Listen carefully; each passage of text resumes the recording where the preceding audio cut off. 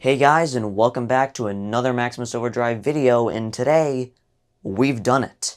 I have somehow managed to convince 10,000 actual people, or what I think are actual people, to subscribe to whatever this YouTube channel is.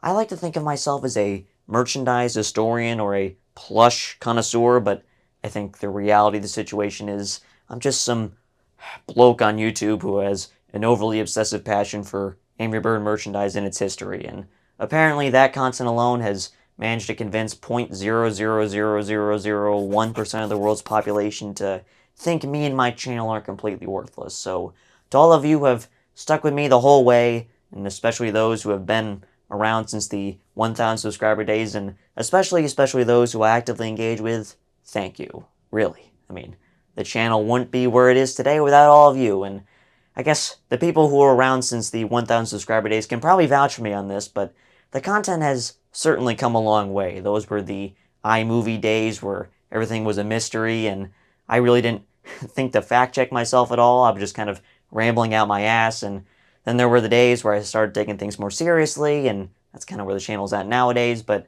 ultimately we've kind of coalesced at this whole Commonwealth historian thing where I even work for Commonwealth, which is the coolest thing in the world, and I get to show you all sorts of cool merchandise, and I've managed to make my collection absolutely explode, and it's just the coolest thing in the world to be able to showcase this stuff and do it in such a way where it's so professional and thorough, and I have so much fun doing it. And I really think with a lucky algorithmic break, this channel can really shoot for the stars, to quote the famous Angry Bird t-shirt. But I think the whole plush nerd thing and the whole merchandise nerd thing, that's something I want to tap into for this 10,000 subscriber special. Those who have been around for a long time will remember the old subscriber specials I used to do, but I haven't done one for any of these 1,000 subscriber milestones, but 10,000 is very significant, right?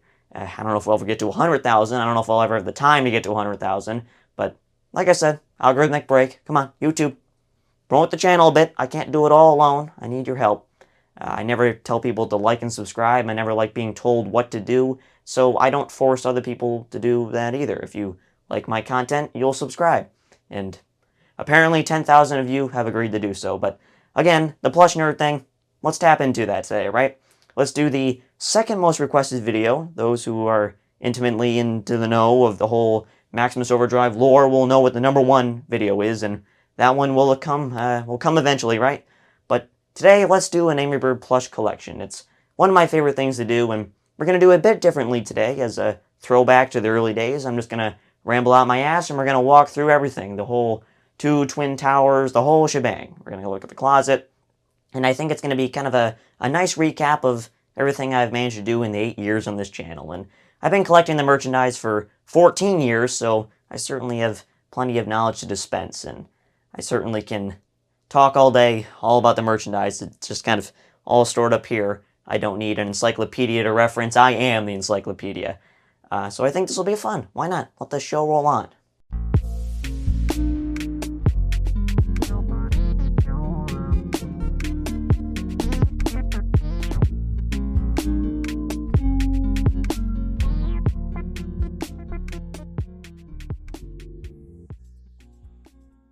And of course, we have to start with Classic Wave 1. Released all the way back in December of 2010, they were first online only, but eventually they spilled away into retail and became the global icons that we all know and love. So you can see this set is perched at the bottom of the first of my 2 shelves. I try and go in release order as you go up and left to right, so we naturally start with Classic Wave 1 on the bottom, we go to Wave 2 and Rio and Halloween, Christmas, and all the other seasons, Space, Star Wars, yada yada. And as we go on, you'll see some patterns in the way I collect, and I'll try and explain it as we go along. But the first thing I want to point out is I collect 5-inch. That is my size variation of choice. And it's not because I inherently dislike the 8-inch or the 12-inch or the 16-inch. I think those plushies look very nice, and in many ways I do prefer them to the 5-inch, and if I had all the space in the world, I would.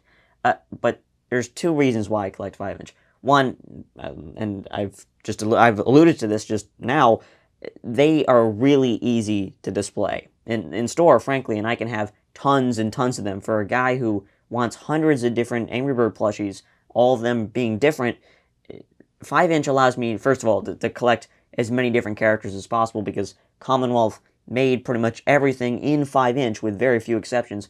But in collecting 5-inch, it's the smallest size where I can get everything and fit everything on my shelves and have them go in these PDQs nice and snug, just how they were back in the day at retail.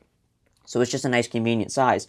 And the other thing too is, you can see with pretty much all the plushies you're looking at right now, they all have sound chips, and they all have that little, tag that indicates that they have sound. Squeeze me, press here, later, that was introduced in mid-2011 when around the time when Rovio changed over from Rovio Mobile to Rovio Entertainment. That's neither here nor there. I collect all my plushies with sound because those are the highest quality variations of the plushies that exist. I try and get the definitive release of pretty much everything. So I try and get the earliest release possible, as long as it, looks pretty nice and there was no, better one that came along later from a different factory, perhaps. I'll make a few exceptions here and there for that, but generally, if you can get it with sound, that's the best release. And I try and get them from specific factories as well, if possible, but we'll get into that as we go. But the ones with sound are assured to be the best quality. To me, the ones without sound, such as the Rovio imports and, heaven forbid, the crappy-ass Good Stuff toy ones or the White-Ass Leisure, those are horrible, by the way. I go out of my way not to collect those. If you collect those, that's fine, if that's all you can get, but to me, the retail quality plush with sound is where it's at. And I don't collect sound because I inherently like the sound chip itself. It's not like I'm pressing the button. For the most part, the sound doesn't work anymore.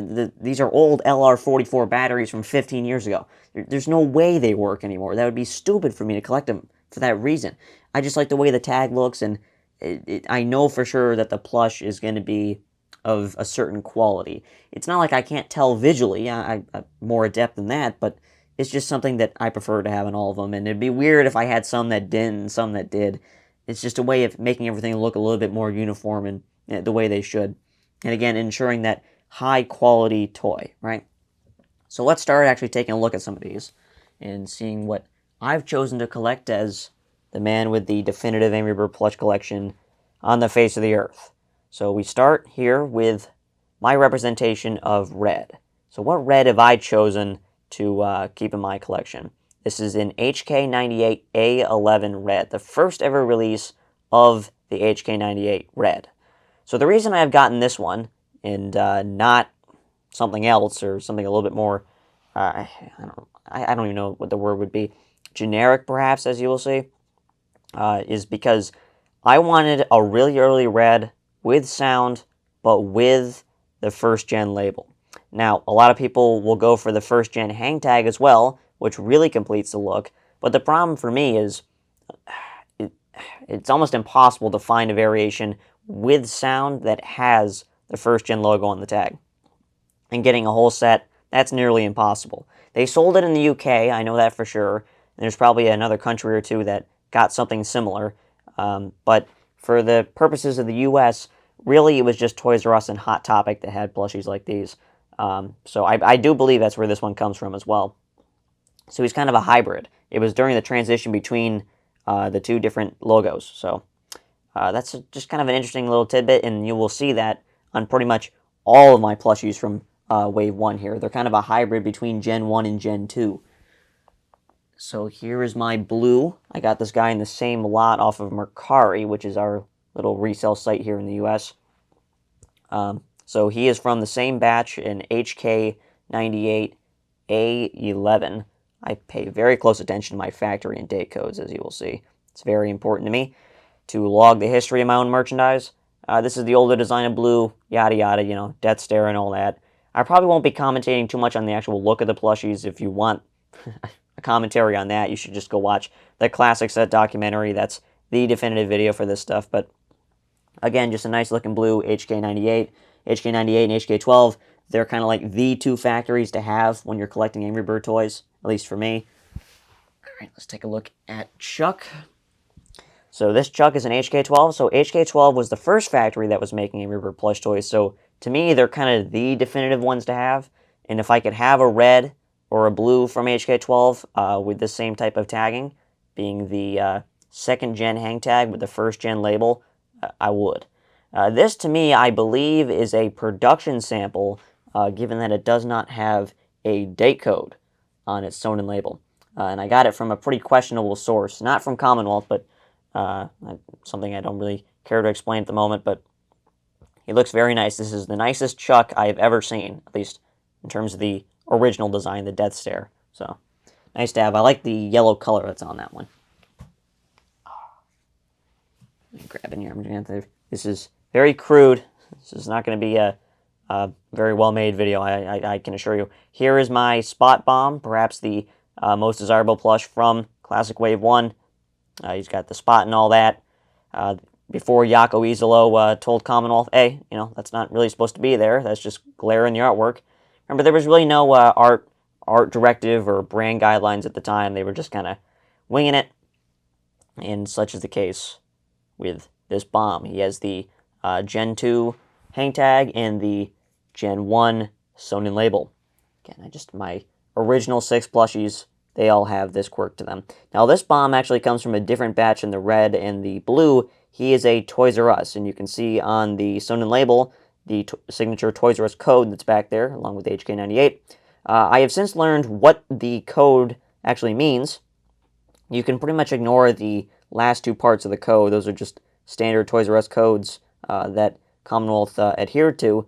But the first 5 characters, first 5 numbers, actually tell you the exact day of the year and the year that your plush was made. So 35910. That's the 359th day of 2010. That's when this little guy was made. How about that? I find that to be a really cool bit of trivia. So if you have a Toys R Us plush, you can pretty much exactly pinpoint the day it was made. That's lovely. Alright, here is my Matilda. She came from the same batch that my Chuck did, so she is also what I believe to be some kind of production sample. She does have the 2nd gen hang tag, along with the 1st gen sewn-in label, but with no date code. Oh, she looks great. This is, once again, one of the nicest looking Matildas I have ever seen, if not the nicest looking one. So I think HK12 did the nicest job on these particular characters for all of them. I like 98's red and blue that I have, so that's why I've kept them, and I haven't gone for an L10 of those, which you will see L10 was the first batch that really started doing sound for retail in the U.S. Here's my Minion Pig. He is the L10, very nice batch. K10's a good one too. I don't see those too terribly often. And then other countries got really neat variations too. But as a U.S. collector, you got to go for like a Toys R Us type thing, or something along those lines. Toys R Us adjacent, let's say. So here's the Minion Pig. I've always thought the HK12 Minion Pig is the nicest looking Minion Pig and looks most on model, let's say. Some of the other factories did a little bit wonkier, and they all have their own character, but HK12 for me, they're the ones.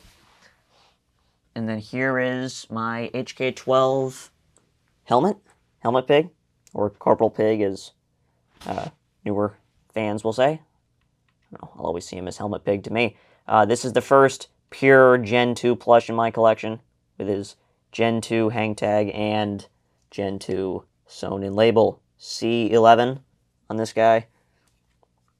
I don't know, fans will always be disappointed that he is based on the injured render of the character, but surely that's just the artwork that Rovio sent to Commonwealth, because that's probably the highest quality artwork they had to deal with at that point. Again, no art directive, no brand guidelines, no nothing, no standards. They were just kind of winging it. It was a different era. Alright, I gotta be careful not to hit my camera here. I'm like barely squeezing around. Alright, here is the only plush in my classic set that is kind of an oddball, at least in terms of his differentiation from the others.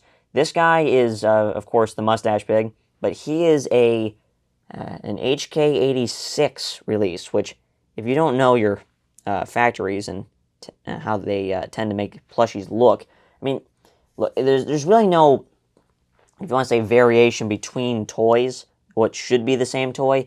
Really, in many cases, it can be put down to the factory. the factories often make slightly different looking toys for one reason or another, just different ways. There's slightly different ways that they put together the toy. It's just different tables that they work with, different people working on the items themselves, slight variation in the patterns. I don't exactly know where it all stems back to, whether they're just copying patterns from different factories or if they're provided patterns and their materials are just slightly different. But in any case, HK86 tended to make pigs just a little bit off. I don't think in a bad way, it's just a different way. And so a lot of time when you have HK86 pigs, they don't exactly look like the traditional like stock photo-esque plushies that I would personally prefer. This guy is H11B. If they have an extra character behind the date code, that's a sub-batch. That's usually on 86 and 85 plushies, according to my knowledge. He is the first in my set that has a press here tag, so obviously he's later. He's kind of Rovio Entertainment era, not Rovio Mobile era. It's not a one-for-one in that case, but I like having him in my collection. He's a good representation of the character for me. But would I prefer HK12 or HK98? Sure. In fact, I do need an HK98 for the collection, but you'll see why that is in a moment. Here is King Pig. This is an HK12 King Pig, but not an early one. This is a bit of a later one, being an I11. It's about mid-2011. Probably arrived at retail, probably in time for the holidays, maybe a little bit earlier. He's got the original tissue paper in his crown, which really signifies him as a truly mint King Smooth Cheeks. Very nice looking plush. HK12 makes the best pigs, including King Pig. No exception there.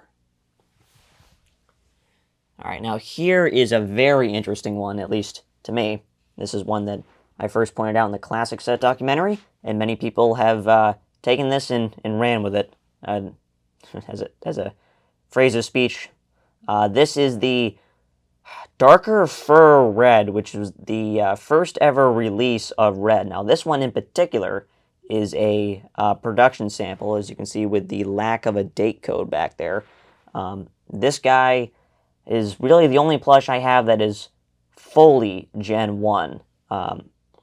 In terms of his appearance, you can see they didn't have the sound feature on these. I would prefer one that does have sound. There is a release of this from Ammo Toys in Finland that is Gen 1 hybrid. So it's got the Gen 2 hang tag, but with the Gen 1 label.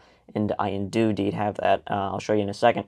But this guy, he just has a darker red fur color as compared to what they would later put on the toys when they finally got proper Pantones that they had to adhere to. So he looks a bit more like Terrence, I'll say, in terms of his color. And the shaping generally, he just looks like an HK12 red, just a bit more proper than the HK98 one. Not to say the HK98 one is bad, it's just HK12. To me, this is the definitive red to have in your collection.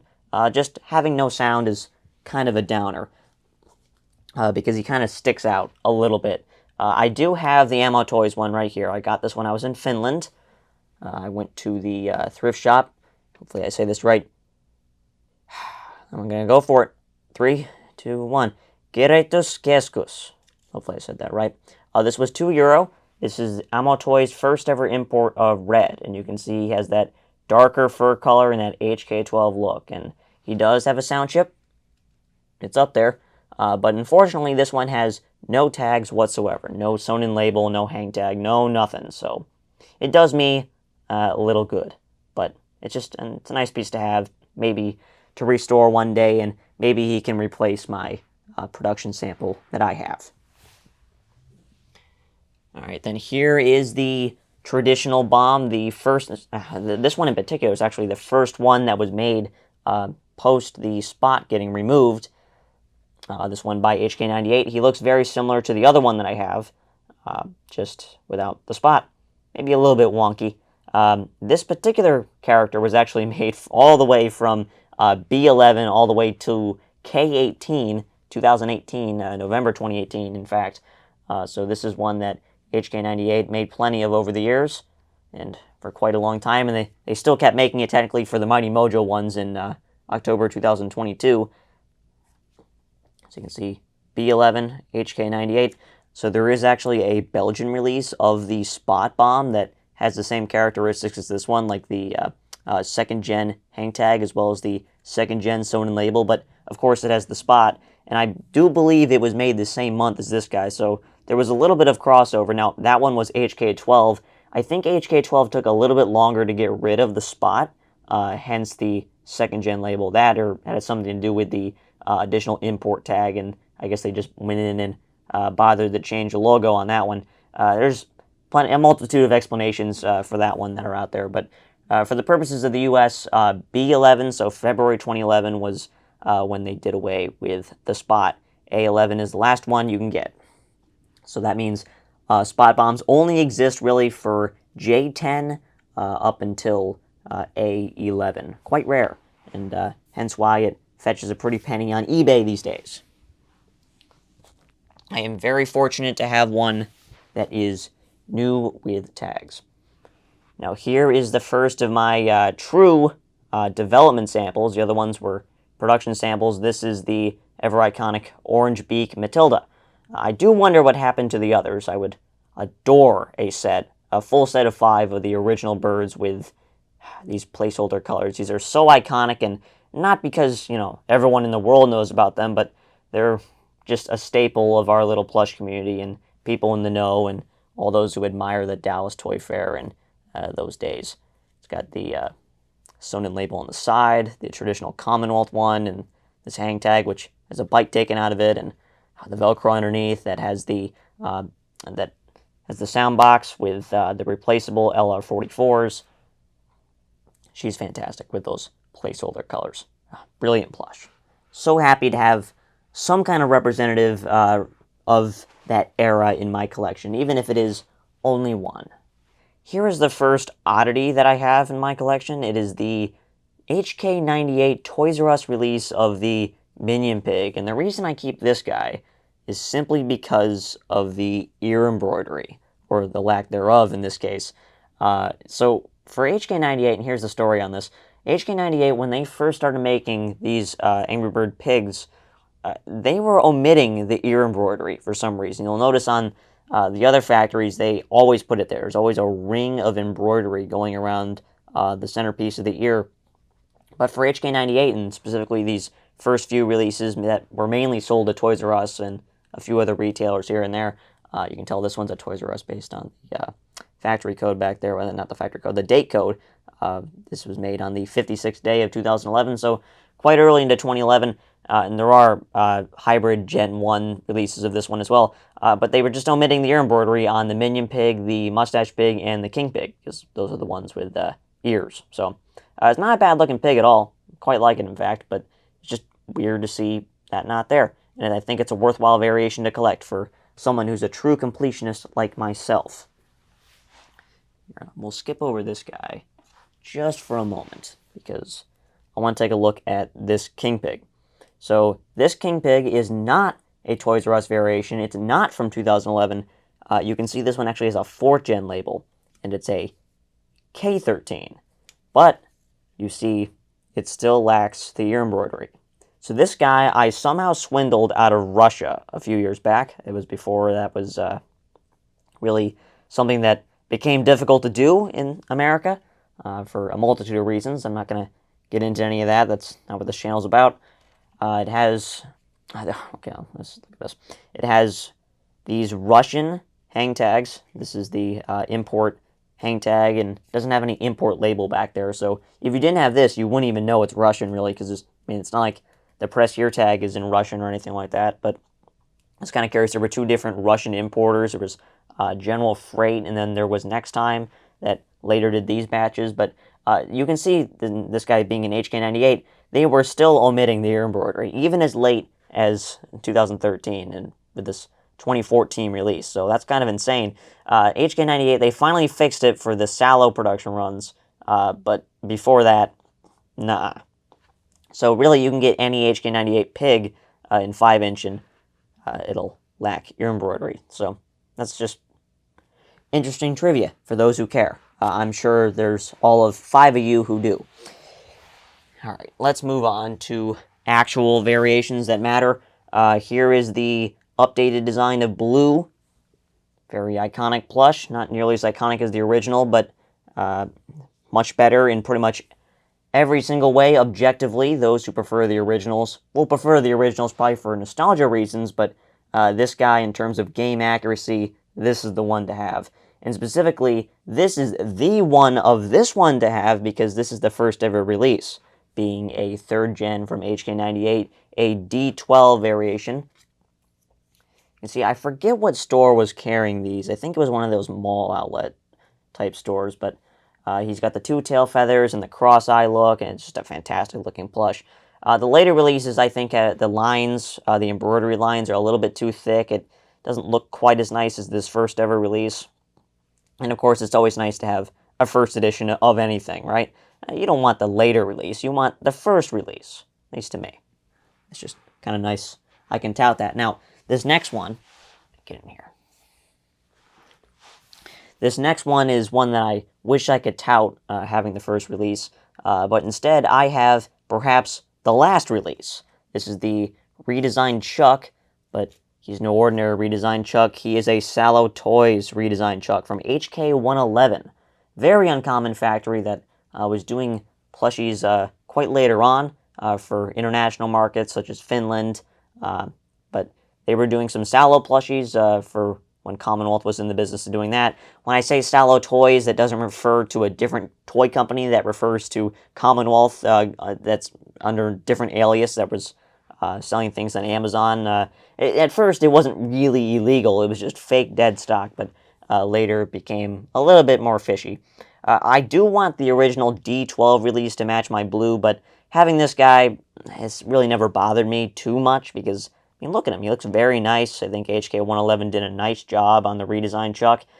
They had an issue making the redesigned Chuck, to say the least. They were making a lot of the old Death Stare Chucks, but they finally got around to making it with the Sallow production runs. Even then, they had some issues.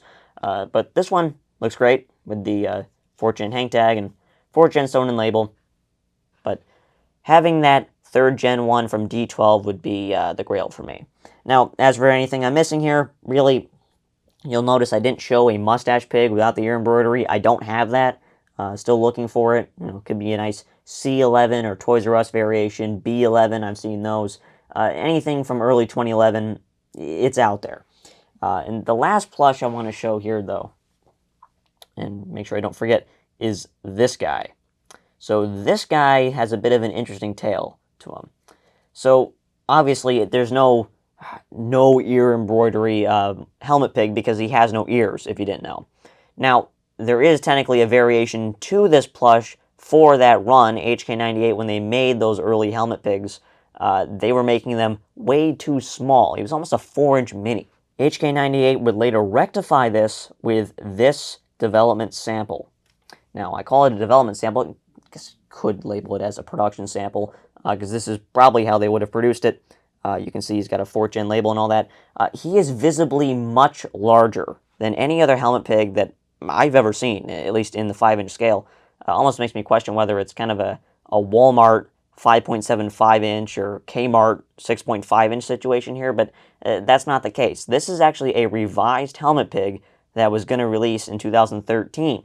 But for one reason or another, they just stopped making this character outright in this scale completely. I mean, it was after I-12, which was a very early 4th gen batch. HK12 pretty much up and went away. They poofed out of existence. I don't know if their contract expired or what, but HK98 took over, and they were going to make a change to the helmet pig for those later production batches that made him bigger. They finally fixed the issue because helmet pig is always a tiny plush. I mean, even if you have the Toys R Us variation, and that one being super tiny, you have to essentially get the Kmart one or the Walmart one to have something that even looks presentable next to your other plushies. So this would have fixed the issue because this is a full-blown, nice 5-inch production, retail quality helmet pig. And I wish this would have made it to store shelves, but it never did. And it's the same thing with Mustache Pig, too. They pretty much stopped making him alongside of Helmet Pig here for after I-12. So just kind of interesting trivia for you you'll rarely ever see them. They did return for Sallow, of course, but for regular retail production, you're going to have a hard time finding those. There might be 1 or 2 countries that imported them later in 2013, 2014, but if they're out there, I haven't seen them. So, anyways, that's the classic Wave 1 shelf. You see the empty PDQ now. Now I have to go refill it. That'll take 10 minutes or so.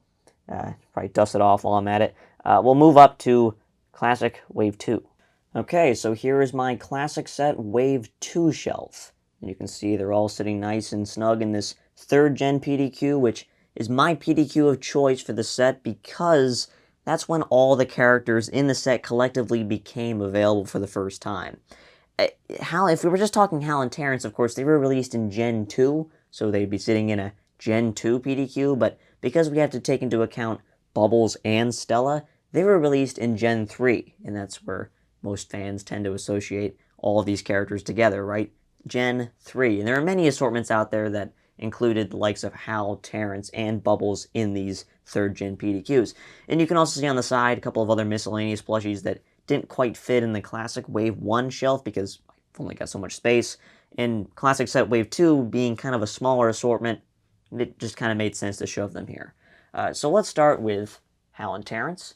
And you'll notice too with the way I keep my plushies, they're in flock unlock order, so we go in order of Hal, Terrence, Bubbles, Stella, right? That's the way you unlock them in the game, but even looking on the shelf below, you saw Red, the Blues, Chuck, Bomb, Matilda, and then with the pigs, you can see them in their kind of hierarchy, or their just order of appearance in the game. It's just a rule I have for the way I display my stuff. It's not always 100% consistent, but that's just the way it goes. So anyways, let me scooch in here. All right, here we go. Here is the Open Beak Hal, perhaps the most iconic plush of the whole set. Certainly a fan favorite with his opening beak feature, something that's unique to this particular release. He was only produced for Gen 2 at retail. There are claw machine variations, good stuff that were done for Gen 3, but who wants that trash? I certainly don't. And, nice looking plush. Certainly can't complain about the pre-chrome Hal with his opening beak. And here is his partner in crime, Terrence, first introduced in the big setup update, Hal being introduced in Danger Above, hence the order here. Some people consider Terrence to be the 6th member, some people consider Hal to be the 6th member, yada yada. Very detailed plush, obviously. This one, I wish I had a 2nd gen release. You can see I have a 3rd gen one here. I do have a 2nd gen release, a G11, just like my Hal, but his tag is a bit creased, so I don't display him.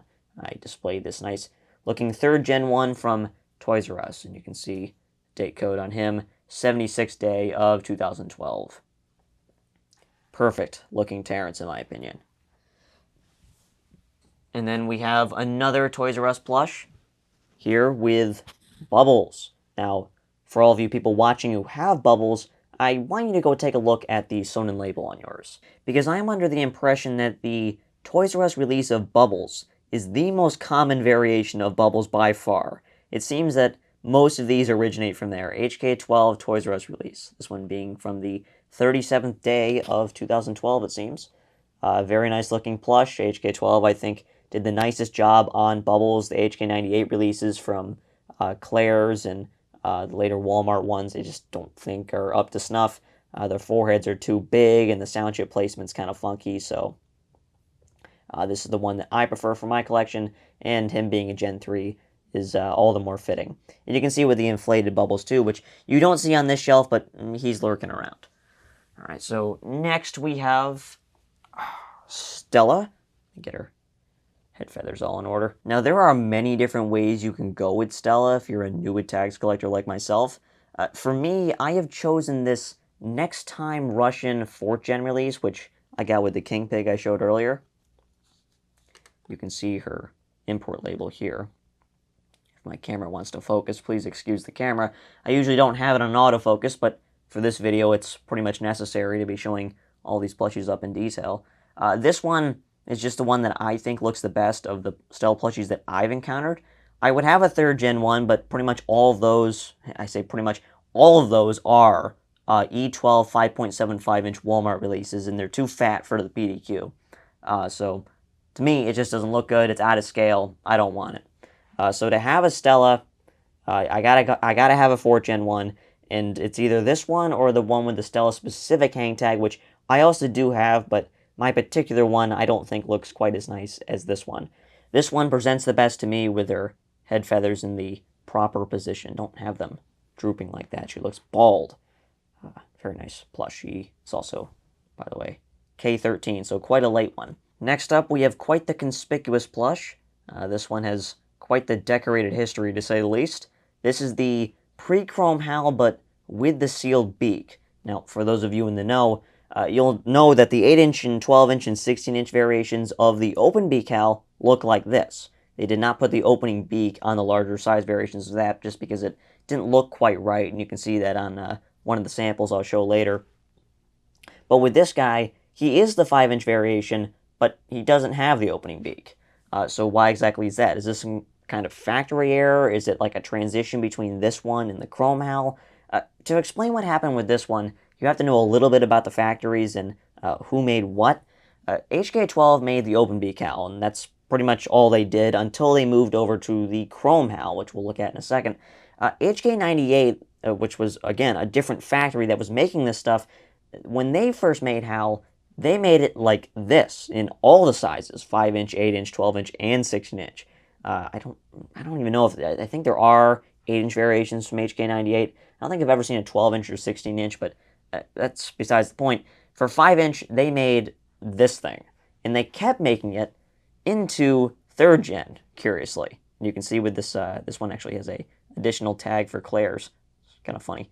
You can see it was probably a blank tag at first, and Claire's put the sticker on there to indicate the price in US and Canadian. So this was something that was specific to HK98. You won't find this error, if you want to call it that, from any other factory. This is a D12. Quite an interesting piece, if I do say so myself.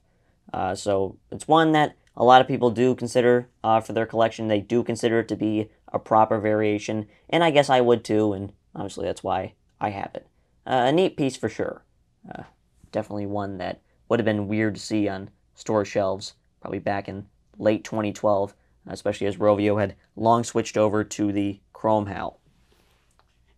Let's take a look at this guy. This is a true development sample in every sense of the term, because we have this sheet here, this cardstock paper that has some interesting notes on it. Now, I don't know for sure who wrote these. We assume it was Rovio, but it could have been someone from Commonwealth, perhaps Alec Kessler, but easily could have been someone from Rovio making critiques to Commonwealth to tell the factory what to do. But these look more kind of in the style of something Commonwealth maybe would write to the factory, that being HK12 here, to get the toy done just right in the next round. What adjustments they wanted to make based on this particular sample, where this one was at. You can see this Terrence looks practically identical to production, besides the spots maybe not being quite as well defined as they should be, but just the notes themselves, that's the highlight here, right? So now we have the Chrome Hal. This guy was first released in Gen 2 during the L11 production run. This guy is an E12 3rd Gen. I do have the L11 variation with all the tags and all that, but I keep this one on the shelf because I do prefer the way this one looks. Just generally, they're both HK12. It's not like I'm preferring one factory over the other here, but this guy I just think looks a little bit more proper to me. He sits a little bit nicer. And I like the way the tags look on this one. This is more of the traditional look for me. I do prefer the pre-chrome Hal overall, both in-game and as a plush, but this one certainly isn't bad. And if you have this and not the open beak version, don't feel too sorry, right? Here is a dog toy development sample from HK98. This one is quite a bit different than the two we'll look at in a bit. This one has a squeaker in his nose and a pretty interesting looking green color here with this kind of rougher material, and you can tell this is an HK98 as well, given the lack of ear embroidery. This one, I do prefer the look of this one just because it looks more like a traditional Commonwealth pig. It's not distinctly a dog toy, but With the other dog toys, they have their charm too, and they definitely add something to the collection overall. But this one, interesting piece. I would like to see what red would look like in this style. Speaking of reds, here is an experiment, let's say. This guy is a speaker, so you can attach this auxiliary cord to your device, and it will play anything that your device otherwise would have been. I've demonstrated this item before in both the Classic Set documentary and previous plush collection videos. Quite the cool plush, and there are two of him in here. One that has the cable built in, and one where you have to bring your own. These are Gen 1, and they have that traditional HK12 look to them, but with the updated, more saturated red color. So evidently these were made a little bit later. They're quite heavy too. And speaking of experiments, this next one is perhaps chief among them. Here is the aptly named Tumor Chuck. It has been described to me that this was the brainchild of an inventor. I don't know, I mean, inventor? Is that really what we're gonna... Is this really their invention? It's a blue ball of not stuffing, rather a slinky. Yes, there is a slinky inside this man. He can be compressed and all sorts of wild things. He's got a Chuck face that's been cut off of another one and just slapped onto here, along with the underbelly and head and tail feathers and all that. And you can even see over here, the slinky is so sharp over here that it pierced the material. So there's a nice hole inside of him. I wouldn't suggest giving this one to your children. Let's just say that. Definitely typifies the my Commonwealth collection, that is, with its certainly standout looks, let's say. Speaking of experiments, this one is perhaps a bit more apt and fitting. This is a Matilda plush that looks a bit oblong, a bit irregular, let's say. Let's look at the hang tag on the back. Whitebird AB feature toy from May 2011. This Matilda I've coined as the egg-shitting Matilda because, well, she can shit this egg plush that's pretty small, that's cooped up inside of her. Her weird shape allows that to fit inside in a compartment underneath. This one, to me, is really the only character they possibly could have done this with. With Bomb, I guess you could have made like a scarlet colored version of the original with extra stuffing in his cheeks, but with the blues, just go ahead and go buy 3. With red, he doesn't have a power, and Chuck, you can just throw him pretty fast, right? But with Matilda, there's really no other way to recreate her ability from the game other than making something oddly specific like this. So, apt plush, and definitely one that I wish they would have gone forward with. Alright, next up we have one that is perhaps a relative of the blue slinky tumor Chuck. We have the magenta bomb, or the pink bomb as some might call it. This particular fella does indeed have a story as to why he's pink. He's not just pink for funsies. This guy is the first ever attempt by the factory HK-79 at making a bomb. So HK-79, if you don't know, they were brought on, I want to say May 2011 to make a couple batches of toys, specifically for JCPenney, a few backpack clips, later Toys R Us, but they were primarily responsible for the limited edition sets, so we're talking Accessorized Pigs and winter attire. And obviously, they needed to make all the different characters, the pigs and the main 5 birds and such. And so for Bomb, they eventually needed to get around to making a sample, and this is just what they came up with. They clearly didn't have the black material on hand.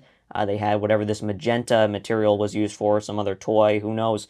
This is just what was cleanest and closest, I suppose, and that's what they made him out of. And he looks pretty good. He looks like all the other HK-79 bombs that I'm familiar with.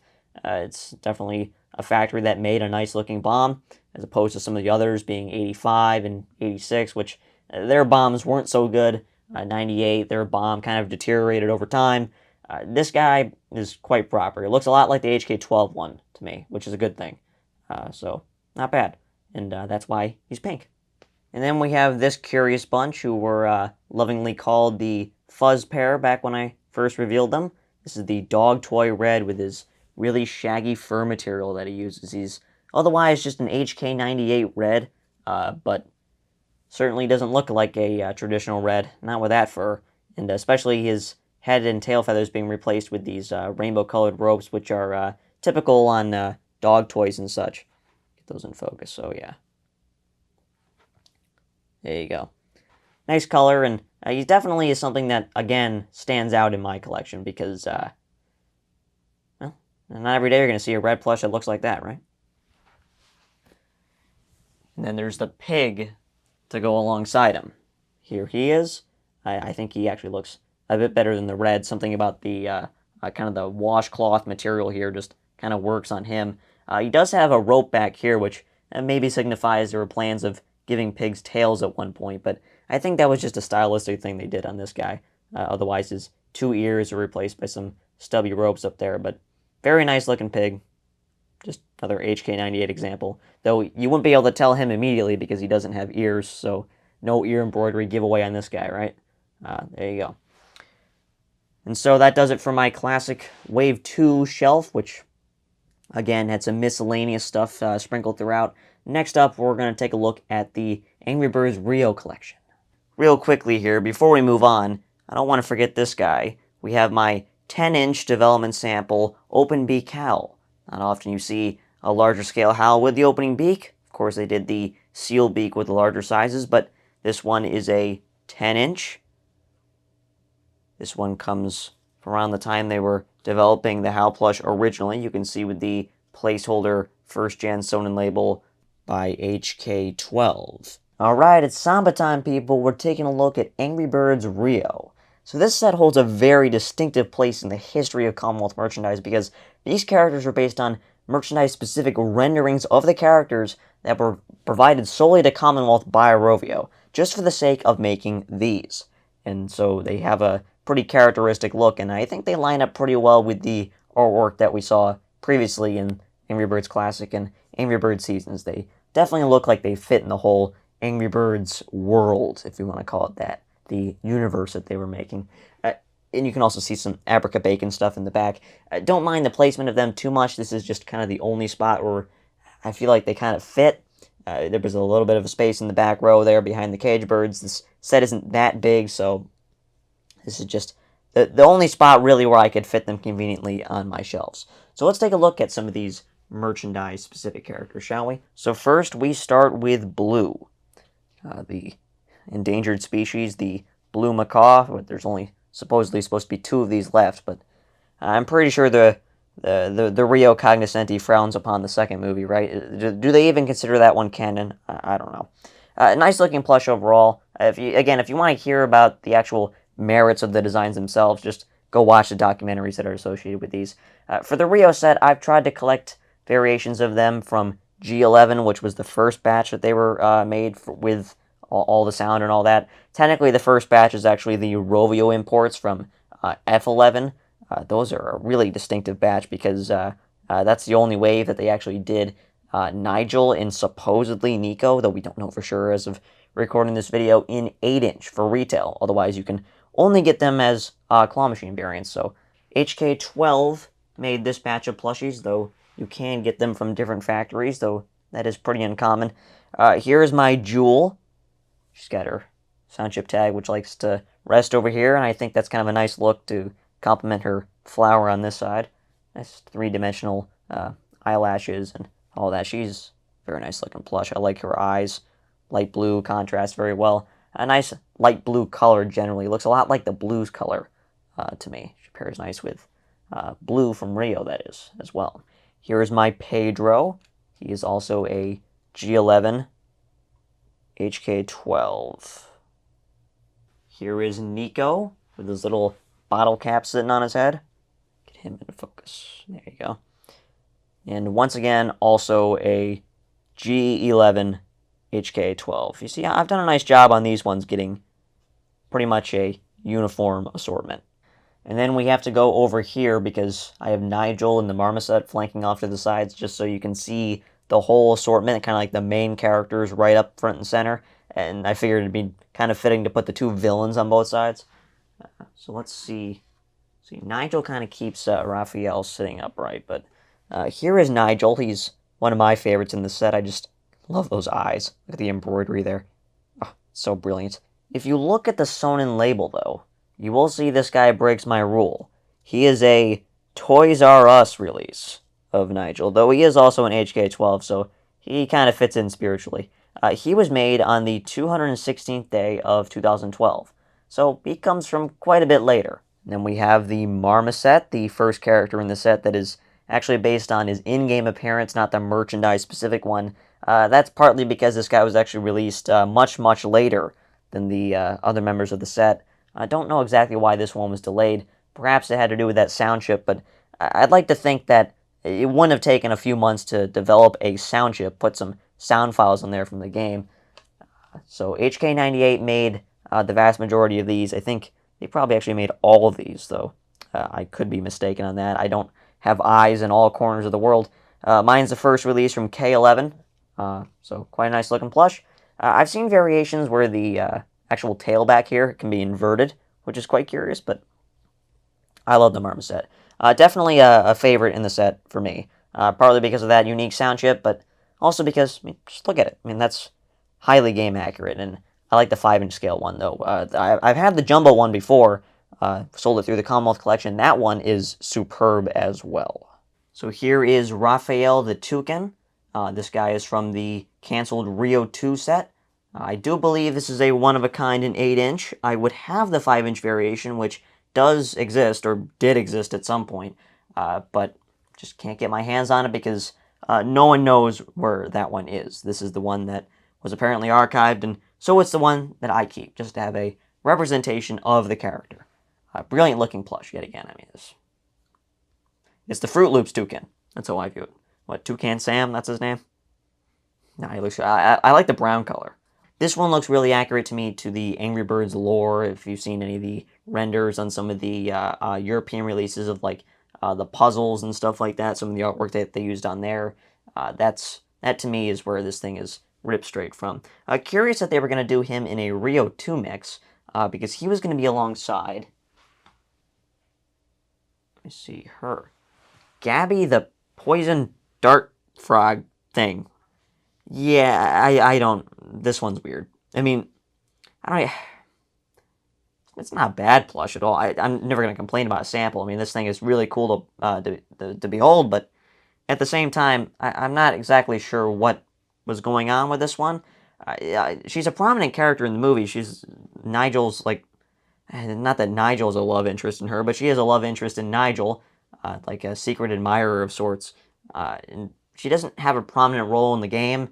She doesn't even have a prominent role in merchandise. She, again, appears in some of those European boxes for, like, puzzles and stuff. Just kind of a curious character. But Commonwealth made it, so here it is. And it's in my collection. I like the way she's looking off to the side, though. I'll give her that. And she's just a unique-looking character. And then we have the Cage Birds, which these are 3 of the 4 that were released for production. The red and yellow were Claw Machine exclusives. I keep most of my Cage Birds off to the side in a different spot because most of them are in the box in that special package that they were supposed to be released in, at least for the 5-inch scale plushies. For retail, they only ended up releasing the purple, fuchsia, and green, at least in the US, and then for Canada, they also did the blue Cage Bird in 8-inch only. But for the US, I have the 3 that they sold here at Toys R Us, Toy Wiz, all that. These were done by HK98 for the US. I know the Canadian ones are HK12. I would actually prefer those if I could get my hands on them, but I do have a nice set of 3 here, all with the tags. And they're nice to have. And again, Toys R Us, I do quite like that. And I have no issue with what HK98 did with these. Compared to HK12, I just prefer HK12 because they made the original samples as well, so maybe they would look a little bit more in line with what I have there. The purple and fuchsia are just carbon copies of each other with just different coloration, which is something that you would think Commonwealth would have employed even more than they actually did. But here's an instance of it. Once again, these are, let's show the Sonnen label back here. These are H12 HK98. Now, this is one of the few instances where there's no Toys R Us date code, despite these being sold at Toys R Us. So August 2012, these were made. I know the Canadian ones were 1 month earlier, being G12s. So just interesting variation out there. And then the only Cage Bird in this style that was released in 5-inch is the green Cage Bird. Here he is. Once again from HK98 and an H11. I do quite like the colors on him. And it's a nice trio. I'm glad they at least did release 3 of them, because I'm not entirely sure why they even thought these would be a product worth selling, because they're kind of niche characters. I mean, they're important in the whole gameplay loop of Rio, if you want to say that, in the whole development and the plot of that game, but I don't really see these as distinctly Angry Birds, necessarily. If it weren't for the hang tag and press here and all that, I mean, me as an Angry Bird fan, I immediately identify them, but I'm not sure a casual would. And then, because they have nowhere else to go, the Abraca Bacon duo with the Magician Mustache Pig, who is absolutely fantastic. I mean, look at that. Oh, gosh. Looks like he's ready to pull a fast one, as I said in their retrospective, right? He's got a 3rd gen label. These were done up by HK98, presumably around the time of the update. I guess they got a head notice. I like his hat. It's made of this kind of nylon, flat nylon material. Looks good. It's got kind of like a ribbon going around to represent the color accent on the top hat. He's even got a wand on the side. Look at him.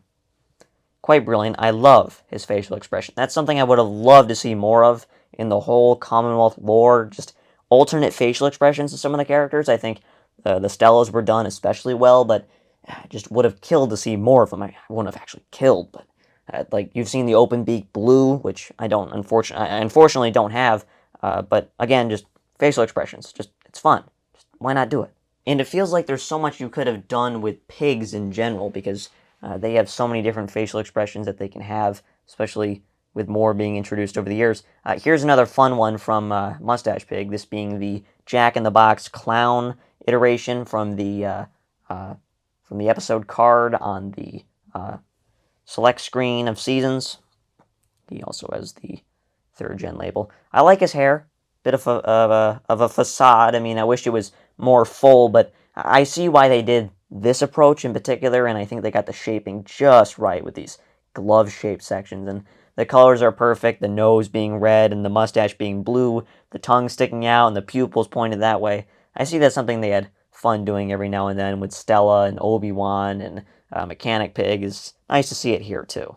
And so that does it for the Rio and Abraca Bacon shelf. Let's take a look at some more seasonal stuff, but perhaps some stuff that maybe you're more familiar with. Here we have the first ever season set Commonwealth ever put onto the marketplace, that of course being Trick or Treat, which was released back in September of 2011 in anticipation of the upcoming Halloween season. Now, of course, as we Angry Bird fans know, 2011 was actually the year that Seasons got the Halloween update, so why don't we call this set that? That would seem to make more sense.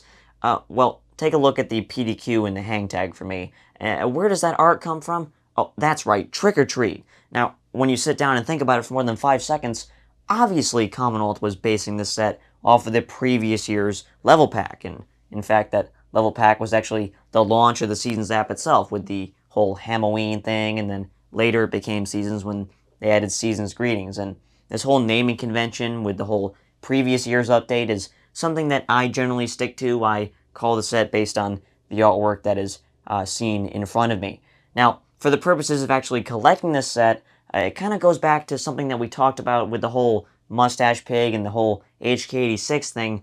This is actually the first set that HK86 really took and ran with, because for whatever reason, they took over control of production of this set in particular, and we'll see with the Hogs and Kisses set later as well. But to me, this is their best work all time, and HK86, they make different plush, but not necessarily bad plush, and I definitely think the different plush plays into the hand of this set in particular. Now, you can see the whole basis of the trick-or-treat thing going on here with the pumpkin pig, the pig inside the pumpkin shell, as well as the ghost pig. Those are characters that obviously appeared in Trick or Treat, but where do the birds come from? It's not like the birds wear accessories in the game. Well, just like the Rio set, Rovio's artist came up with some unique renderings of the characters that Commonwealth could use to base the plushies on, and hence we have Devil Red, Wizard Chuck, and Frankenstein Bomb, and we have a whole assortment of 4 characters here that were imported into several countries around the world, and that's something that I want to touch on here, because for my set specifically, you can see that all of mine have the sound chips, which again is a feature that is pretty much required for my collection if you want to stay here permanently, in a sense. So for this particular set, because I live in North America, Toys R Us was really the place to go for these guys. In fact, Toys R Us was the only option to collect these guys if you wanted them with sound and at HK86 quality. HK98 also made this set for Walmart's, but again, those didn't have sound, and they're 5.75 inch, and they just don't look right to me, and I've never opted for those. I've always preferred the HK86 variations, at least when I found out about this whole, factory situation, and having my set match was really important to me. If I lived in Russia, Finland, Sweden, Hong Kong, some of the other markets that also got this set, those markets only got these variations with sound chips, but for the US, it was Toys R Us only, and Toys R Us only got one ever batch of these in 2011. They didn't come back the next year with an order in 2012, and certainly not the next year in 2013, which makes finding these new tags nigh impossible. It's definitely a Herculean task. Now, for me, I've actually kind of circumvented that in a sense, and you'll see why in a second. So let's start by taking a look at the Devil Red.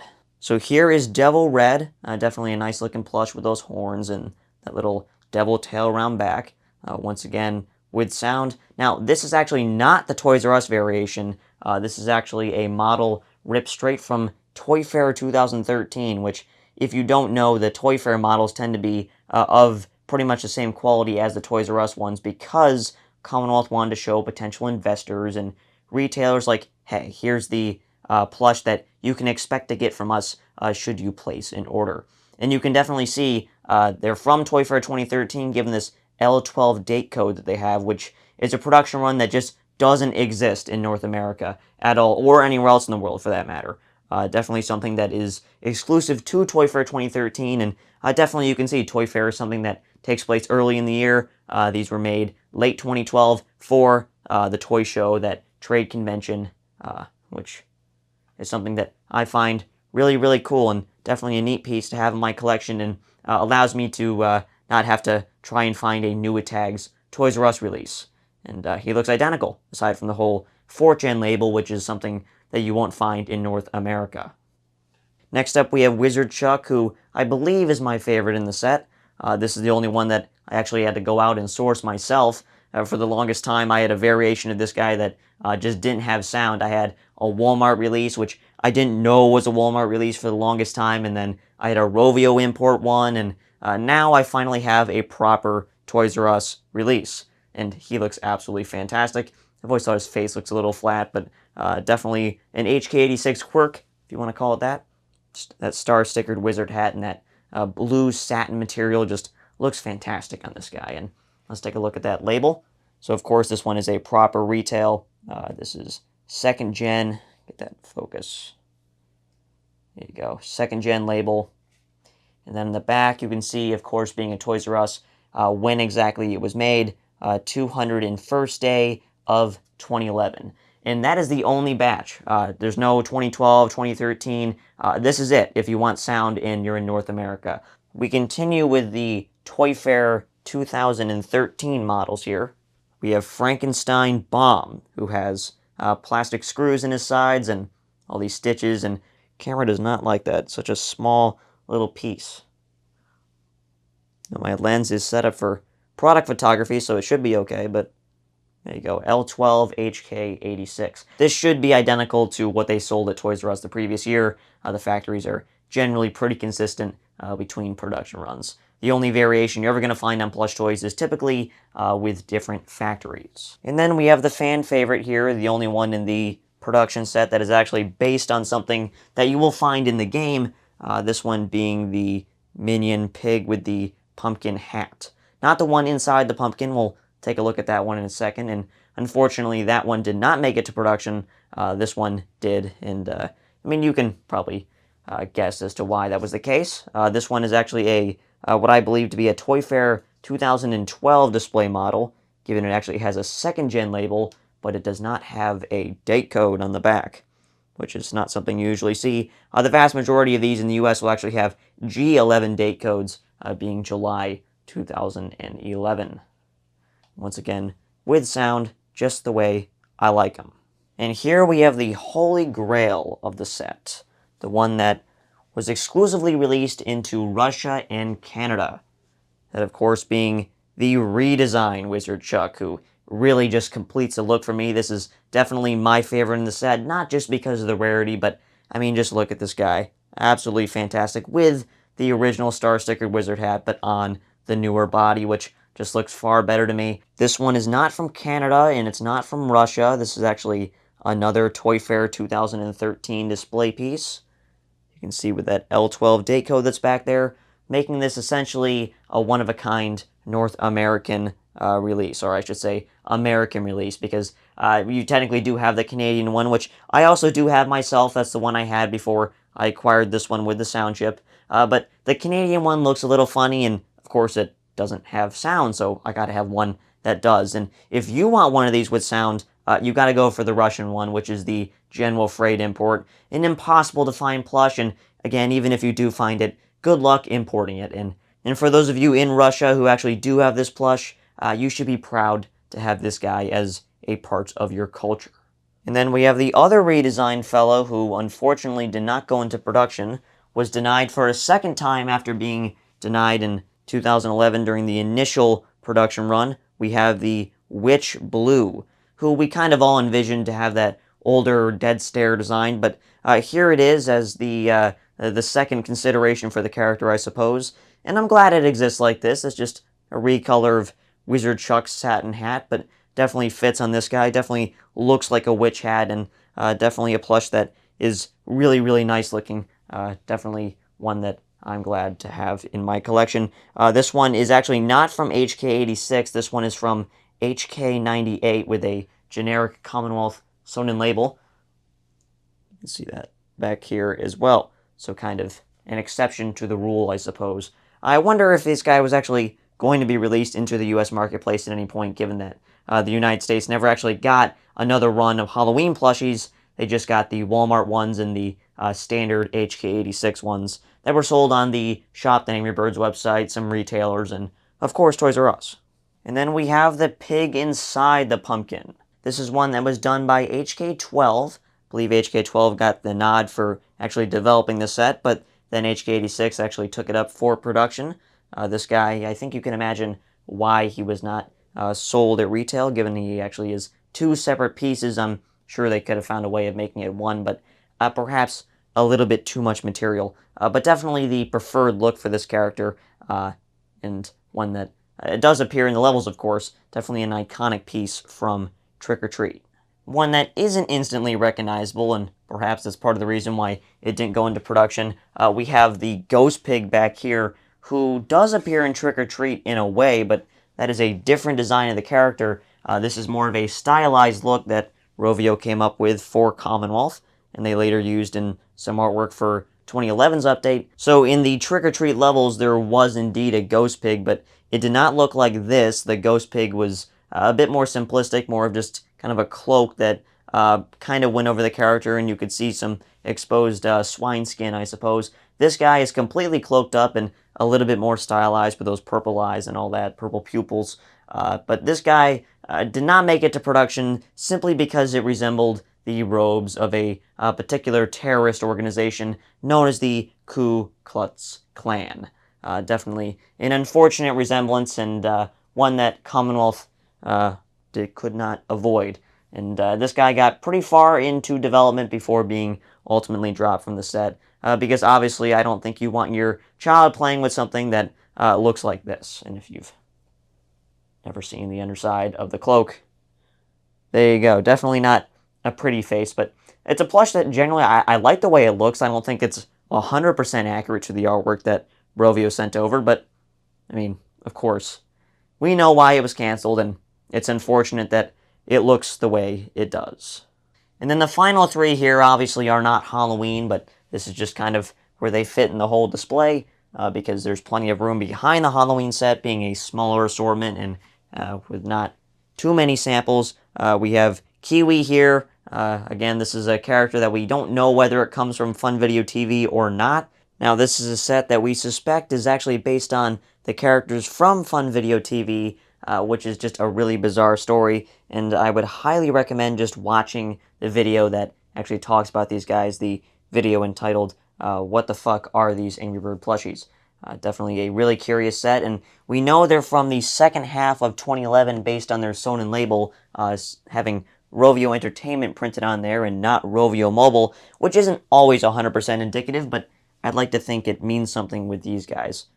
Definitely a slight clue as to where these guys came from. I can't imagine what Rovio thought when they were shown these. This is definitely a bizarre situation.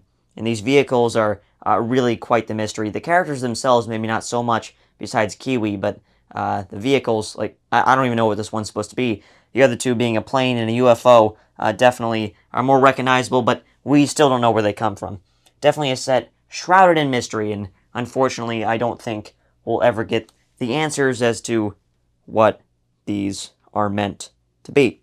And so that does it for that particular shelf, mostly Trick or Treat. Let's move on to the next season set, that of course being Season's Greetings. Of course, Commonwealth had to come back with yet another seasonal assortment, this time being based on the most popular holiday on the calendar, that of course being Christmas, with this Season's Greetings set, once again based on the level pack from 2010. Now, a lot of people will complain that the accessory, perhaps is a bit lazy, just being copy and pasted onto all of the characters, but for those of you who do have a propensity to complain, I would say the set above this one is the one for you. Now, in terms of actually collecting this set yet again, it's just like the Halloween set in that collecting the variations with sound chips, in America at least, is quite difficult, if not nigh impossible. Getting variations from Toys R Us, new with tags, it's just not something you're ever going to find. There was only one production batch in 2011, nothing from 2012, nothing from 2013, no other retailers, just Toys R Us. So I've been having I've had quite a difficult time getting my hands on all of these, but I'm glad to have the ones I do. And these ones are actually done by HK12, the original factory, which is even better, so they actually kind of look proper, I would say. They don't look slightly off the way that HK86 ones tend to do. So let's take a look at these guys and their copy and paste accessory, as people would call it. It's unfortunately something they would do for another set that we'll take a look at in a bit. So here is the Santa Red. You can see that nice, beautiful press here tag. Oh, so nice.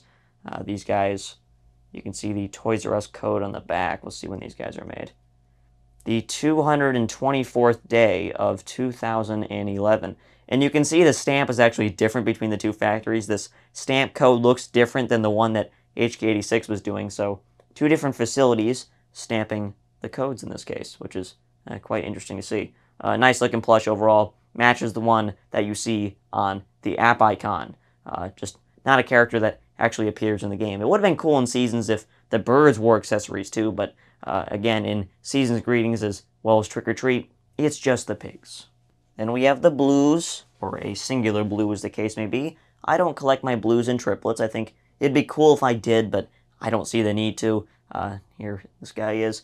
They all have the same hang tag and all that, which I believe there's one little bit of a quirk as it relates to the tags and how they kind of don't match. The hang tag, you can see, actually says Rovio Entertainment, and then you can see on the Sonin label that it says Rovio Mobile. So I guess the plushies themselves were made before the hang tags were, and this was kind of around the time Rovio was transitioning over to becoming an entertainment company when they changed their name mid-2011. Kind of interesting.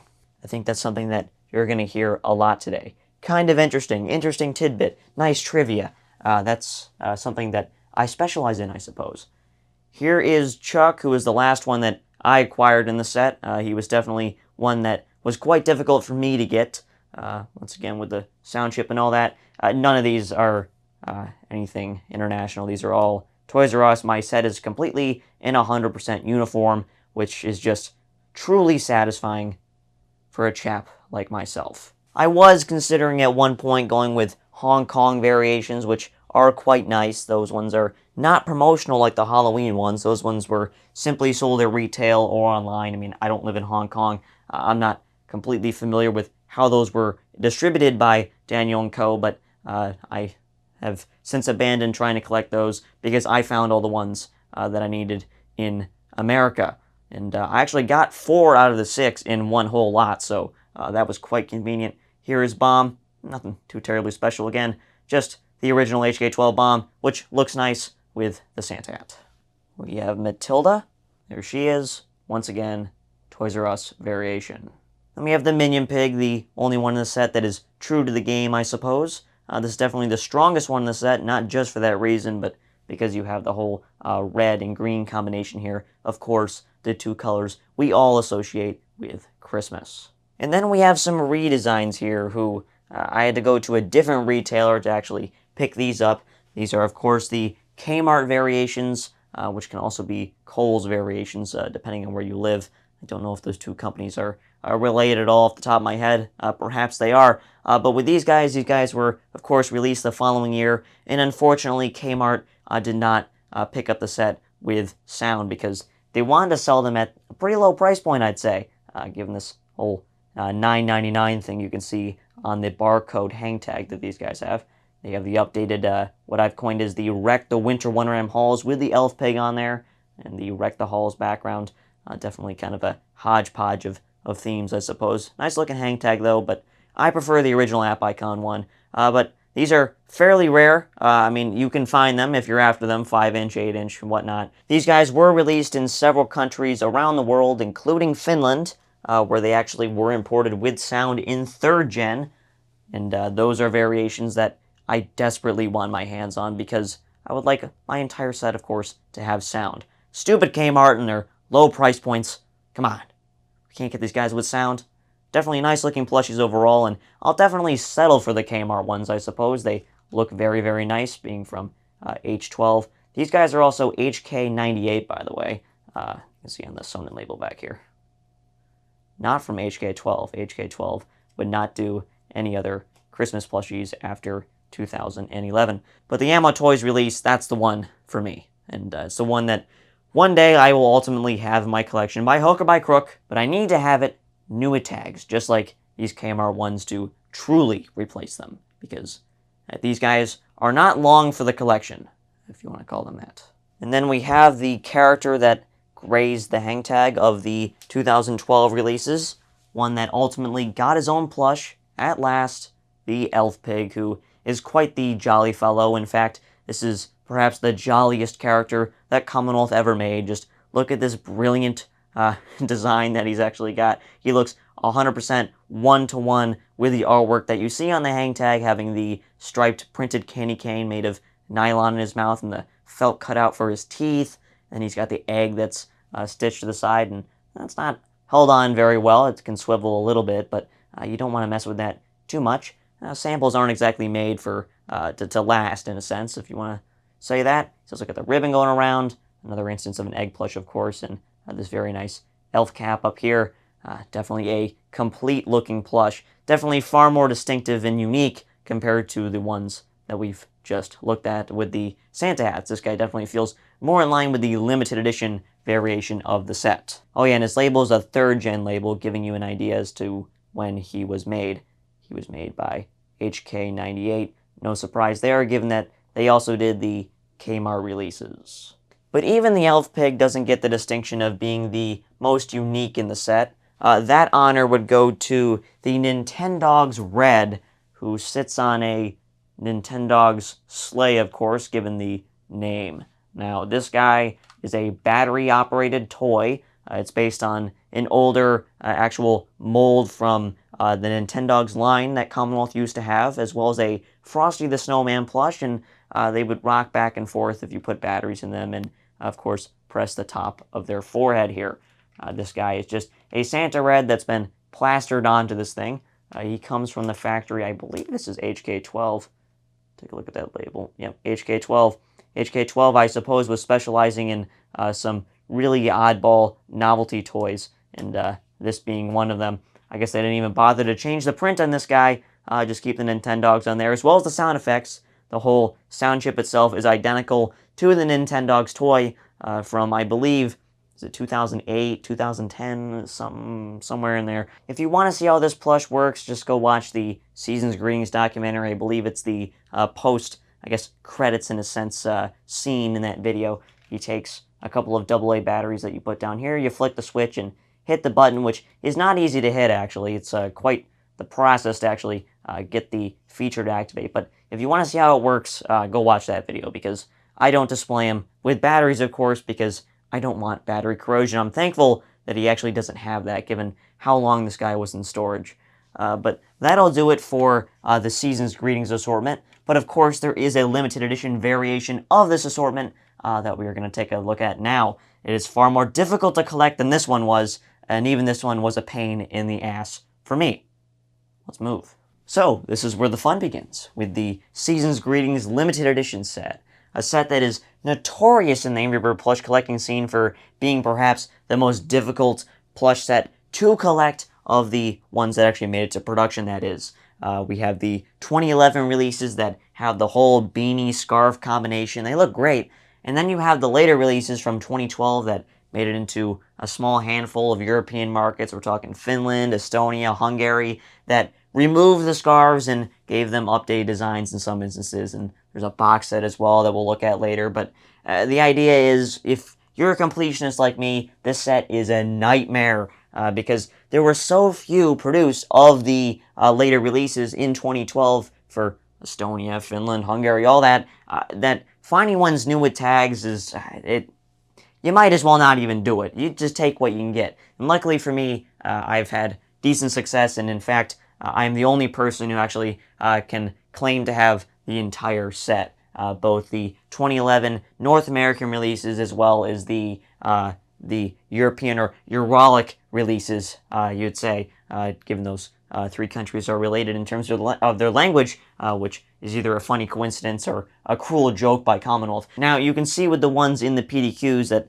those ones are the original 2011 releases, but they also do have sound, of course, which is a requirement for my collection. And you can see that their press here tag just looks a little bit different. It actually has both English and French on it, and for those of you who are up on your languages, that of course indicates that these are Canadian releases by Red Planet Group, which is a set that I've gone for over the Toys R Us variations because, well, this was just the first one that happened to pop up. It was really convenient for me because the seller who actually I bought these from had all the characters in the set. Now, I actually had the Minion Pig from before from Toys R Us, and you'll see that one's different, but all of my birds are the Canadian 2011 releases, which to me are the nicest looking winter plushies that are out there. And part of that is because these are true 5-inch.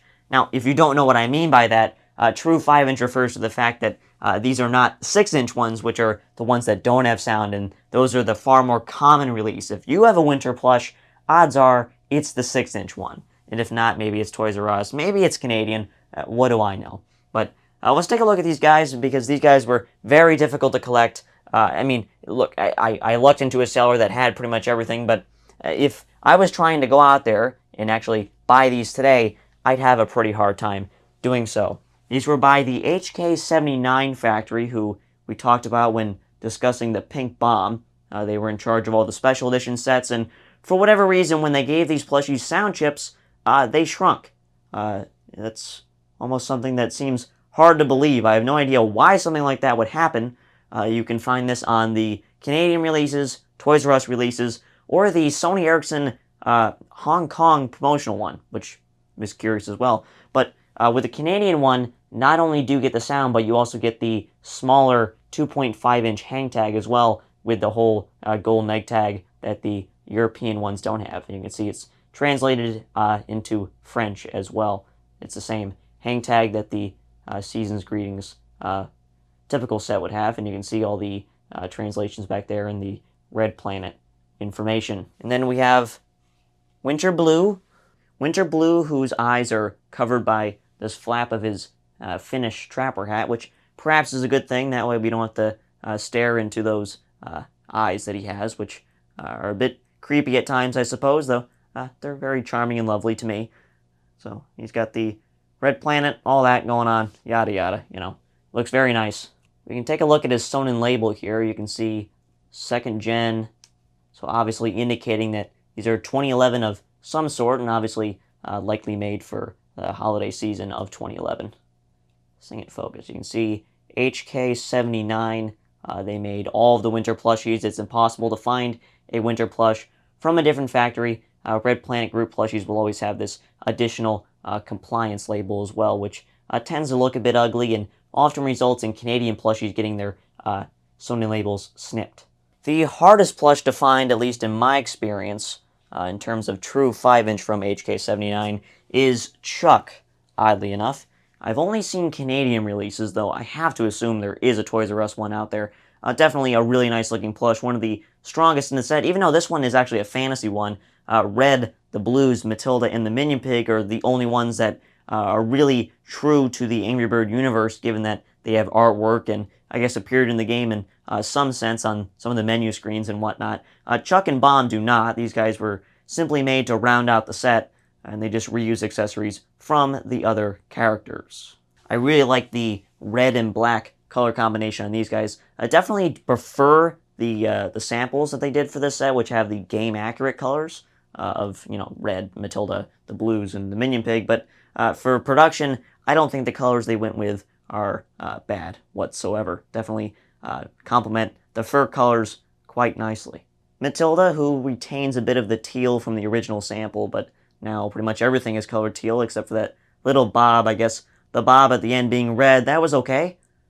Once again, the true 5-inch Canadian release. All that nonsense. Yada yada. The one oddball in my set is the Minion Pig, because I ended up getting this one first. I didn't know at the time that it was true 5-inch, but in hindsight, I know now. Let's get him in focus. So once again, this is the Toys R Us release. You can see there's no French translation anywhere, and you can see, oddly, for some reason, Toys R Us still got the larger 3-inch scale tag, one that you would typically see on the full-scale 6-inch or 8-inch toys, perhaps. See, it just says limited edition, no French translation on that. And you can see these guys are made on the 227th day of 2011. And I do believe that is the only batch that Toys R Us ever got of these guys. There's no 2012 release. The winter plushies were one and done in America. And then we have the European releases from the following year, which oddly removed the scarves. Now these guys, you can get them in 5-inch if you get the 2-pack from Ammo Toys, but that would require removing the toys. I do have the pack. We'll take a look at that later, but for the purposes of having them loose, like this, you have to get them in the full-scale 6-inch. And you can see there's no limited edition hang tag on these guys, but you do get the additional import hang tag from Ammo Toys E12, and you get the 3rd-gen Sonin label on these guys. HK79, no difference there. I have no idea, was it some kind of budget cut? Did they just forget to put it on there? No one knows. There's no answer for this. Often it is financially related, but in this case, I'm not entirely sure. I can't imagine it costs that much to use a little bit more material and make these look a little bit nicer. And of course, if we're talking about these being imported into Finland and Estonia and Hungary, some colder countries generally, I think they would like scarves, right? That one I got directly out of Finland, but these next two I actually got from the UK in a lot. One seller had both of these, and I really lucked out that day. I assume these were sold at the Lightwater Valley Activity Park, which must have gotten some stock from Ammo Toys at the time. These guys' eyes are just a little bit yellowed, or I guess discolored, sunburnt, as the case may be. That's often something you get with this more like felt material they used for the eyes when they're not embroidered. But this Chuck tends to look a little bit uglier than the original, being an HK79 Chuck. Just always looks a little bit off to me. And they used a slightly different blue color on these. It's really noticeable on him. I guess they just couldn't find the darker blue on this guy, so they used whatever that is. The hang tag is identical to the 2011 6-inch release, but of course you have the additional import hang tag as well as the import label back here. And then we have Chuck's partner in crime from the UK. We have the updated design of the Winter Matilda. I call these an updated design, even though I don't really think that's what these are actually indicative of. They're just missing an accessory. In that sense, they're different than the originals. I'm not sure this was intentionally an update. Definitely look like they're missing something to me. And I just don't like the way the 6-inch ones look. Generally, they tend to look a bit awkward. And then the two hardest to find in the set are these two sitting back here. The updated designs of the Blues and Chuck, who were made post that E12 batch that we just looked at. For some reason, HK79 one month was making the older designs, the next month they were making these newer designs, and at the same time as they were making these, they were still doing the 2-pack, which the 2-pack had the older designs, and that was just, it's a weird situation, and it makes these even more complicated to collect. And you can't get these two, by the way, the update designs, in the true 5-inch size. They never came in the 2-pack, so none of the countries that imported these guys imported them with sound. And they're pretty much non-existent. Good luck getting them. If you find them, good luck importing them. They're just impossible to collect. Unless you live in those markets, these are pretty much grail pieces. This one, I assume, is a Hungarian release, but unfortunately, he does not have a Sonin label. The only other one it could be is the Estonian release, which we now have confirmation does exist. Definitely a really nice looking plush. The update designs always just do it for me, I suppose.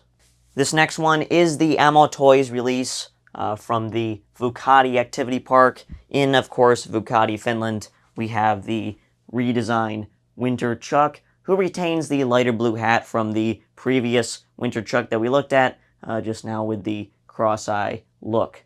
Of course, you can see this guy does have a Sonin label, and you can see that it is indeed in F12, so that is June 2012 as opposed to the May 2012 that we have seen previously from Ammo Toys. I don't assume this one is any rarer than the blues. I know the assortments are an assortment of 6, and I don't see why they would make the blues more common than Chuck, but so far, at least on the secondhand market, these have basically been non-existent, while the blues, a couple have popped up here and there. I don't know if there's any rhyme or reason to that pattern, but I assume not, just based on my knowledge of how these things are actually produced. So that's the wacky world of the winter plushies, or the Seasons Greetings Limited Edition set. Let's take a look at some other seasons that perhaps aren't so complicated. This is where you feel the strain of my tripod, as it does its best to try and reach up to this top shelf, which it can't quite do, and nor can I, so I will be removing this PDQ so we can take a close look at all these other seasonal plushies that just so happen to fit nice and snug into this 12-count PDQ. So up front, of course, we have the Hogs and Kisses set, and behind those we have Go Green Get Lucky, as well as Easter eggs. These are miscellaneous seasons, if you want to call them that, and they all fit nicely in this generic PDQ, which is their signature thing, given that they never got distinctive packaging besides the Hogs and Kisses set, which does have distinct hang tags that look like the app icon. We'll take a close look at those in a moment. See, this is the nice thing about having PDQs as well. You can just easily slide them out. First up here, we have the girl bird, who should not be called by a different name that she has acquired via the community over the years. She is always girl bird, never anything else. You can see she is the one that adorns the hang tag as well. And on the back of mine, you can see this is actually a Daniel & Co. import into Hong Kong, which is a mix I got for the sake of getting one particular plush with the sound chip, and we'll take a look at that in a minute. Most of these plushies were done by HK86, though there are HK12 variations, which I would like myself. Those were sold at Justice stores, I believe. You see L11, that's not a very common date code. That is something you will only see on the Hong Kong release. And the most befuddling character in the set, of course, it has to be Valentine's Matilda. Once again, very similar to the original Matilda, just with a little bit more detail in the eyelashes and different coloration for some of the feathers, the facial markings. Press here tag.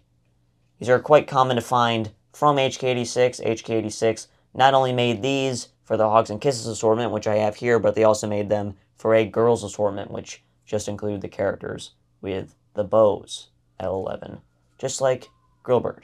And the last character in the set is King Pig, masquerading as the Bow Pig, another character that doesn't even appear in the levels, but here's the plush of it, I guess. Press here, all that nonsense. Daniel & Co. The reason to get the Hong Kong assortment of the Hogs and Kisses plushies is for the sake of this guy, the Cupid Pig with sound, one of the rarest plushies to get with a sound chip, given it was only sold in Finland, Hong Kong, and maybe Romania. I think there was a Romanian site that had this guy, and it might have been imported by Noriel Toys. I'm not entirely sure what was going on there, but regardless, I have the Hong Kong release from HK86. Most of these here in the US will be from HK12 and will not have sound. This is the L11 variation. This is the rarest character in the Hogs and Kisses set because it was not included in those girls assortments, which were a whole separate thing that were sold throughout the year, but this one was only available around Valentine's Day and was discontinued after some of the initial mixes, not showing up in later releases such as the 2013 Toys R Us mix, which might have actually just ended up being a girls assortment, and there was also the 2014 Target mix, which had matte fur that we'll look at later. The rarest production season set, that honor goes to the Go Green Get Lucky plushies, based on the Go Green Get Lucky levels in St. Patrick's Day, of course. There were only 2 plushies in the set, one of which is the red with the St. Patrick's Day hat. This one just gets the generic hang tag, no app icon specific one. These ones were only made for one production run, being this K12 batch by HK12, and they were really only sold here in America. So for my international viewers, these guys are a bit hard to get for you, and I'm sure you know that all too well. These have skyrocketed in value as of late, as people have discovered how rare this set truly is, given it was, again, only made for one batch, late in 2011. This, of course, is the Minion Pig, once again by HK12. There is no variation of these with sound. They were never brought back for 2012 or 2013. Maybe there were plans at one point, perhaps, but none such ever happened. The Easter egg set for me is a bit of a work in progress. Here is my red. So these guys just got the bunny ears up here, generic hang tag as well, just like the Go Green Get Lucky set. This one really should have gotten something distinctive here, given they actually released the set 3 different times over the course of a couple of years. They had these 2012 releases, they had 2013 releases at Kmart, and they also had the Target matte fur releases. This is the first ever batch made. This is the J11 variation by HK98. HK98 made the vast majority of these. I think there are some stray 85s, and I think I do actually have one of those. You will see that this one actually doesn't have sound, though there is a variation with sound. I am in desperate need of those because I do not like these all too much. The accessory alone is pretty lame, and they often droop down onto their face. Luckily, mine isn't too bad, but I do want one with the sound chip. I've had a hard time actually finding the ones with sound. Here's my blue, once again with the ears actually sticking up. You can see that this is also a J11 HK98, which is a Sonnen label that is identical to the one with sound. It's actually quite crazy. They really do look identical, besides the fact there's no press here tag, which angers me. I want these gone. They're not long for the collection.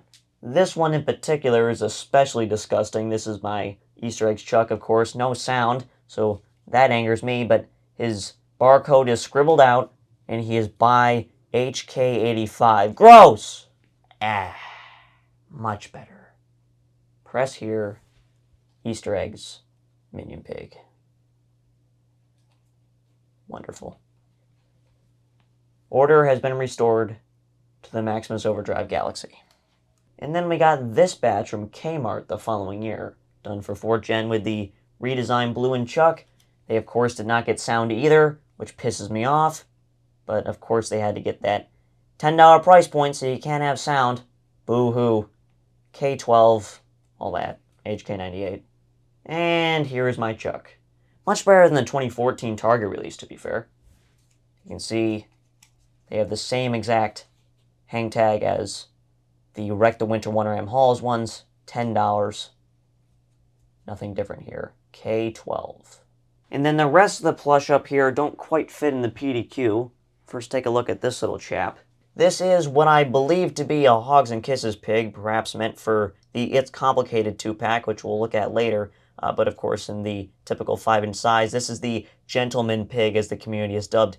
He really is just a generic HK12 Minion Pig from 2nd Gen, just with a little bow tie slapped underneath his mouth. Probably something you can do at home, but of course, you will never match the aura of the real thing. One of my personal favorites, a plush that really is my Birdsona, if you want to call it that. I know that technically is the Slender Construction Hat pig, but in many ways, though, I feel like I connect with the nerdy birdie on a personal level. This is me in real life. I tend to be a bit of a nerd, and especially as it pertains to Angry Bird merchandise, of course, a video like this wouldn't be formatted the way it was if it weren't for my extensive knowledge of these damn things. I know, this is probably isn't healthy for a human being to be indulging in, but here I am. This is the Toy Wiz April Fool's prank, which lasted throughout all of 2012, complete with his nerdy shades and polka dot tie. He really is a funny piece that really does look great. You can't deny how well this design actually works for as simple as it is. And then the last one here is one that I felt kind of fit in with the Nerdy Birdie. He really is the polar opposite of the Nerdy Birdie, though. This is the dunce pig. I guess the birds are smart and the pigs are stupid. This guy's got the traditional dunce cap up there with that Anamata shark font D that is embroidered onto it. This is one of these HK98, I guess, chrome hybrid pigs. This one being done during 3rd gen. Nerdy Birdie wasn't made for back to school. This one was. I know they feel like they should be related on that level, but they are indeed not. So that does it for this shelf. I know there's the eagle sitting up top, but we'll get back to those later. Now let's move on to the second shelf, which really dives into all of the 2012 stuff. Everything that you have seen so far has generally been from 2010 and 2011, but now let's get into some 2012 stuff, because that's where things really ramp up.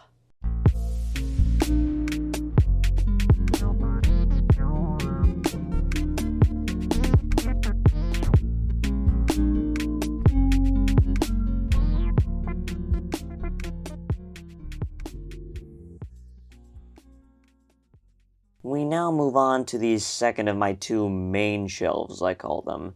We'll get to everything that was kind of in between and off to the side in the closet later. This shelf basically is my 2012 shelf for all intents and purposes. The previous shelf, while there were a few sets that were released in 2012, I wouldn't really consider those sets truly 2012 because they're not really based on 2012 themes and they were developed throughout 2011, so in spirit they're more along the lines of 11 than 12. Here we see Angry Birds Space, which again was technically developed in 2011, but we all know Space came out in 2012. That's when these plushies hit store shelves. That's the year we most generally associate with these guys, right?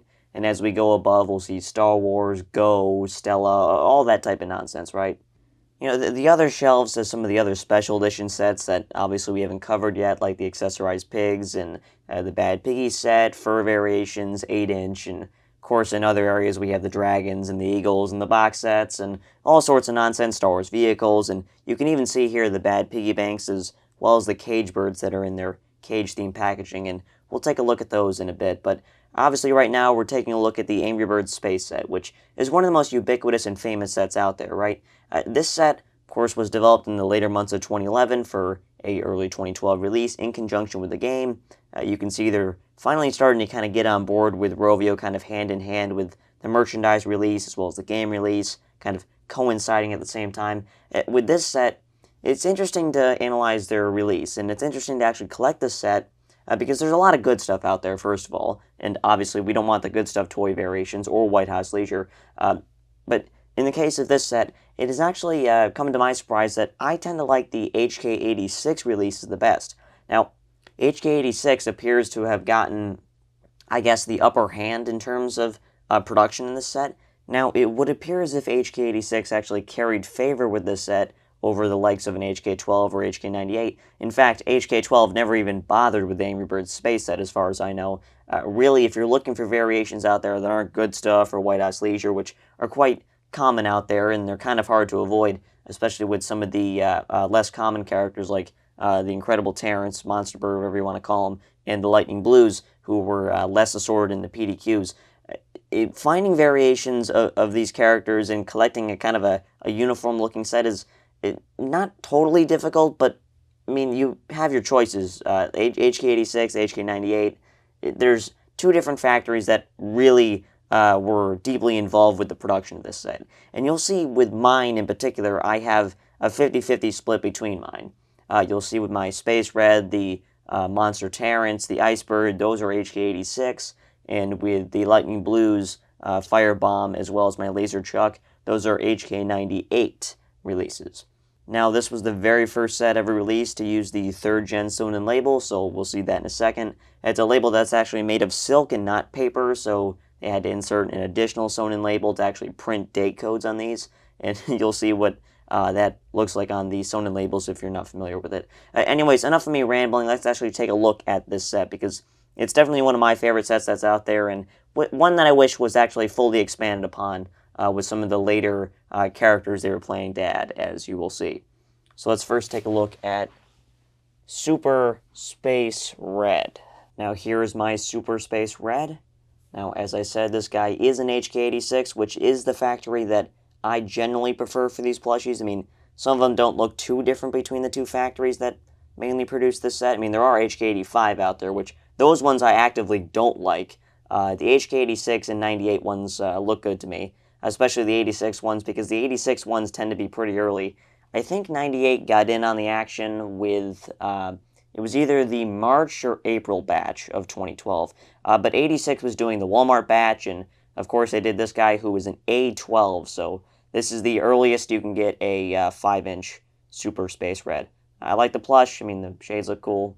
It felt, it's just kind of a interesting look for the character, kind of mimicking his eyebrows a bit, and his hair is cool. Tail feathers are actually a unique pattern and all that.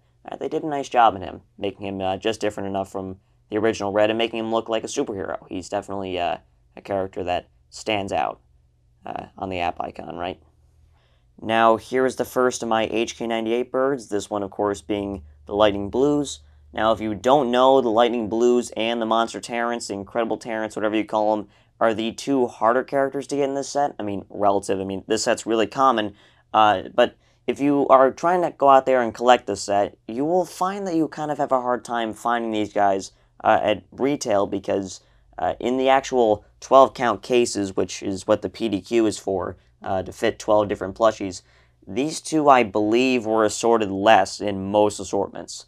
I believe sometimes it could have been even, but even though it's a set of 6 and you could have just put 2 of each in the set, that's not what they did in most instances. Sometimes they'd put 3 reds, 4 reds, a couple more bombs, maybe an extra chuck, and I believe Icebird in some instances. And it's something that kind of extends over into the backpack clips, which we'll talk about later, as well as the 12-inch and the 16-inch assortments.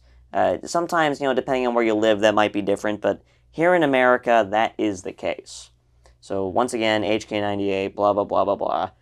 The HK98 batch, I tend to collect them, and you will see I did collect them all from Kmart, with the Kmart barcode label here, as well as this E12 label. So you see, unlike Red, which they printed just directly onto the silk label, this guy, when the factory code got stamped onto it, it couldn't be stamped onto the silk label, so they had to insert this additional sewn-in label so they could print that E12.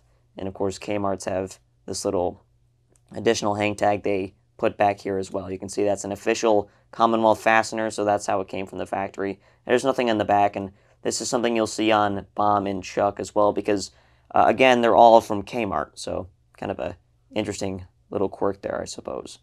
Now, here is Fire Bomb, and you will see he's the third character we are looking at, because in Name Your Bird Space, technically you do unlock Fire Bomb before Laser Chuck, just kind of something that they really only did for that game, and I believe with Rio, because I think in Rio you unlock Matilda before Bomb.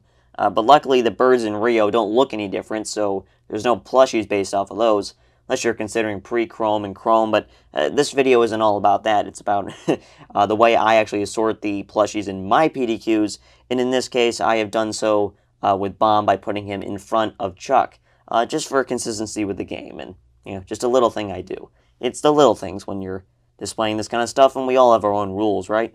So Fire Bomb, once again, he is an HK98 release, and he's got the Kmart thing going on with all these sewn-in labels back here. He, of course, being an E12 as well, because they're from the same batch. These were all made at the same factory at the same time, which is quite cool to know.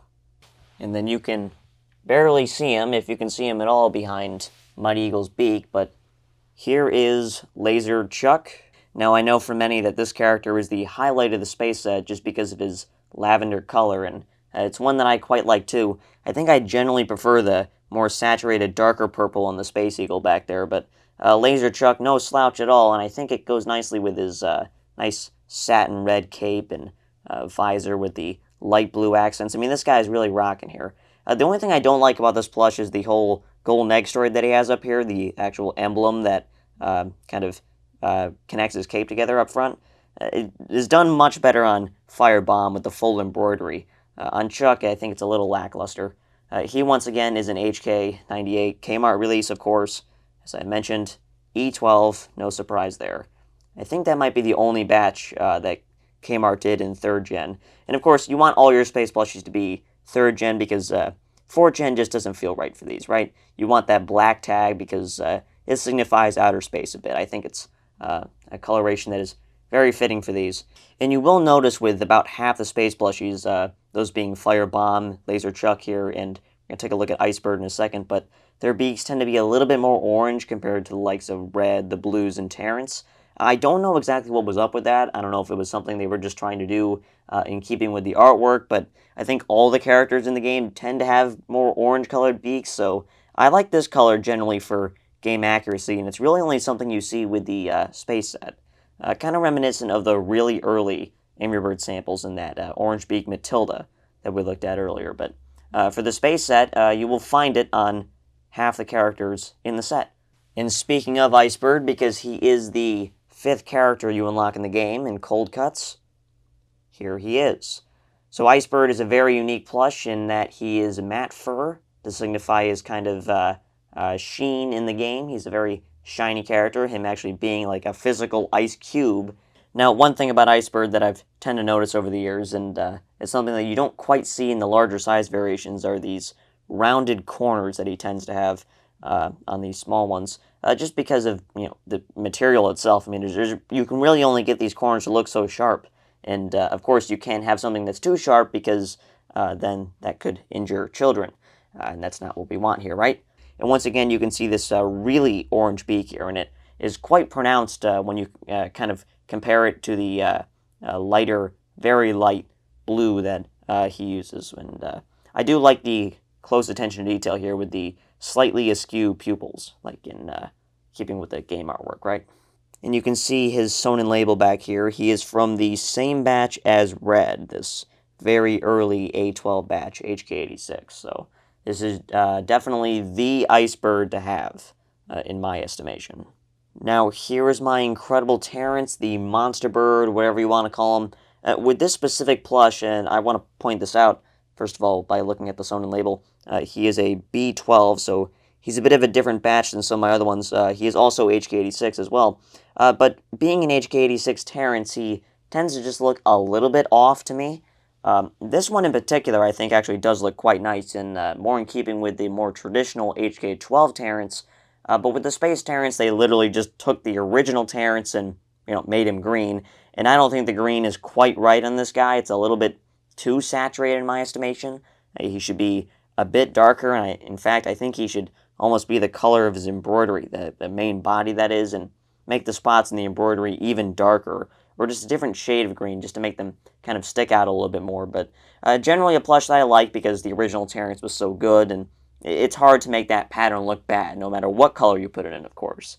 And again, we'll see a little bit more of that later, but this guy specifically, I believe, is a Hot Topic release with this additional hang tag over here, which I believe was put on by Commonwealth, which is kind of funny, because you can see he still has the original plastic fastener on this guy. So if you are in the market generally for a Space Terrence, or more specifically an HK86 Space Terrence, just stick to the 3rd gen releases, I'd say, and especially the ones that were released in America. I know some of the imports into Canada, which has a boatload of space plushies, by the way. If you collect space, I mean, Canada's a good place to go, I suppose, if you're just looking to get the characters, but for me, I'm trying to get good-looking examples of the characters, and I just try and avoid Canada and Finland for these. I mean, it's hard to import them from those countries anyways, but if I was just looking for this character new with tags and I had to resort to those, there's a lot of HK85 and HK98, which I just don't like those particular releases. The HK86 to me just looks most similar to the HK12, which is why I've collected this one. But I believe even within the HK86 ones, there's some that do look a little bit off. So if you're just buying to the early ones for me, the L11 8-inch or the A12 or the B12 like I have here, those ones to me are the best looking Space Terrences that one can buy. Now, here is a plush that I don't know if you exactly saw back there. You might have not. This is just a 5.75-inch Bubbles. Don't question why he's in there. There's really not much to it. He's just an orange bird that's in a space PDQ. That's all there is. See? I-12, HK98. We talked about the HK98 bubbles earlier, with his weird sound chip placement in his forehead area that's a little too big in my estimation. HK12, definitely the way to go for bubbles. Now, moving on to the space samples, we have the first ever instance of a frozen pig. We'll take a look at the later sample that was made in February in a bit. Now, if you were listening to what I said earlier about the whole ear embroidery thing, you should immediately identify which factory made this guy, right? I'll give you a second to think about it. One, two, this of course being an HK98 minion pig. This is the HK98 body, just happens to be a bit blue, right? You can see that on the generic Commonwealth Sonnen label that it has. So these really are, for all intents and purposes, just kind of blue Toys R Us pigs, which I find to be quite a cool bit of trivia. And here is the helmet pig, once again with the same Sonnen label and all that. Now, interesting thing with him is, for some reason, when I guess they were recoloring these guys, I assume they just recolored these guys just to see how they would look as a first shot, but in this particular guy's instance, when they were making him, you see they kind of, for some reason, kept using the green material around his eye socket here, which, for the highlight embroidery. I have no idea why they did that. I mean, it's obvious that it should be the same light blue color that it is over here, but for some reason, it's not. And you can see, of course, underneath they use the correct color, but not on top for some reason. Have no idea what they were doing with that. I don't know if they just ran out of material, what the case may be, but I mean, that's obviously not the case. I mean, we know that there are 12 of these in existence, and all 12 have this strange issue, if you want to call it that. So, no idea what was going on in the design room at that time, but clearly something was awry. Now, to me, the highlight of the original Frozen Pigs, if you want to call him that, is the Mustache Pig, because of his really cool white mustache here and the game-accurate white eyebrows, which, of course, they didn't even have to change, because the original Mustache Pig, the pre-chrome design that this is, of course, based on, already had white eyebrows, so that's not exactly something that they had to change, right? Now, a lot of people would contest that the King Pig is the best in the set, purely because of this incredible dark blue, almost like obsidian jeweled crown. I mean, it looks absolutely fantastic and really complements the light blue of the body quite well. And his eyebrows are a bit of this kind of, I guess, almost cyan blue a bit. I think they look nice too, but should be white, of course. And the most interesting thing about this plush isn't any of that for me, because it's actually the snout, which is upside down. Something that once you notice, you can't unnotice. Another one of those things, I suppose. HK98, of course, basically a Toys R Us King Pig, but again, in blue with a really, really nice crown. I wish we'd see more of this specific material, because that does look nice, and it was a fantastic stylistic choice for this guy. Now, I suppose they decided to carry forward with just the Minion Pig in this instance, because you really don't need any of the other pigs to kind of get across the idea of a Frozen Pig. The Frozen Pig, of course, being the most iconic design of the pigs from space, given that the space pigs don't actually look different from the regular pigs. So this really is the only, like, space pig you could really merchandise, besides the next one that we're going to take a look at.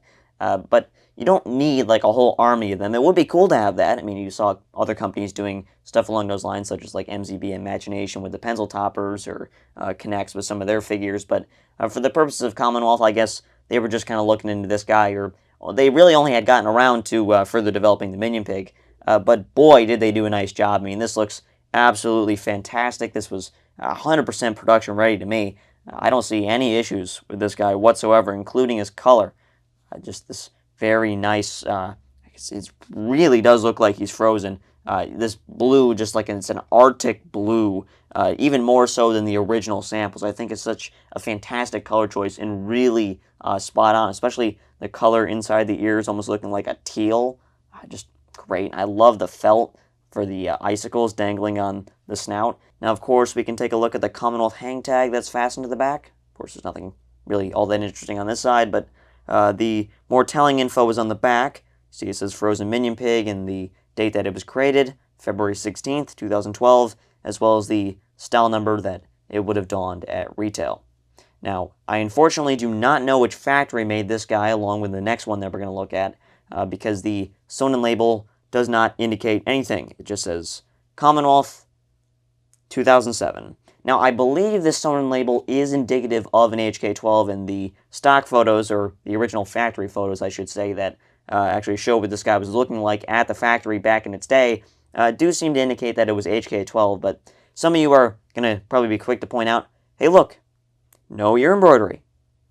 But you see, on the 8-inch pigs, that's never there, no matter which factory you get. It's just something that is kind of an interesting quirk to point out when it's not there on a 5-inch or a 4-inch. For the purposes of an 8-inch pig, that doesn't really indicate anything, but a truly fantastic sample that really improves upon the original in every conceivable way, including the embroidery beneath the eyes, the kind of smaller pupils that he has. I mean, he really looks like he's been petrified in ice, just shocked to his core from the frost of space. It's truly a sight to behold, and I wish there were more than one of these, because I would love to see some fans to get their hands on these. But unfortunately, just the one, and he resides on my shelf. Now, his partner in crime in being a one-of-one is, of course, the Big Bork, the fat pig from the final level of Utopia, or at least most famously from the final level of Utopia. A lot of people will go out there and collect the cartoon character Ko, or the Changi Airport variation of this character, which looks fantastic in its own right, but to me, the Commonwealth one is the best iteration of this character in all of merchandise. A nice figurine out there, and some random miscellaneous items here and there, but to me, this is the definitive iteration of this character. I mean, just look at those eyes. Oh, fantastic with this, again, just a little bit of embroidery underneath. I think that really adds a lot to this guy. These nice spots up here, just, again, fantastic. And something about this, just, it really hits home. I mean, I wish they would have put some spots on the back. The material looks great to me. I mean, it's just the same material they would use on an 8-inch pig at the time, but for some reason I think it just has a nice cut here where it just kind of, the way it waves around, to me it just looks absolutely fantastic. And the snout as well, it comes together, all the proportions, they're spot on. And this guy in like a 16-inch jumbo scale, wouldn't that truly be fantastic? And of course we can take a look at his Sonnen label back here, generic Commonwealth 2007. So clearly from the same exact batch of samples. And once again, unfortunately, a one-of-a-kind piece, but truly a sight to behold for me on my shelf. I love having, and look at how small his ears are too. Oh, it's great. Big Bork. Now we'll take a look at this little guy too in this section, because to me it's quite evidently space, unless it's some kind of oddly specific, coincidental recolor of bomb that just so happens to look like the proto-snowbird or the beta icebird, or whatever you want to call it. This is kind of a Yeti bomb for all intents and purposes. Now, I think the artwork in the game looks a little bit wonkier than this. The plush is a little bit more clean-cut, but again, similar to a certain blue Terrence that we're going to look at a bit later. It actually has some similarities to him in some of the material usage here, but he's definitely really, really fuzzy. I mean, look at this cut of the fur on him. He looks absolutely fantastic.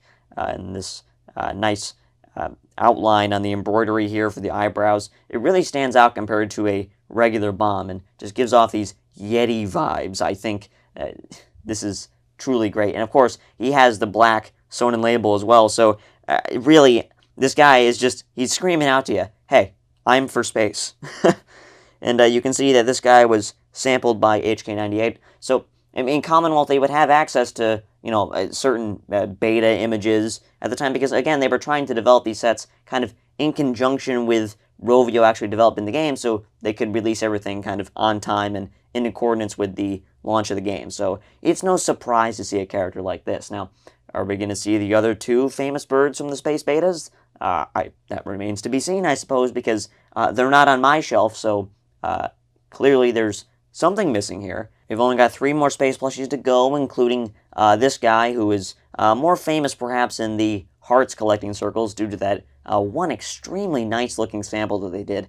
Generally, Hearts went all out with their plush toys, more than they should have for being a dog toy manufacturer. But here is Commonwealth's depiction of the character, at least an early shot at it, and once again using this kind of weird body that some of these pigs have from HK98. I think that's just a theme that we're catching on to at this point. But once again, the black Sonin label. I mean, there's no getting around it. I mean, this is for Angry Birds Space. Now, again, the Lightbulb Pig was a character that was done kind of just for the sake of merchandise, and it makes sense to see it as a plush toy, I suppose. And but to see it from multiple manufacturers is quite curious to see, especially in sample form. But of course, reasonable minds will come to the conclusion that this clearly is not a plush toy that needed to exist. But here it is, and I wish it lit up. That would have been cool. And then the last of the sample pigs. This is a set that, unfortunately, in production didn't have any pigs to speak of whatsoever. I get it, the space pigs don't look any different than regular pigs, but, I mean, they made some pigs just for the sake of merchandise, including the tinfoil king pig that you see here. In Mattel, we know of the satellite helmet pig, and even, like, the space bubble pig. I mean, that's something that you could have done here, but here is the tinfoil king pig, looking quite similar to the Safari Ranger king pig, which we'll take a look at later. So clearly there's some similarities going on there. You can see black Sonin label and this satin material. This, yeah, I guess this is similar to what they used on the Wizard Chuck. Looks quite nice, and I think quite fitting for a tinfoil hat, but unfortunately it does cover up his crown, which is true to the game, but I don't know, leaves this looking more like a minion pig, I suppose, if you were kind of ignoring the snout and the kind of cutoff on the eyes over here. Just, again, an interesting plush, and one that I don't really get the existence of, and I completely understand why something like this was completely scratched. And then last up, we have the Space Eagle over here, which I'm not even going to pick up. I'm just going to kind of move the camera over here. Let's see about this. Oh, yeah. There you go. There's the Space Mighty Eagle, who is identical in size to the Mighty Mojo Mighty Eagle, so you can see kind of where they pulled that from. Perhaps they still had this pattern lying around, and again, another character that's just kind of a straight recolor, but one that makes sense in my estimation.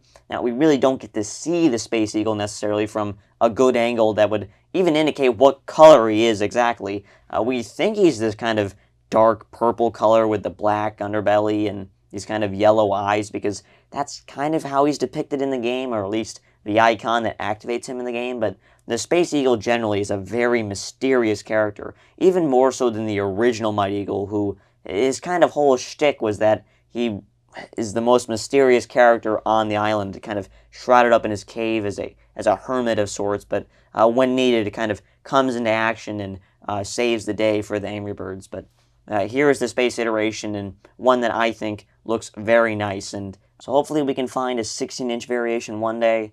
That would be quite fantastic, and we could kind of have a Mighty Council, if you want to say that, with the original Mighty Eagle, as well as the Mighty Dragon, of course, and even extending to the Mighty Falcon. And there's no Mighty Basketball out there. That would be really, really cool for all you Seasons nerds. Regarding the Space Eagle himself, I suppose we should probably take a look at the Sonin label, because we've been looking at that kind of stuff in this video. Let's get that in focus. There it is. This guy is an HK98, so that lines up with the whole lore of Mighty Mojo, later doing a 12-inch scale eagle as well. Perhaps they used this guy as reference, and hence why he was still kind of hanging around. So there's that. HK98 is not a common factory for the Mighty Eagle. They're really a factory that kind of only started making it during the Sallow years. The original Mighty Eagles were all, for the most part, done by HK12 and HK102, who specialized in jumbo toys. But there is my Mighty Space Eagle, who isn't quite as mighty as he can be, but it'll work, I suppose. And I can display him next to all my space plushies, even if he does cover them up at certain angles. Now, I suppose while we are here, we should take a look at the two bad Piggy Banks, who kind of sit right in front of the space display, just because that's the way it worked out, and I think this little PDQ that I have fits them quite snug and works well in front of the whole space thing going on. These guys are, of course, the Plush Piggy Banks. There's no plastic Piggy Bank here or PPW stand-in. These are the real deal. Full-on HK12 Commonwealth iteration that unfortunately did not go into production. It's such a unique plush that actually does function as an actual piggy bank, has ties to Angry Birds Free with Magic. Definitely one that should have eventually gone into production with the whole star or dollar sign that would have been on the side.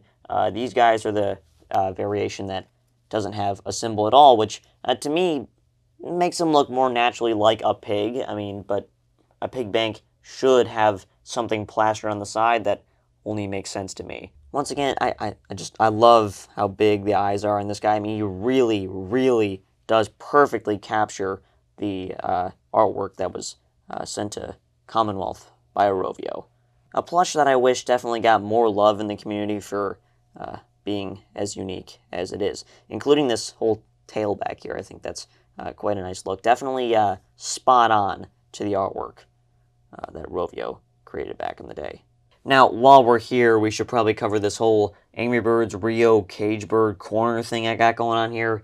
These are, of course, the original boxes that the cage birds were supposed to come in before they kind of fell into development hell that we covered quite extensively in the Angry Birds Rio plush documentary. Now, unfortunately for you in this video, you're not going to get a close-up look at any of these. Just go watch the Rio set documentary if you want to take a close look at the boxes and the plushies inside, because I did remove them for the sake of that video, because, again, that video is just more professional and more comprehensive than this one.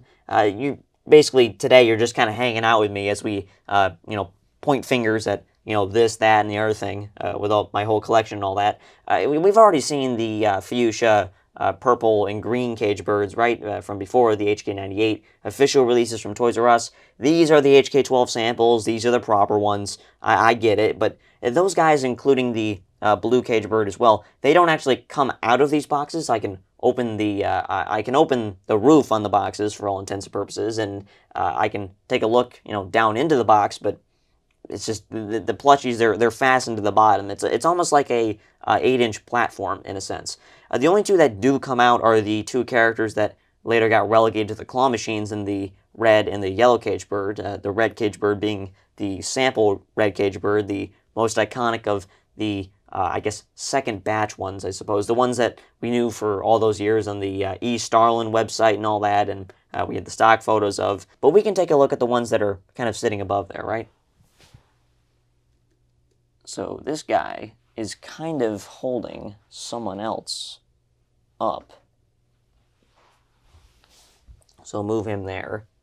Here is the first shot red cage bird, and this one, I mean, similar to the frozen pig, almost looks petrified in a sense, with these pupils that feel quite small for how big the eye sockets are. I mean, look at this face. It's one that you certainly can't deny. A mother could never shun this guy, right? Definitely less sorrow than the later cage birds that are more on model, I suppose. This guy just invigorates more of a sense of fear. Not in viewing the character, unless you actually do fear something that looks like this. But I'm talking about fear from the perspective of the character itself, because these guys are birds that have been smuggled, and they're going to be sold off or potentially killed in some instances. I don't know what the whole implication of the bird smuggling scene in Rio was in the movie. I don't think they were supposed to implicate that the birds were going to be killed in any way, or I think the idea was they were being sold off, but I'm not getting into the lore of Rio here. Someone who's deep into all that can probably let me know in the comments, but this guy, definitely a looker. Slightly different pattern for the wings, slightly different pattern for the feet, and of course the whole body overall. It's just slightly different, and different enough where it just doesn't look quite right, but I don't necessarily think that's a bad thing. I think, and it's really cool that this particular colorway of the cage bird was preserved.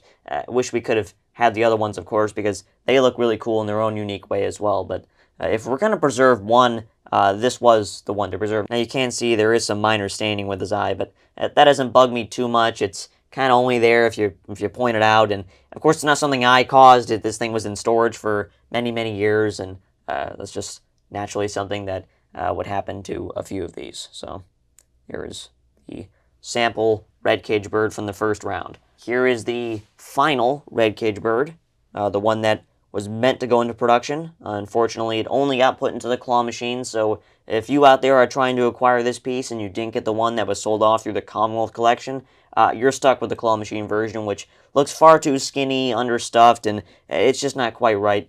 The HK12 sample really looks fantastic and much more in line with the ones that went into production, whether you have the Canadian or the US Toys R Us releases. This one is definitely the red cage bird to have, and it's one that I'm glad to have as well. And you can even see with the sewn-in label on these, it's not even Rio, it's just Angry Birds. And of course, HK12. Now, here is the final cage bird that I have out of package. This, of course, being the full-blown 8-inch blue cage bird. Now, why exactly is this a plush that I choose to keep in my collection? Not exactly an 8-inch collector. Is this some kind of spiritual stand-in for the 8-inch Canadian blue cage bird that I don't have? No. This one is actually kept in the collection for one oddly specific reason, and it's quite, what's the word, superfluous, if you want to say it like that. It's got a white underbelly. In production, it had a light blue underbelly.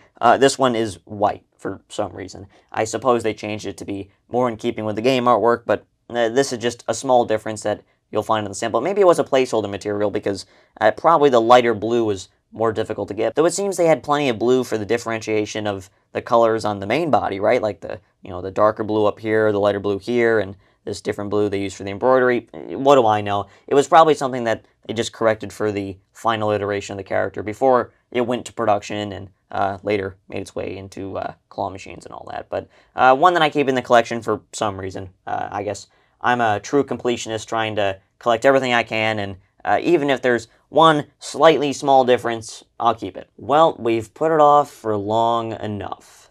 This is where the true insanity of my collection really begins, with my trio of Star Wars shelves. Yes, 3, count them, 3 Star Wars shelves, because there were so many unreleased development samples that were archived and, of course, that we knew about for so long from Toy Fair and all that. So the way I have assorted my shelves here is we have most of the released characters down here from the original trilogy, and then the next shelf is the bird side, and the next one up from that is the pork side for those Angry Birds linguists out there. It's not 100% consistent, but you'll see how exactly I've assorted, and I think the way I've assorted it makes pretty logical sense with what I have to work with here, being that I have to fit 18 characters or so on these shelves. So I think it's in our best interest if we kind of work through these release characters fairly quickly, because these are ones that I think that we're generally all familiar with. So let's start with old Luke Skywalker here. Not the Jedi iteration of the character, because such a thing does not exist, unfortunately. This guy is actually kind of interesting compared to some of the other ones that I have, in that he is a Rovio import, which really doesn't matter in the whole grand scheme of things here, this being an I-12 variation. Which factory is he? Is he HK 98, 86? I forget which one. He is HK 86, okay. So with a factory, I mean, I don't know, there's really no factory preference that I have in these. I think all the factories did a pretty good job making these guys, no matter which size variation you collect, because these guys are available all the way from the 3-inch backpack clips all the way to 36-inch in some cases. So definitely a set that you have options for, because they thought this would be absolutely massive. And to some extent it was, but maybe not to the full extent that we all think that it was. So there's my Luke Skywalker.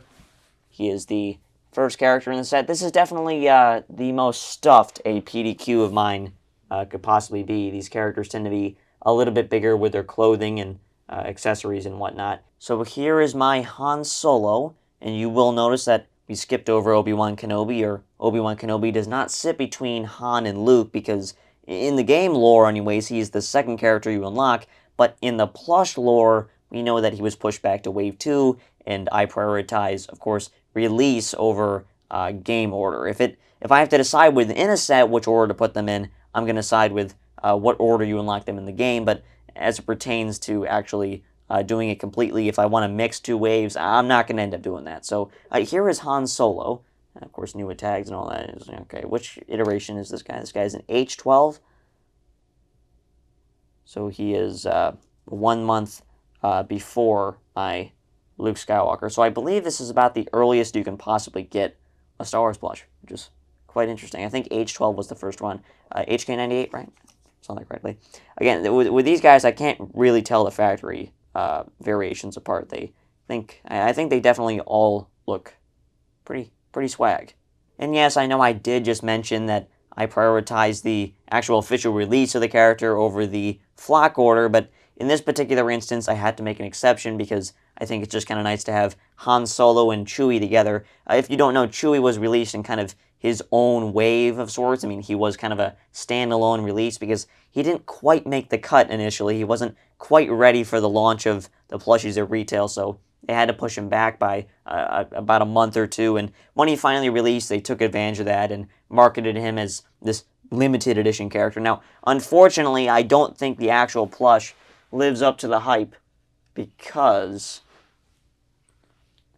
he is very, very tiny. This is the 5-inch variation, yes, I assure you, and he happens to be smaller than Han Solo. He is the smallest iteration of a Terrence that we have ever seen. I love the really thick, long fur they went for in this guy. I think that's really accurate to the game and surely cost them more, but I think definitely paid off in terms of the overall look of the plush, and the eyebrow too as well being really bushy. I think that was the right way to go, and I think if you embroidered that, which there was some consideration for during development, it just wouldn't jive with the longer cut fur in my estimation.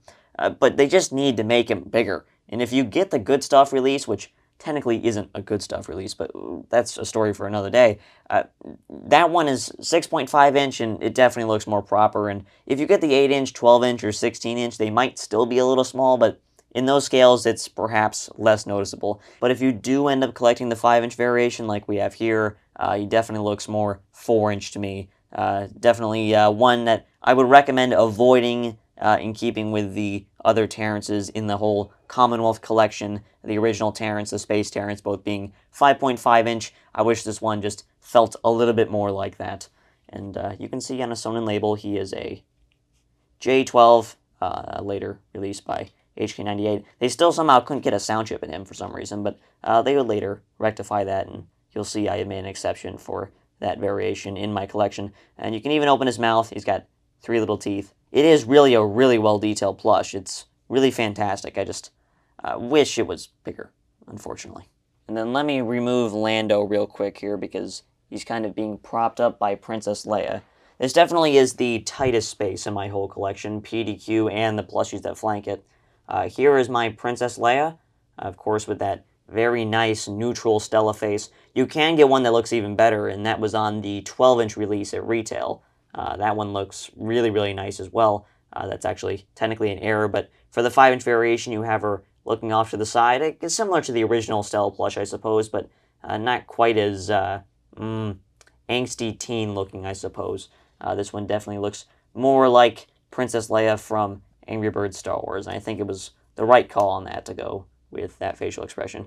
You can see she is, oh gosh, okay, get this Sonnen label, come on, focus. There you go. She is an H12 by HK98, so you can see that most of mine are HK98 releases, which is probably a good thing. Maybe I should try and look into getting an HK98 Luke Skywalker so I can have a uniform set, but I do happen to like my Rovio import. I like the way they did her hair and all that. I mean, she really is a nice plush, and definitely, this is definitely a very nice set of plushies. Unfortunately, they're just really, really common and not really worth much, but they're worth more to the eyes than they are to the wallet. And then we have the pigs, who are made of this flat nylon material, which has been the subject of controversy for many, many years in the Angry Birds plush community. It's got the vinyl eyes and all that, and printed details for the snout and all that. Definitely a controversial mix of materials, but definitely one that captures the look for me. And I really don't understand the people who complain about the material. I think this definitely emphasizes that this is some kind of suit, and within the suit there is a more traditional pig hiding inside. Let's take a look at which variation he is. I don't even remember, frankly.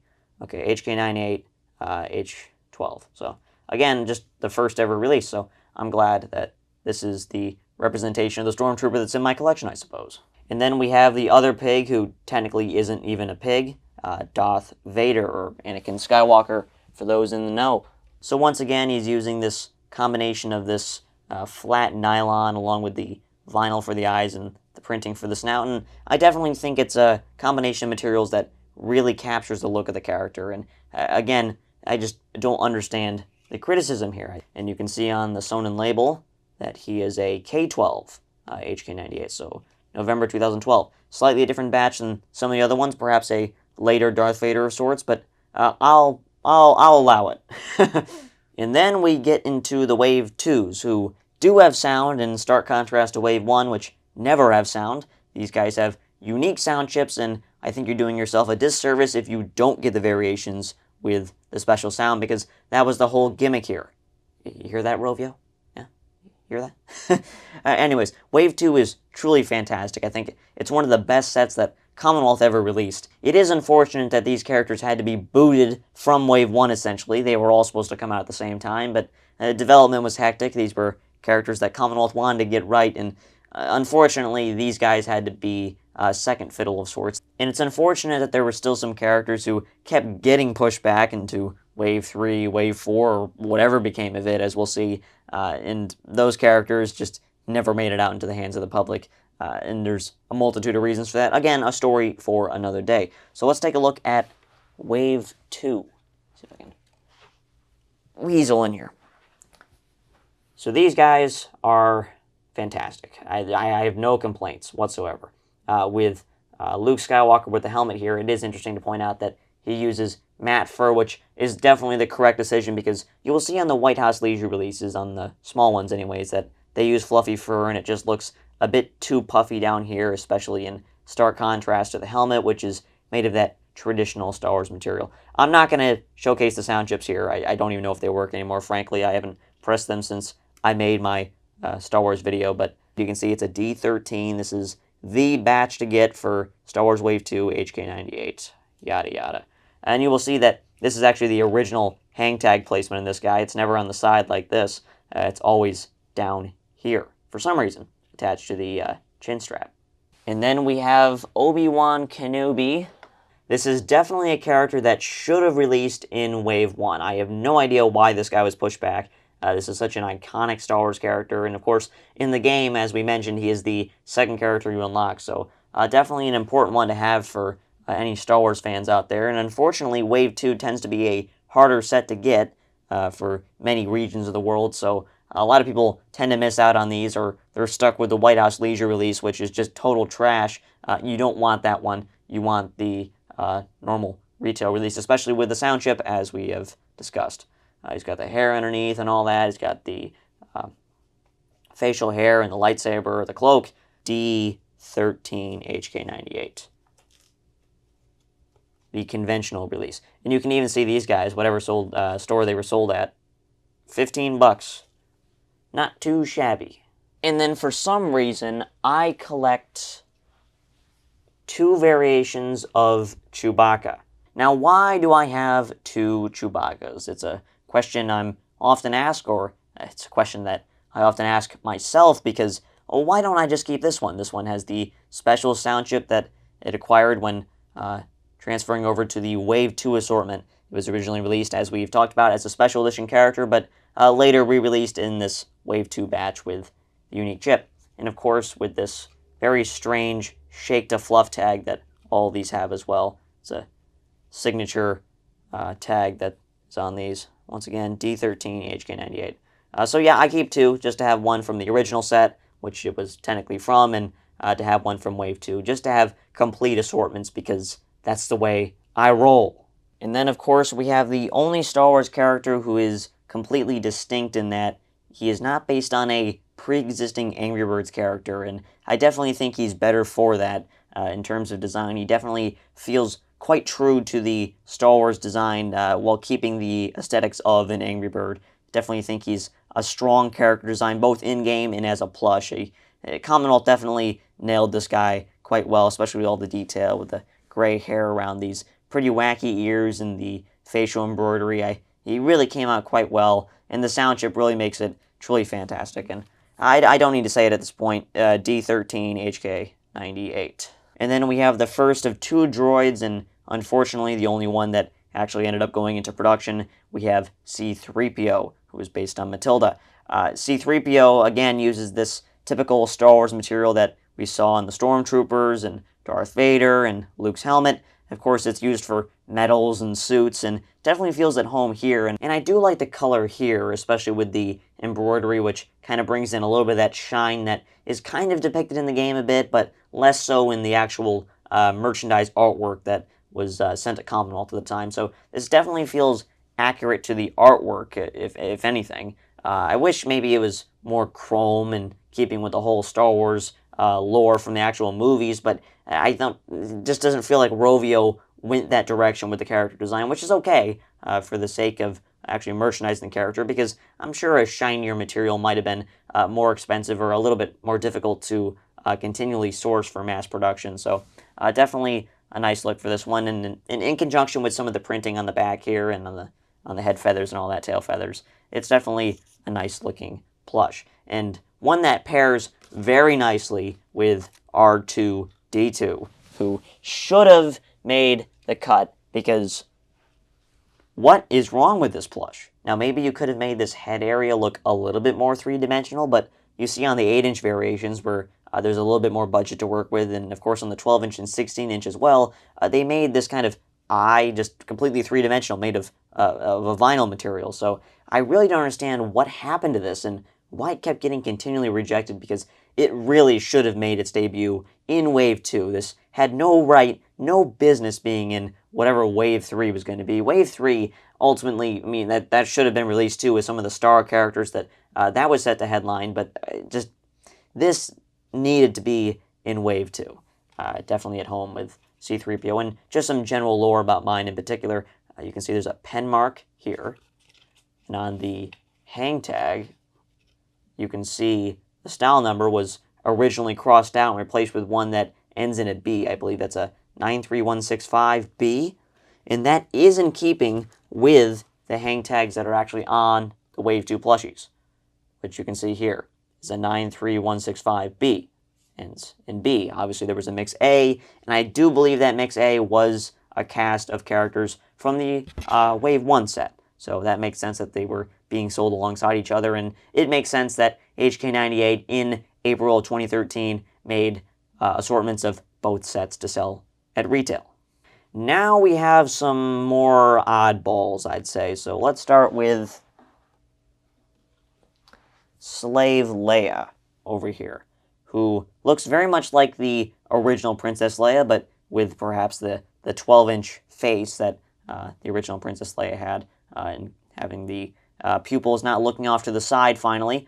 And of course, you know, it makes sense why this particular plush wasn't put into production. I don't think this is quite age appropriate, and that scene in Star Wars tends to be quite controversial as well amongst the amongst parents who are watching their favorite movie with their children, I suppose. So, but definitely a character that is really cool to see in plush form, and oddly uses matte fur as well. It's just, again, you can see HK98 was behind this one as well. They quite like their matte fur, and you can see there's no style number, which is something that you will see on and off with some of these Wave 3, Wave 4 Star Wars plushies, but definitely one that looks really, really nice to me. And then we have another variation of R2, this one with some interesting legs that I don't think quite work as well, and some darker blue printing here and there.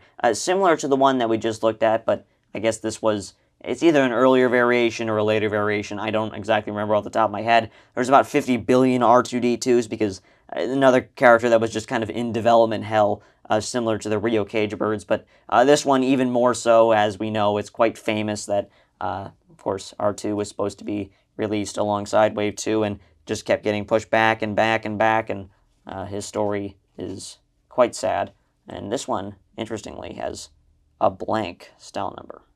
And then in the back here, we have one of the really early Star Wars samples, which I think might have actually been for a pillow.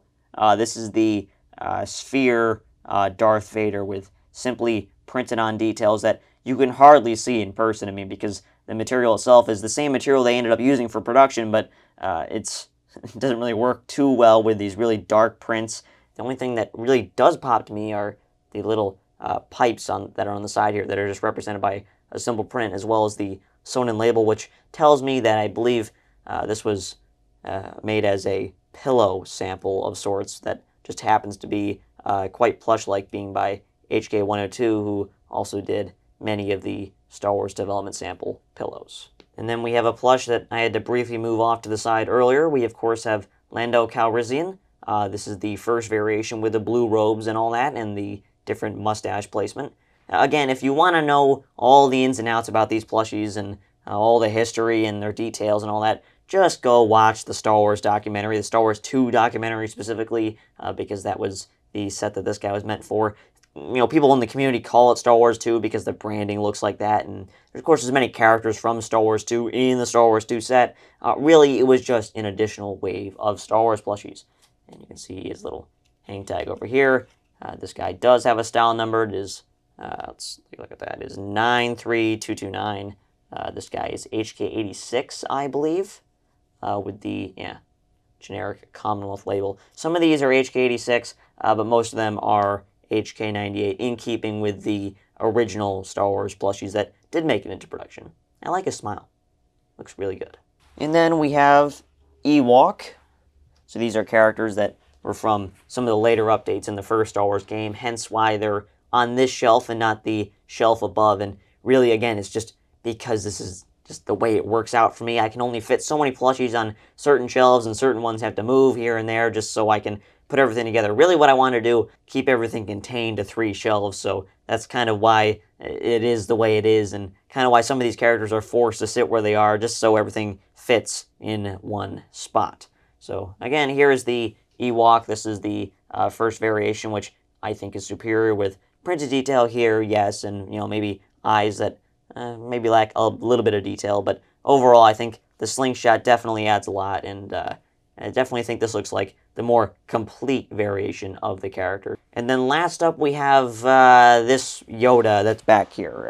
Again, one that's similar to the Darth Vader that I just kind of keep in the back because this is one that doesn't feel too terribly significant, but it is different than production because of these eyes. And now we go all in with Star Wars 2, and we start with the first of my 2 shells which are dedicated to this set, the most infamous set that Commonwealth never released.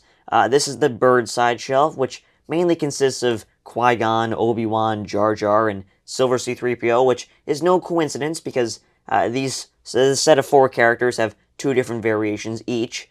There's the first one that was made by HK86, and there's the later ones that are made by HK98. Often with these Star Wars plushies, they had 2 different factories competing to see which one would do a better job, and I guess in this case, HK98 was set to win out with their plushies put on display at Toy Fair 2014. And you can also see there's a couple other miscellaneous characters, including the Blue Squadron, the Blue Rebel Pilot, which was a character that was kind of along for the ride the whole way throughout development of Wave 1, Wave 2, and of course pushed back to Wave 3, which is really what the set is. And there's also the young Anakin Skywalker, the pod racer Anakin, with his paper details that I'm always in fear are just going to flake off at some point. But and there's already one that has, but that was like that before I even got my hands on it. The moment I got my hands on it, it's been sitting on this shelf, and it hasn't moved an inch. Hyperbole aside, let's actually start looking at some of the stuff, and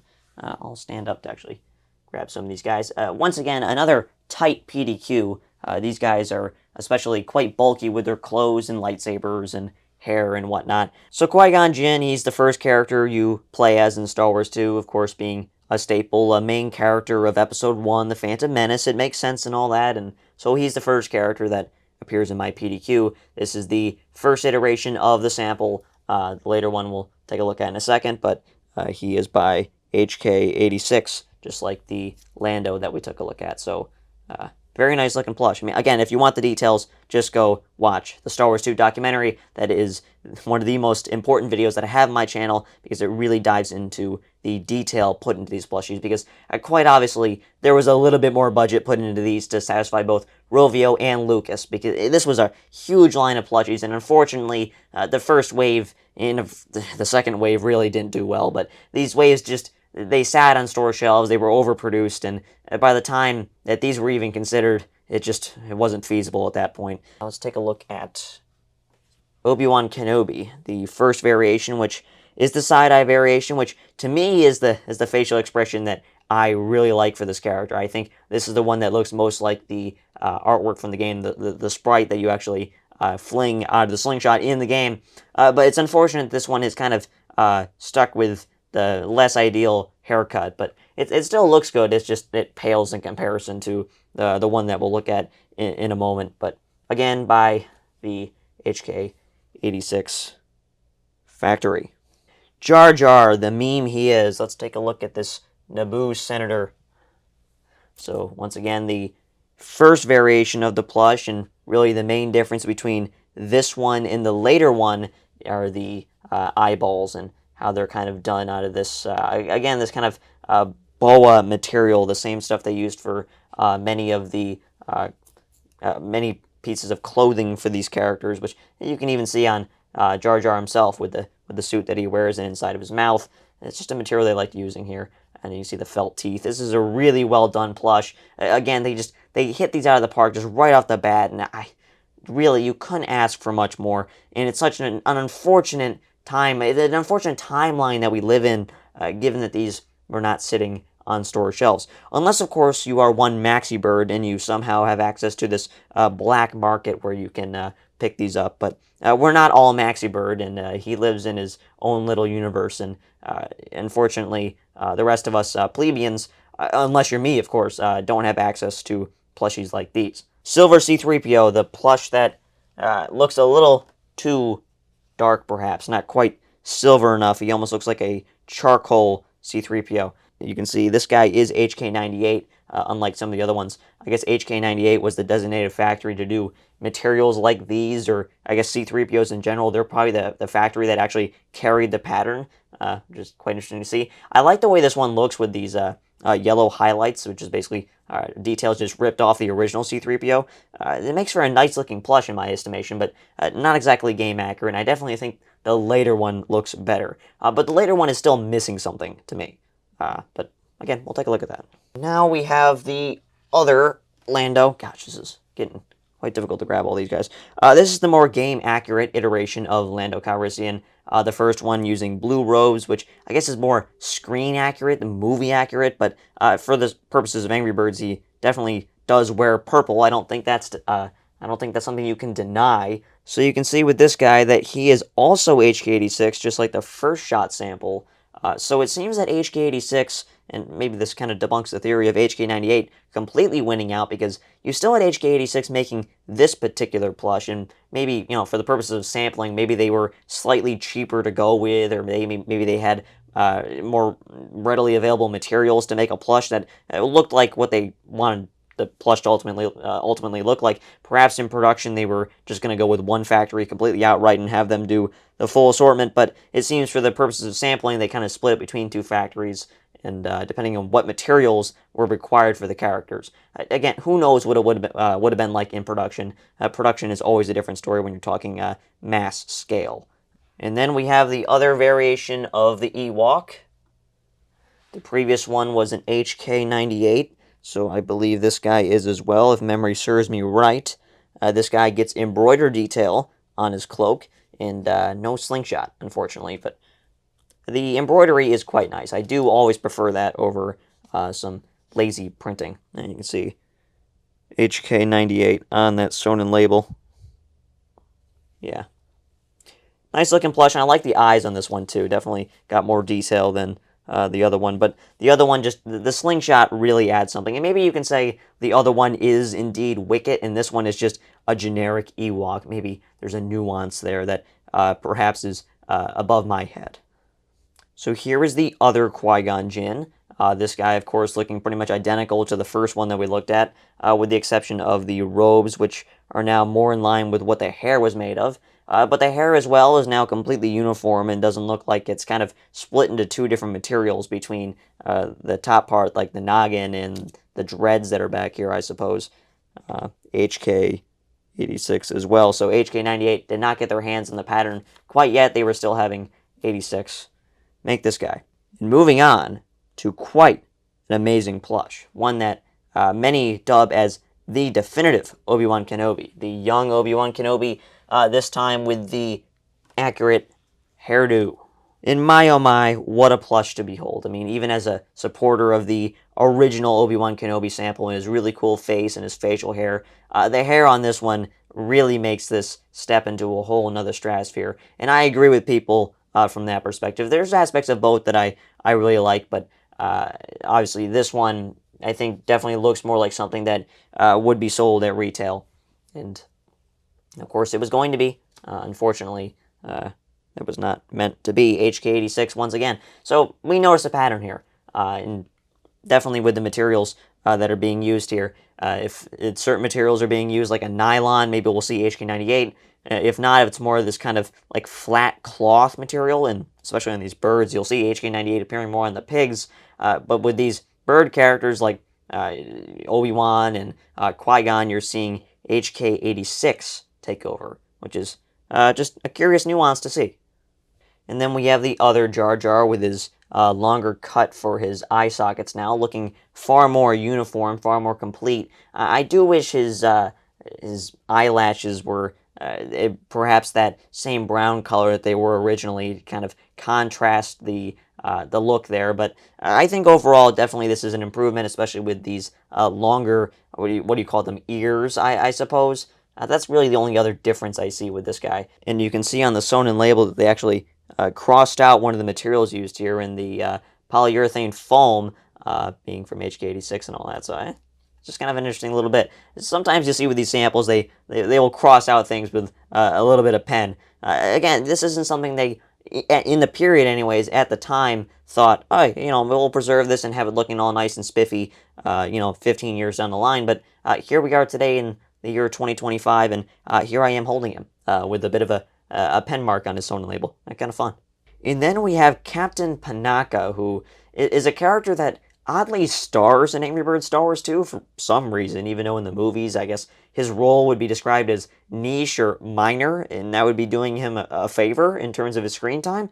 The plush itself, of course, exists because in the game he's quite prominent, and I'm sure Rovio sent over some artwork to Commonwealth, and I think they did an okay job with the plush. Matte fur and all that looks a little odd, and, lack of sideburns and all that, but it's a nice looking plush. And again, you see for the clothing on this guy, they use this kind of nylon material, flat nylon, so as you can predict, he's by HK98, a pattern that I, of course, am picking up on, and at this point, you have picked up on it too. I am sure of that. And then here is Master Windows, the character that got thrown out the window by old Anakin there, with this purple lightsaber and all that. And unfortunately, the plush does not have a lightsaber at all. Would make sense on a character like this being a Master Jedi.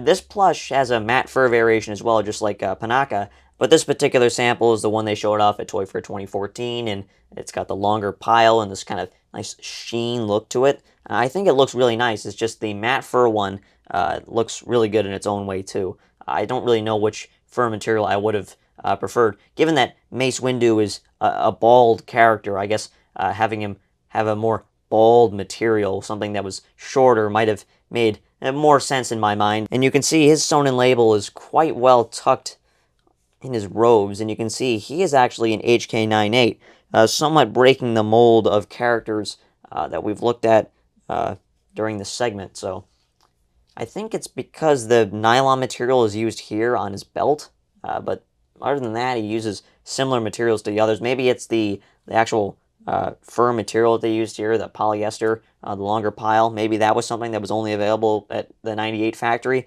What do I know? And finally, we have the other Silver C-3PO, a character that literally doesn't even appear in any of the levels, just as a pure telepods character, I suppose, if you want to use him in like the bonus chapter or whatever the case may be. This is the quote-unquote final iteration of the character, who literally just is a kind of a gray recolor of the original C-3PO with those characteristic yellow eyes. And to no one's surprise, this one is by HK98. That's perhaps the most predictable tag that we've seen yet. Now, you'll also see between HK98 and HK86, you will see that the hang tags are actually different between the two factories. The ones from 98 tend to be the original Star Wars tag, the original Star Wars hang tag, and the ones from HK86 actually use the newer Star Wars 2-esque tag, even though it doesn't actually say Star Wars 2 on it. It's, the updated style of Star Wars tagging from the updated brand guidelines. Pod Racer Anakin. I am always fearful of touching this little fella, especially because I'm having a hard time actually swooping around in this video to get after these. But here he is, matte fur and all, which I think is an appropriate use, again, just given the contrast with the helmet yet again. Similar in how they did the Luke with the helmet, the X-Wing Luke Skywalker. This guy is a bit different compared to most of the other Star Wars samples. It seems that the Anakins were kind of done adjacent to the rest in terms of production. You can see this guy is from 2013, a little bit earlier, kind of mid-2013 a bit, May 8th, 2013. That's how you read that. And then it's got the generic Commonwealth sewn in label.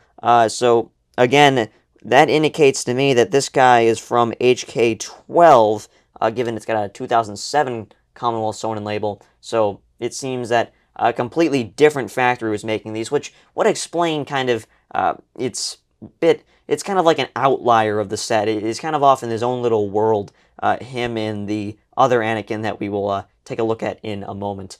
Him with his paper details as well. And it seems that HK12 maybe had a harder time doing samples with printed details put onto them more like production.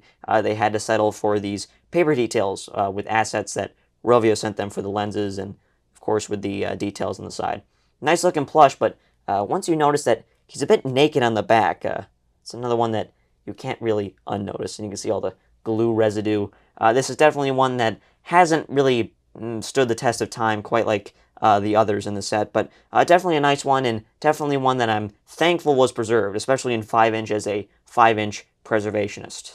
Can't say the same about this next one, who debatably should be on the shelf that we looked at before with the original trilogy characters, but he unfortunately does not fit. This is the Blue Rebel pilot, the Blue Squadron. This one is basically just X-Wing Luke, but with the original blue body. Not the original one. It's got the updated design, of course, with the cross eyes, which looks really nice. I mean, this is how I think we all pictured this plush would look like. And once I showed it off in the Star Wars 2 video, people were like, yeah, you know, that's kind of what I expected it to look like. And when I first saw it myself, I'm like, yeah, you know, I think that's pretty expected. It uses that typical material. And nice attention to detail in the back here with the 2 tail feathers sticking out, unlike the 3 that we saw with many other Star Wars plushies, including plushies that perhaps it wasn't warranted on, including Princess Leia for some reason. The Princess Leia, if you look on the back, and once again, once you see it, you can't unsee it, the Princess Leia tail feathers are just generic tail feathers and not the typical Stella tail feathers. Perhaps, again, a case of oversight on someone's behalf. It is now time to flex my unlimited power by showing the dark side, the side of choice for yours truly. This bunch of pigs, this group right here, this is the half of the Star Wars 2 set that really stands out to me. All of these are absolute bangers. I mean, they really went all out with the pigs in my estimation. The pigs generally in the games, I think, stand out for all the right reasons, but in Star Wars 2, they were really highlighted, and they got a little bit of extra sprinkle, a little bit more budget in terms of their design, and that carries over into plush. It translates brilliantly here. Whether the Variation 1 or the Variation 2, you just can't go wrong with these guys, and unless you took advantage of the Commonwealth collection and, you know, selling off a lot of these, you won't be able to get your hands on these, which is a shame, of course, because we all know the Angry Birds license isn't coming back, and the Star Wars license sure as hell isn't either, obviously. That one is far more difficult to get with now the whole Disney ownership of Lucasfilm and all that nonsense. Yada yada. You're here to see some really nice looking plush, and I'm here to go take a look at them. Now, you can see that right off the bat that Greedo over here isn't quite fitting in the PDQ. Snowtrooper is a little too fat there. And, of course, you have Boba's and Django, and you got Jabba on the back who don't fit in the PDQ either. I don't think that was a concern for these guys. Though, of course, I still do keep them in the PDQ because we all remember this PDQ from Toy Fair 2014. It just feels right to put them in there. But these guys are perhaps a little bit too fat for the PDQ. It tends to be this way with some of these later lines of plushies, and we'll see that when we go to Angry Birds Go and Angry Birds Stella. It's almost unbelievable to me that this Star Wars 2 set, even some of the highlights of the set, like the original Wave 3 concept was in early 2013, that none of these went into production, especially over the likes of the Stella set, which sold horribly, languishing at Justice stores.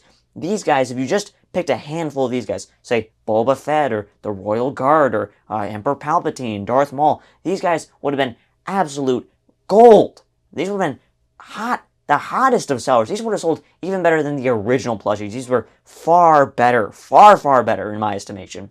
Like capturing characters that are beloved amongst not only Angry Birds fans, but of course Star Wars fans. And that was the market you really wanted to cash in on, because I don't get the sense that Star Wars fans really ever had an appreciation for these the way they should. There's a couple out there who, have an appreciation for both lines, but there isn't much of a community out there, as far as I've seen, of people who are into Star Wars and just happen to collect the Angry Birds. It's really more of you collect Angry Birds and Star Wars is another one of your passions. It's never really Star Wars is the main thing, and you like the Angry Birds stuff, but anyways, that's a tangent for another day. Let's look at Plush. So Greedo. Greedo dates back, I believe, to mid-2012, but he, of course, kept getting pushed back along the likes of R2. Now, he plays a very, very minor role in the original game. You call him an original trilogy character of sorts. This sample doesn't have the correct eye color. This is more in line with the, I believe it's the Hasbro figure, the Jenga Hasbro figure, whatever Hasbro figure is out there. And again, another plush that really just should have gone to production. Just go ahead, push it forward, see what happens. But again, unfortunately, these are a circumstance of their time. So we'll take a look at the Sonnen label as well, and you will see a common theme amongst all these pigs is HK98. They will become your favorite factory in no time by taking a look at these guys, right? The blank barcode. So the Snow Trooper, another original trilogy character, and hence why it's at the front of this box. That's just kind of the way I'm doing it. Again, I'm doing it in order of appearance, I should say. Not necessarily in flock order all the time with the pigs, but I guess you can't really say pigs in a hog, in the swine order, with Star Wars 2, because you can actually play as the pigs. Neither here nor there. You can clearly tell this is an HK98 pig, just based on the materials that he uses. The reason I say that is because he has no Sonnen label back here. Just kind of a curious omission on this one. So he is very similar in execution to the original Stormtrooper, and you can tell this is an HK98 sample just based on the materials that it uses. The vinyl eyes, the kind of flat nylon material that most of the plush is made of, the printed details, and of course the hang tag as well. Which, fun fact about the hang tag, I say this is characteristic of HK98. What's funny about the hang tag on these guys is that they actually say HK102, which is the factory more known for White House Leisure and Jumbo. I don't know why that's on that particular factory code is on that, but clearly it was just kind of a placeholder asset. HK102, that could well have made this one. I mean, what am I to argue with it? But I highly, highly doubt that. And then we have the best, the definitive Royal Guard, Palpatine's protector. Oh man, look at this one. Ooh, man, that's a hot-looking plush. Now, the reason why this one was later revised with vinyl details and this kind of shiny nylon on one we'll take a look at in a second was because they didn't feel that this one quite captured the whole, oh, he's wearing a helmet, but he's got, like, robes underneath. You can see the robes actually, they fold out. So how you're supposed to display is with the robes folded out, but I don't do that just because the way I found them is they naturally sit like this, and it just fits better in the PDQ that way. These are compressible, but I just like to keep it the way I found it. He's got the eyebrows, which are actually just felt that are kind of stitched on there, which looks cool. The visor being vinyl, I'm okay with. That looks cool. Definitely sticks out. And the snout looks really good on this one. It's got the hang tag and all that. But this one, importantly, has the fork on the back. Tends to sag a little bit towards the back, but not completely sagging on this one, I suppose. And, of course, HK98. And then we have Darth Maul, a fan-favorite character, and one that definitely, to me, feels like it should have gone to production. If we're just picking 4, right? I mean, this has to be in there. Being from the Phantom Menace and all that, just such an iconic look for a character, and I think it was really captured well on this particular sample. The backside being all black, I think that's accurate to the artwork. What do I know? But the face with the vinyl detail that really captured the tattoos and the Dathomir horns that are plastered all around the forehead and around back as well. Just a really fantastic look, and even extending down to the nylon suit, which has printing on it, and these kind of bits of robe that taper down from here. Nothing on the underside, which perhaps, there should be something here. It should look a little bit more complete than that, but another detail too. You overlook he's got teeth as well. This one in particular has printed on eyes, which to me is a little bit dubious in a sense that has the potential to rub off with time. Not that I'll be playing with it at all. Certainly not a risk for me, but had this gone into production, I don't think that would have been viable, perhaps. Here is Darth Sidious, Emperor Palpatine, another character from Star Wars 1 appearing in the Death Star 2 chapter, but here he is represented from Star Wars 2. And you can see, despite being an HK98, this one actually does have the 86 style hang tag, and yet again, it does actually say HK102 on there, which is really funny. So this guy kind of has a little bit of a confluence of all three factories that apparently were involved with this. I don't know where HK102 comes into play here, but just kind of a curious little bit of trivia. This plush didn't need a second shot sample. I mean, this thing came out perfect right off the bat. The only thing I quibble with maybe is the color, and maybe it should be a bit more pale, perhaps. And you can see, let's take a look at the sun label back there, HK98. And you can see he's got his fork underneath here.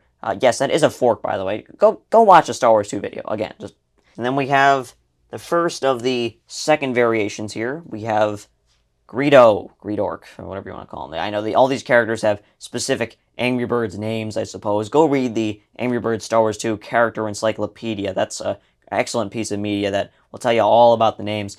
This guy gets a much improved look in my estimation, looking far more like he does in the Star Wars 2 literature, I suppose, and in the Star Wars 2 game. Not necessarily more in line with the Star Wars 1 version. I think the Star Wars 1 version has its place, but in terms of a Star Wars 2 assortment and in terms of a character design overall, I think this one definitely takes the cake. Maybe it is just the eyes, though, being the proper purple that they should be. But you can see they kept, material techniques in this guy with all the bumps back here. I think he looks really nice. And, of course, HK98 continued their very nice work on this particular sample. On the contrary, here's an example of a plush that doesn't quite live up to the expectations set by the original. This is the Royal Guard Variation 2, where they moved away from the very nice eyebrows and the big fork and all the really nice details that the original had. Now it's got this weird shiny nylon material for the face, which just I guess it communicates the whole helmet thing going on here, but I don't think it does it very effectively, and it's missing just a little bit of what the original had going. But it still does have the fork, so all is not completely lost. And now we have a plush that somehow is even worse. That would be General Grievous. You gotta be honest here, this one does not look like the game at all. The color, perhaps, that's doing a lot of that, doing it a disservice, perhaps. I like the lavender usage on. I think that's a really unique color, similar to Laser Chuck in a sense. It's not really a color you see too often on Commonwealth plushies. And the eyes are really nice, the way they're embroidered. It's just the brown. What is the brown? Where did they get that from? That's just really curious, and it's made of that same kind of flat nylon material. So, of course, you're going to see HK98 back on that label. Royal Guard would continue to be innovated upon, culminating in what would be shown at Toy Fair 2014 in this one. This one, I think it's slightly better than the last one that we looked at, but it just can't live up to any of the original ones that were being developed throughout 2012. The 2013 ones definitely just don't feel quite right. I like the snout on this guy. Again, I like the way he looks overall. It's just now we got no fork and no eyebrows and the whole vinyl face. It's not it. We still do have the whole, he's wearing a cape bit here with the whole cloak detail. But I don't know, HK98, not your best work here. Now with the other Darth Maul, you can see this one looks far more complete compared to the original one, just because of the embroidered eyes, I'd say. That definitely having them just kind of printed on definitely made them look a little bit too flat. This gives them plenty of depth and a little bit of shine. You can see with the pupils, it just kind of exaggerates those Sith eyes that he has. And his Sith robes look much better here too, obviously being complete in the bottom, but just much more dark in terms of color. There's less of that light gray, making him look a little bit less intimidating of sorts. And then in the back we have, I know it probably doesn't make too much sense, but we have a pair of Boba Fett's from late 2012, early 2013, using the original design. I know it probably, these guys probably should be up front along with other original trilogy version 1 characters, but when you have the variation 2 Boba Fett over there that is just far superior, I guess, trying to hide these guys just a little bit. Not because I don't like them. I think they look really nice. It's just that, you know, they can't live up to Variation 2. I'm sorry, Variation 1 owners. You just have to face facts. You settled for the Variation 1 iteration of the plush, and that's okay. This particular one doesn't even have a jetpack, which is part of the reason why I keep it, because it's just kind of an oddball one, I suppose. He's got the hang tag as well. Of course, this is a plush that 100% should have released, because this is one that even within the Commonwealth collection goes for a pretty penny, always did. And of course, in the whole Star Wars community, is a character that is much beloved, the beloved Boba Fett, the bounty hunter. And then let's quickly take a look at the other one, who is pretty much identical. You know, his targeting rangefinder might be slightly different. I think they were kind of adjusting that as they went along. But here you can see they literally just took the artwork that Rovio sent them for the jetpack, which you can see in the game instead of the bonus levels, and they just literally printed that and slapped it on his back. It's literally held on by a couple of threads up there.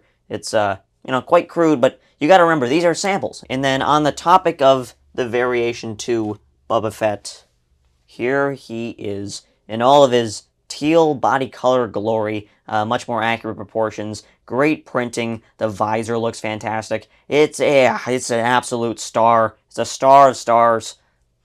Look at that underneath. It's got the pig belly exposed, so you really get the sense that he's wearing a helmet, using that, of course, typical Star Wars material, the nylon, the flat nylon. This has a little bit of a sheen to it, to give them credit on that one. And it's got the jetpack around back, which really does look proper, being partially 3D, partially printed. I think that technique works.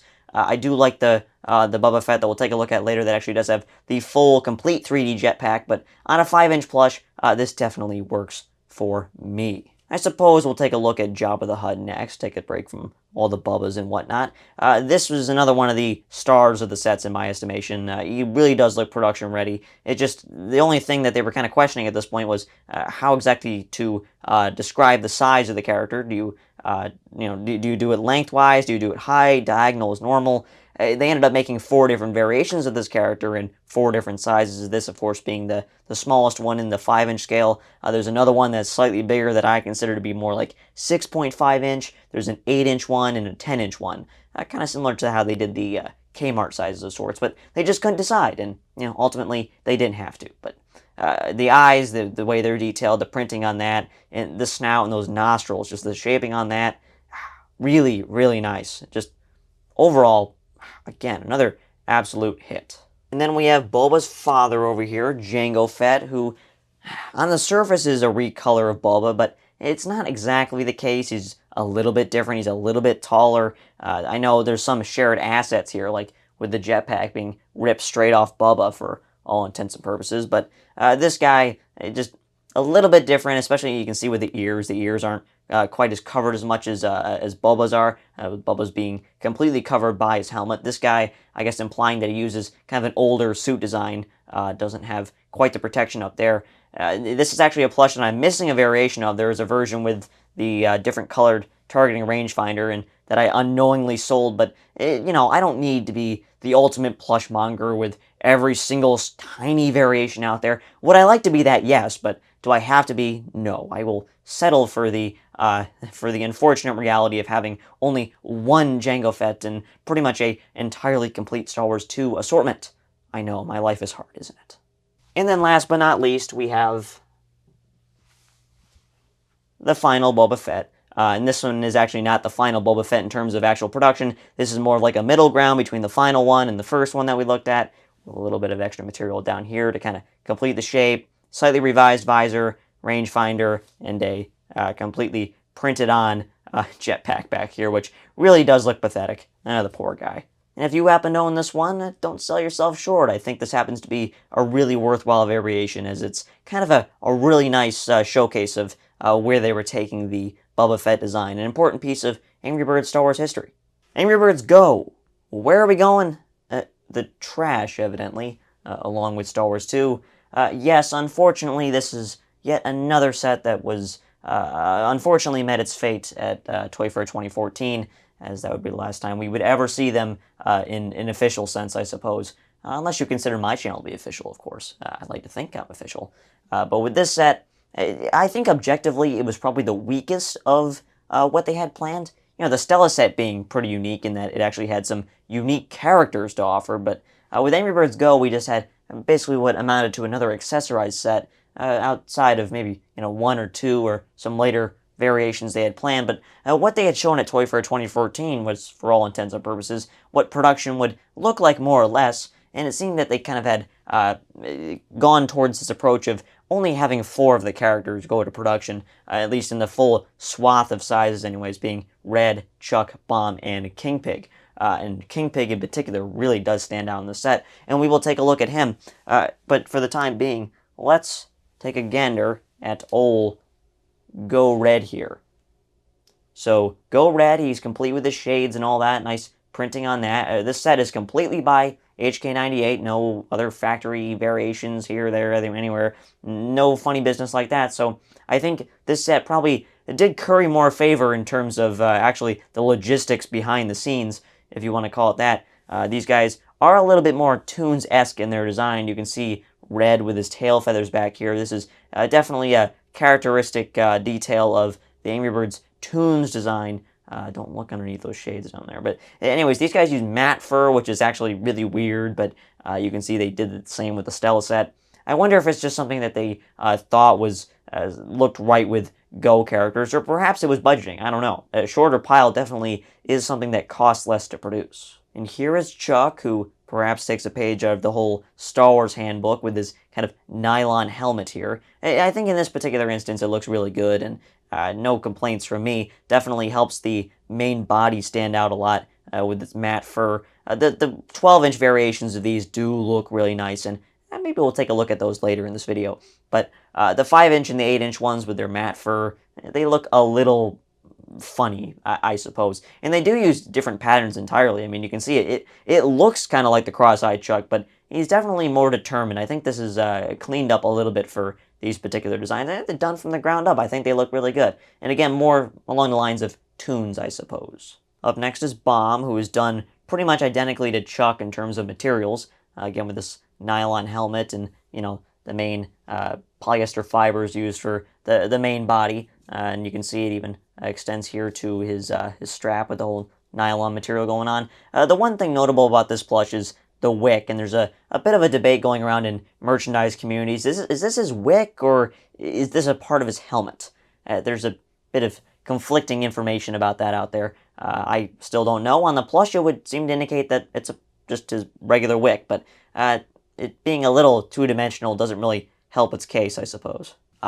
Terrence. And Terrence does look quite blind with these opaque shades, doesn't he? And he's missing his spots. He almost looks like a bald version of Terrence. Matte fur Terrence can't hurt you. He isn't real. Unfortunately, he is very much real, wearing his characteristic merchandise-specific cap up here. And, I mean, it's an okay-looking plush, I suppose. I feel like there was another step that could have been taken here, even past the next Go Terrence that we'll take a look at in a bit. And then we have the one who definitely feels out of place, being that he uses fluffy fur and doesn't quite look like the character pretty much at all. We have the Go Bubbles, who really can only be identified by the general color and, of course, the merchandise-specific shades that he wears. Really, some have been quick to point out that he actually just kind of looks like a Red, just recolored, but you can see the eyebrows are quite distinct. I mean, Red doesn't have anything that looks like that, but, I mean, and you can see his head feathers and tail feathers. That's distinctly Bubbles. Those are Bubbles details, but the plush overall leaves a lot to be desired, and this, of course, being one you would just love to see where they would have gone with it had they moved along in development. And perhaps other characters, of course, because he tends to open the door for conversations about the Blues and Hal and Matilda and Stella and such, but unfortunately, those do not exist. So those are your 5 birds, and let's move on to the pigs who take up the rest of the box over here. We have what finally amounted to an undamaged helmet pig who really does look like a pre-chrome pig. This one doesn't necessarily scream Toons unless you kind of look really closely and you can see those buck teeth down there, like Darth Maul, the felt teeth, and this snout looks very unique, but the eyes generally, the coloration, the helmet overall looks very similar to the original Helmet Pig, just kind of done up where he's no longer hurt. The eyebrows being on the helmet, by the way, has always been funny to me. Have I shown the Sonian labels yet? These are all the same. These are just, HK98 generic, 4th gen and all that. Yada yada. Nothing to see. The two best in the set, in my estimation, are the final two pigs, including this one, the Foreman Pig, as he is known as in the game. Of course, the pigs got updated names, I suppose. Helmet Pig is Corporal Pig, and Mustache Pig is Foreman Pig. I call them by their original names because that's just what I grew up knowing. But I know a lot of people call them by their, I guess, more lore-specific names. So I will agree with you on this one. This is the Foreman Pig. That's what he's called in the game. I will call him that too. And what a fantastic plush he is. Look at this long cut on the mustache and the eyebrows. Really distinct and definitely different compared to the original, I think in a good way. It could be more orange for sure. Definitely not the right color, but they were on the right track for sure. Definitely a plush that stands out. I love the unique snout too. They were playing around with the snouts during this time, and you just love to see it. King Pig really is the belle of the ball in this case, and they knocked it out of the park right away with this first shot sample. He looks identical to the artwork that presumably Commonwealth got. I know there's like other depictions like the Jenga figure and the telepod that wear like a cloak of sorts, but in the promotional material, and you can see in some of the original trailers, King Pig doesn't look any different than just how he does in Toons. I guess he's not too boastful with his attire. He's more boastful in terms of how he races with his Royal Rumbler. This is a brilliant looking plush, absolutely perfect, and fits in with your original pigs if you have them, being the same color and general style, but he's still distinctly Toons, in a perfect way, of course, with this huge crown up here as well, with those sapphire jewels of sorts. Really, really, really beautiful plush. The last plush in my Go set is actually the first in terms of lineage. It is the first iteration of the Go Red, who wears this kind of almost Angry Birds space-esque mask. It looks like Super Red almost, like an early sample of that one, complete with an orange beak and all that too. Interestingly, the visor is actually tinged a bit yellow. I don't know if that's original to the toy or not. Who knows? I mean, I have no factory photos or anything like that. He has no Sonin label either, which is also quite curious, but you can tell it's distinctly Commonwealth. This is definitely Commonwealth material. It even has a sound chip up here, which is something that you can feel. I don't know, if there are plans for unique sound chips to make, like, sounds from the game and all that. I know there are plans to give these guys carts and all that too, which maybe that could have tied into that. What do I know? This was sold on eBay in 2021 by a former Commonwealth employee, acquired by Rust, who is a figure we've discussed in the past, and then later traded, I believe, to Trash, Angry Bird Plush Museum, My Pepper, whatever you want to call them, whatever you think of that figure, I suppose. It's in my collection now, and it's one that I take great glee in finally having, because at the time I definitely missed out on getting it. There was some complications with payment methods at the time, and couldn't quite acquire this one, even though it was sold for a very modest, in hindsight, 200 USD. And then these last three plushies, I guess I put on the Go shelf just because they're generally like 2014, 2015-esque characters, and it just kind of felt right to put them near another set that was kind of around that time, I suppose. And the next shelf up didn't really fit them in the way I would have wanted. They don't really display all that well. And the first one that we're going to look at is one that I want to display because it's such a nice-looking plush, and one that technically counts as a celebrity. Unfortunately, it doesn't seem that the celebrity actually got her hands on this one, as they all should have, in my opinion. Here is the Shakira Angry Bird plush, which could have been done for the whole Love Rocks game or the Friends tie-in. I don't know exactly what occasion this plush was done up for, but clearly done in the Stella plush style, which we'll take a look at in a second. Just the way the hair is done on this one is really brilliant in my estimation. Is it maybe not golden like it is in the game? Okay, fine, but done similarly to how Qui-Gon's was done, I think this is really the right approach to really give it this nice flowing look to it. And it's almost hard to maintain and keep it looking all nice and dandy. And the face too looks really nice. I think the orange was the right color to go with if they couldn't do the gold, as it does contrast very well from the yellow body. Definitely one that is immediately identifiable as Shakira, and again, a plush that I think Shakira herself should have had. You can kind of imagine like a photo or something like that. Like how cool would it have been for Peter Vesterbacka to give his good friend Shakira this amazing one-of-a-kind plush. I say one-of-a-kind. Maybe it's not. And one other thing, too, you can see the Sonnen label on this one has actually been cut, though it's clearly and evidently an Animal Magic sample. You can see that Comic Sans font that is characteristic of that factory. And then here is Terrence's Finnish cousin, Tony, finished up in this nice kind of sheen blue, this longer cut material. Looks very, very nice, in my opinion anyways, but there's a certain sector of the collecting community out there that says, no, this is 100% inaccurate. The blue isn't quite right, and the underbelly is too dark. It should be like more of like a white color. And yes, I agree with those people, but that doesn't take away from how nice this plush looks. You know, again, could it be a coincidence that this just so happens to look like Tony? It's actually a Terrence color test. What do I know? But this clearly and evidently to me is a Tony. Just given the way the fur was done. I mean, in the game, it's quite obvious that he is quite a fluffy dude, and it should be kept that way. You hear that? Well, there's a certain individual out there who really needs to hear that. Keep this Terrence looking fine and dandy, like mine is. If I show this last one to you like this, where I kind of obscure the blue wick up here, you would almost think this is just a regular HK98 bomb. But, I mean, you can see the belly here, which is clearly using a completely different material than the rest of the main body. I don't want to say different material, but it's just a longer cut down here. I guess that's just what material they had on hand, and definitely gives this bomb a characteristic look, even aside from the blue wick up here, characteristic of the whole shockwave thing going on here. But another plush that looks a little funny to me, and, you know, is it perhaps an instance of a color test bomb, or the blue wick just happens to be there as a placeholder for the yellow? There's a world where that is a possibility, and perhaps there's a bomb plush out there that is like that, but I think this one is distinctly short fuse, shockwave-esque. And you can see this on the label back here. Once again, identical to that Tony label.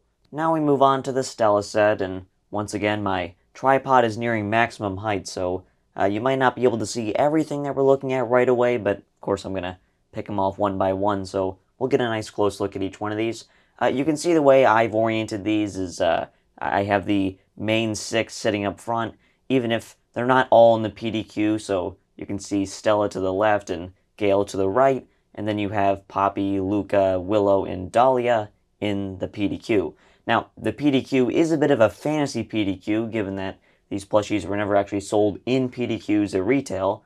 They were just sitting on clearance racks at Justice stores and at Rovio retail stores, and I think they sold better in those types of environments. But in the United States, and at least in my experience, these plushies were either A, non-existent, or B, languishing on Justice store shelves. But anyways, let's go take a look at this set. This is the set that Rovio and Commonwealth apparently chose to go into production over the likes of Go and Star Wars 2. There's some people who might be pleased by that. There's other people who'll be like, what the fuck are we doing here? Anyways, so let's see. So we'll start with Stella over here. So here is Stella. This is the original release, not the Sallow release, which looks pretty ugly if you take a close look at that one. I'm sorry if that is the Stella that you have to buy because you can't afford the original release, but I find that in most instances the eBay sellers don't know the whole nuance between the Sallow and the original 2015 release.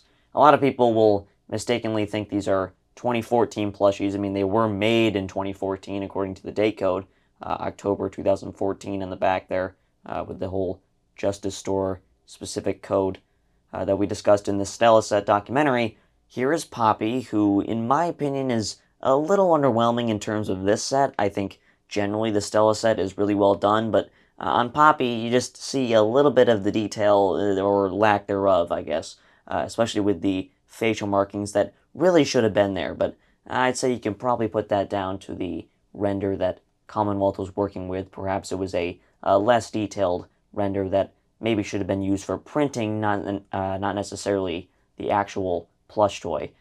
With these Stella plushies, by the way you can tell the Justice Store release, and therefore the original release, is by looking on the back of the hang tag, if you do have the luxury of looking at the hang tag and looking for this sticker back here, which indicates they were only $12.90, which I think is perhaps even a little overpriced considering the popularity of this set in period.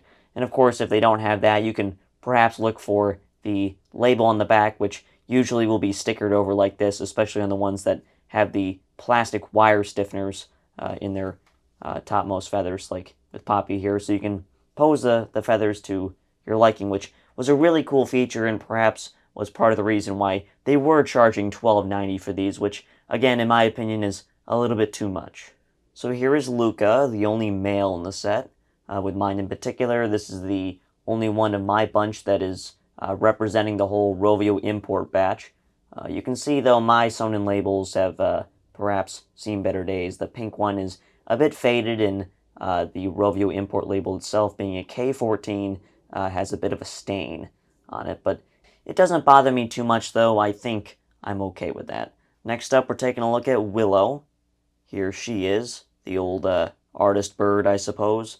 She has a really strong and distinctive character design, which I think has resonated with the fans over the years. She's definitely a character that I see more in like fan art and just generally stuff like that, just fan depictions of the characters. And this particular one is the original release. The later Sallow release, which we'll take a look at, looks absolutely horrible and is a terrible update on the character, I suppose. If it wasn't meant to be an update by any means, but it's certainly not the one to have. The original release is the definitive variation of this particular plush, and you can see on the hang tag it has the whole, just a store barcode and all that, which is just a sticker that is removable. So I guess there's always a chance that someone ripped that part of it off and kept the hang tag.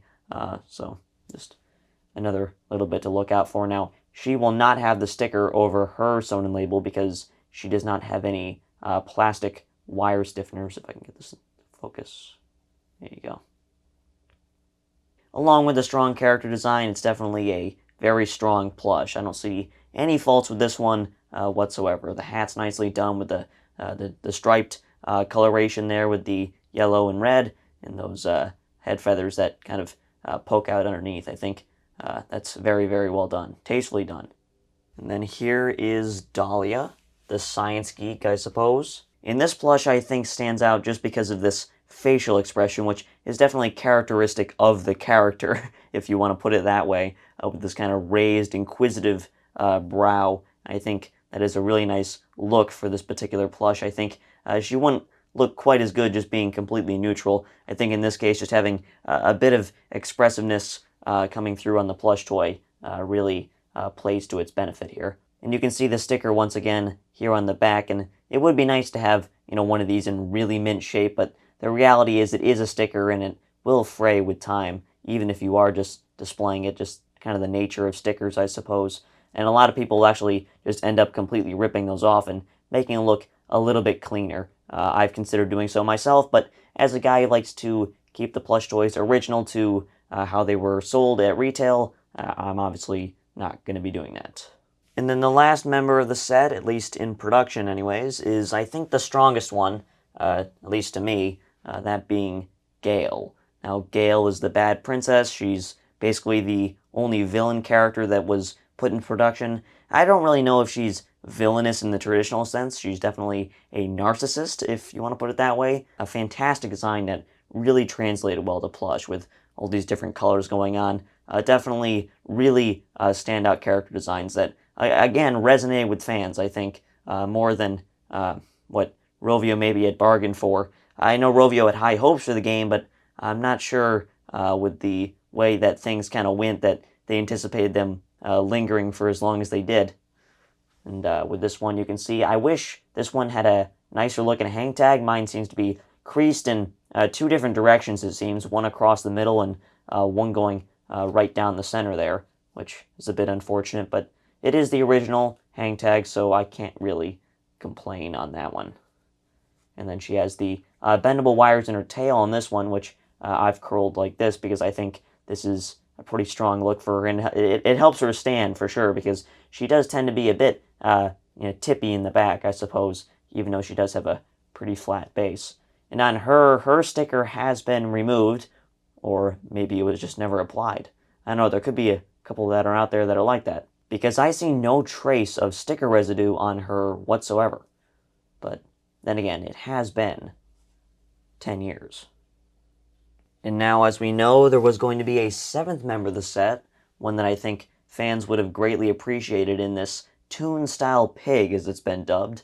It's really just a Stella depiction of a minion pig. I don't know if Stella is really considered toons in the traditional sense. It kind of has its own style a little bit. It had its own brand guidelines at the time. That's how Rovio would kind of segregate these things. So I think these had a little bit more style to them, and you can really see that coming across with this guy, with this open mouth. I mean, the piggy looks so terribly happy and is so innocent, and I think it really captures the ethos of the character. And this one has a generic Commonwealth sewn-in label back here, which isn't, unusual by any means. HK98, 2011, sewn-in label. The rest of the plushies in this PDQ are largely the same as what we've already looked at. These are production samples that, for some reason, I've decided to keep. I think there's 1 or 2, that being Stella and Gale, that have placeholder materials for some of their the head feathers and the tail feathers, I believe, but we'll see that in a moment by taking a look at them, right? So here is Stella, the development sample Stella, I suppose, or a production sample, because she looks pretty much identical to how she would in production, with the exception of these head feathers, which are pretty much two-dimensional. They're just kind of a felt-like material with some printing on them. That's pretty cheaply done. I'm glad they didn't do this in production. I don't know if this was up for consideration to actually keep for the production variation of the toy, but on the sample it definitely does not look good, and you can see on all these samples that they have generic 4th gen labels because they didn't have the Stella label in the system. And you can see she is an HK85, which I think is actually unique to this particular Stella plush, which is the factory in Dongguan, China. So kind of an interesting bit of lore about this particular Stella. Here is Poppy, who essentially looks no different than the production iteration of the character. You don't get facial markings here, you don't get any different material usage, you still get the wire stiffeners. Only difference is this sewn-in label, and this time she is indeed HK98. Willow, I mean, this is perhaps the nicest looking Willow I've ever seen. The production samples do tend to look really nice. These are pretty much the best example of a plush they can make just for presentation purposes often. Maybe to show at Toy Fair and to show potential investors what the plush toys are looking like. She once again has a 4th gen label, HK98. If I can get it in focus. Hello. Can we take a look? Thank you. And then we have Dahlia, yet again, who apparently was the crux of that row. She tends to be a little too fat for the PDQ, I suppose. She's short and wide, which is an interesting shape for a character, not exactly designed all that well for a PDQ. Let's take a look at that sewn-in label back here. Angry Birds, 4th gen, HK98. I don't think anyone's shocked by that one. But here is Gale, who to me looks most considerably different than production, just due to some of the material usage, or kind of lower quality materials that this one in particular uses, with this whole kind of felt that they use for this kind of robe that she wears, this kind of royal orange and purple garb that she has wrapped around her. But otherwise, I think the base body is pretty much the same. The crown is identical and all that. And you can see that they even specified on this one that in production it will be different. And then you can see with their tail feathers back here, they do look considerably different than production. They are still curled up just like mine, but lacking a bit of the structural rigidity, I suppose, of the final production model. Just an interesting sample, and we can look at this Angry Birds sewn-in label back here. I don't believe she is an HK85. I think Stella is the only one that's kind of an oddball in this production sample batch. Yep, HK98. And then we have these last two, who I have regrettably collected over the years, I suppose. I mean, it's not like these are expensive options. These are cheaper alternatives, I would suppose, and you definitely get what you pay for with these. They're definitely downgrades over the original release. Now, unfortunately, because they simply just reused the Justice Store sewn-in label, we actually can't gauge when these plushies were made. It still says October 2014 on the back there, so I don't know when they started manufacturing these and when they started selling them on Amazon. I'm sure you can use the Wayback Machine perhaps to give you a little bit of intel as to when they actually started doing that, but just kind of interesting. And they only did it with the 2 characters that did not have plastic-coated wire stiffeners, which obviously I assume was for budgeting reasons, I suppose. Maybe these 2 characters are more popular. It stands to reason that maybe they were, especially being Stella and Willow. Here is Willow, who is even worse than Stella somehow.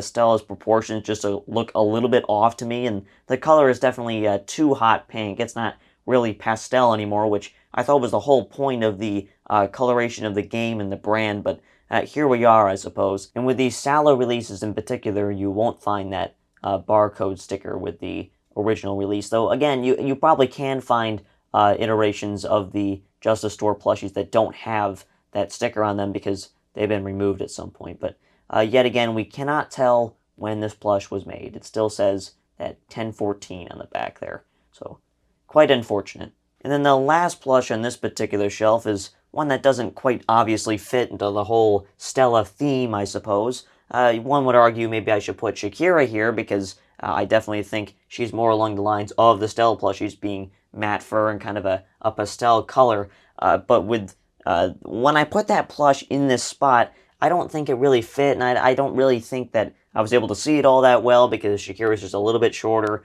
than this particular plush. This one, of course, being the Valentine's Postman Pig. And if you're not aware of the lore of Angry Birds Friends, I suppose, this one will be a bit of a surprise to see. Now, you might be tempted to say that this particular Postman Pig is actually just a recolor of the original Postman Pig by HK79. This one being by HK98, though, it uses some slightly different materials and a different technique to achieve that prototypical male cap that we all know and love. The main cap is actually just dark blue with these light blue areas just printed onto it, and you can see that underneath, so that's a bit curious. I want your opinion as to which one actually looks better. I think this definitely is strong in some ways, but I think the material of the original is actually a bit nicer. But obviously what makes this one stand apart from the original Postman Pig are these amazing Valentine's Day tournament shades from Angry Birds Friends, as well as these little kiss marks, and he's even smiling because, you know, he's in love, I suppose. And he is actually quite a bit smaller than the original Postman Pig. This is not a 6-inch toy, this is a 5-inch toy. And it would have been kind of a cool variation of the Postman Pig. And it would be really cool to see a zombie Postman Pig as well, but unfortunately, as far as I know, there are no zombie pigs in the whole Angry Birds plush history. Commonwealth never actually dabbled into that. I think this was probably far easier for them to make, just to add a couple of shades onto there. And if you're curious as to what's underneath, he does have some eyes underneath there, so not lacking for detail whatsoever.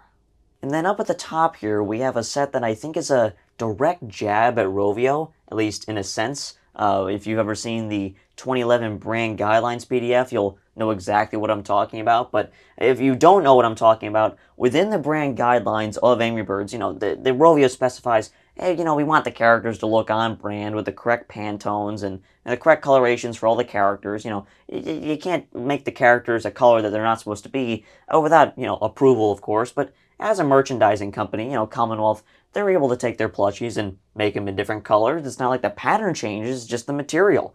The technique for making the toy isn't any more complicated when you're just changing the color. It's not like there's any more intensive labor that goes into it other than the end result, I suppose, which you can see up here with just some more interesting colors. We saw a Pink Bomb earlier who surely had more of a purpose, but with this set in particular, we just see some really goofy colors, and the ones I have front and center here in the PDQ are direct jabs at Rovio because these are the exact colors that Rovio showed in the brand guidelines not to do. So let's take a look. Let's grab this PDQ because, well, I can't really reach up here and there isn't much headroom for these guys. So we're going to start with white red. Now, the other thing that you have probably caught on to at this point is that this red has facial markings, which does indeed confirm that red at some point was set to get a redesign, just like the blues, just like Chuck. And oh, that would be totally fantastic. And hopefully one day we can find one that is a proper red color. These kind of oddball colors perhaps are not, 100% what we're looking for, but definitely an interesting look. And the white definitely is a really striking look for this particular character. And I think all the colors, really, when you see these familiar characters in colors that you're not supposed to see them in, it definitely is eye-catching, and definitely something that I know a lot of people would like in their collection, and maybe we can facilitate that one day. Here is the yellow colorway of the blues, and you can see he's quite a fuzzy creature indeed. I guess this is just the yellow they had on hand, which is quite funny. You can see he uses the redesign and all that with the cross-eyed look, so it seems that these were done quite a bit later, but you can see on pretty much all of these that they have the original sewn-in label, the 2011 sewn-in label, which actually shows Rovio Mobile, not Rovio Entertainment, so it's kind of a bit ambiguous as to when these were made. These were all done by HK98 as well. I don't really know what was going on here, but clearly something or somebody was having a bit too much fun, I suppose. It's not like you can't have fun on the job, right? And this is the one that pretty much confirms the theory of mine that this was a kind of a jab at Rovio and their little silly brand guidelines, because within the 2011 brand guidelines, you can see a Chuck that does, he not only looks like this, of course, in this green color, but even his beak is green in that particular rendering of the character, and that's exactly what we see here, and he's the only one of all these plushies that we're going to look at that actually does have a different colored beak. So clearly this seems intentional to me. And you can see, yet again, he uses this redesign, so this must have been perhaps a bit later into 2011, perhaps even 2012, when they were first developing these redesigns of the characters, and perhaps the redesign red was dropped at that point. And then to round out this supposed do not do style guide set, we have, of course, the red Matilda, and yet again you see a really interesting material on her. Clearly they were just using any material they had on hand to do these kind of oddball colors. And perhaps this is proof enough for fans to suspect that Commonwealth was planning to do just oddball recolors of the characters, because when you're, again, a merchandise company, this is something kind of cheap and easy that you can do to add a little bit more diversity and put more out there into the marketplace for collectors to gobble up. Collectors may perhaps, by a different definition of what we know collectors as today, but still definitely collectors and consumers who would pay perhaps $10.99 for a red Matilda. You can go yin and yang with red, I suppose. We have this black red here, who is pretty much identical to the white red, just with a black material. Perhaps this is Bomb's material in a sense, just a little bit longer, I suppose. And again, you can see he's even got like these dark blue feather spots in him, which really looks fantastic. Again, I want to see a typical colored red plush, but with this pattern. Looks great. Here are the blues, button red. Here is Chuck, button blue. Here is Matilda, button pink. Here is the redesigned red, button blue. Again, with these really cool facial markings that you can really see on this one. Here are the blues, button white. Looking quite ghostly there, these white ones. Here is Chuck, button red. You can hardly see his eyebrows on this one, because they're pretty much the same exact color. It's kind of interesting. And then we have Matilda, but in yellow. And then with the rest of these, there's nothing too particularly interesting about these ones. These ones just didn't fit in the PDQ because there's so many of these. Now let's take a closer look at these ones. Here is green red. You can perhaps call these like the green from the Bad Piggies, I suppose. I think that's what's supposed to be going on here. In fact, I think generally, with a few exceptions, these are just supposed to be color swaps amongst the characters, and that's kind of staying in theme with the whole style guide aspect of this set, I suppose, if you want to call it a set.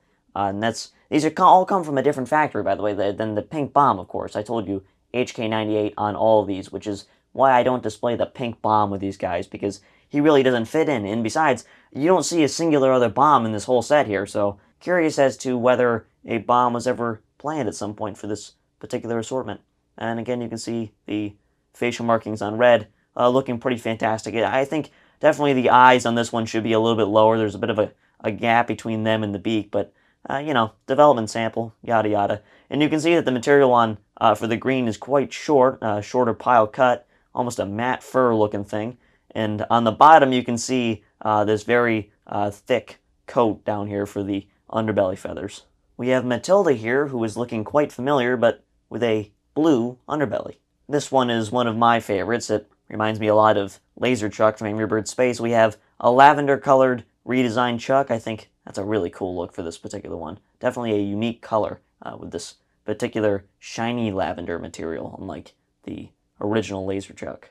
And you can see with all the green recolors of these particular characters that they just look a little bit different than some of the others. I think definitely a little bit bigger, but that could just be due to limitations of the material. And so that does it for the two main shelves, what I call the Twin Towers.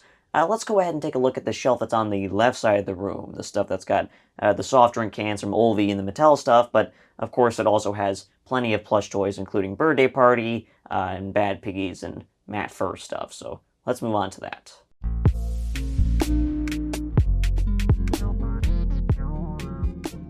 Welcome to what I consider to be the side shelf, which basically houses everything. It doesn't obviously fit onto the main two shelves.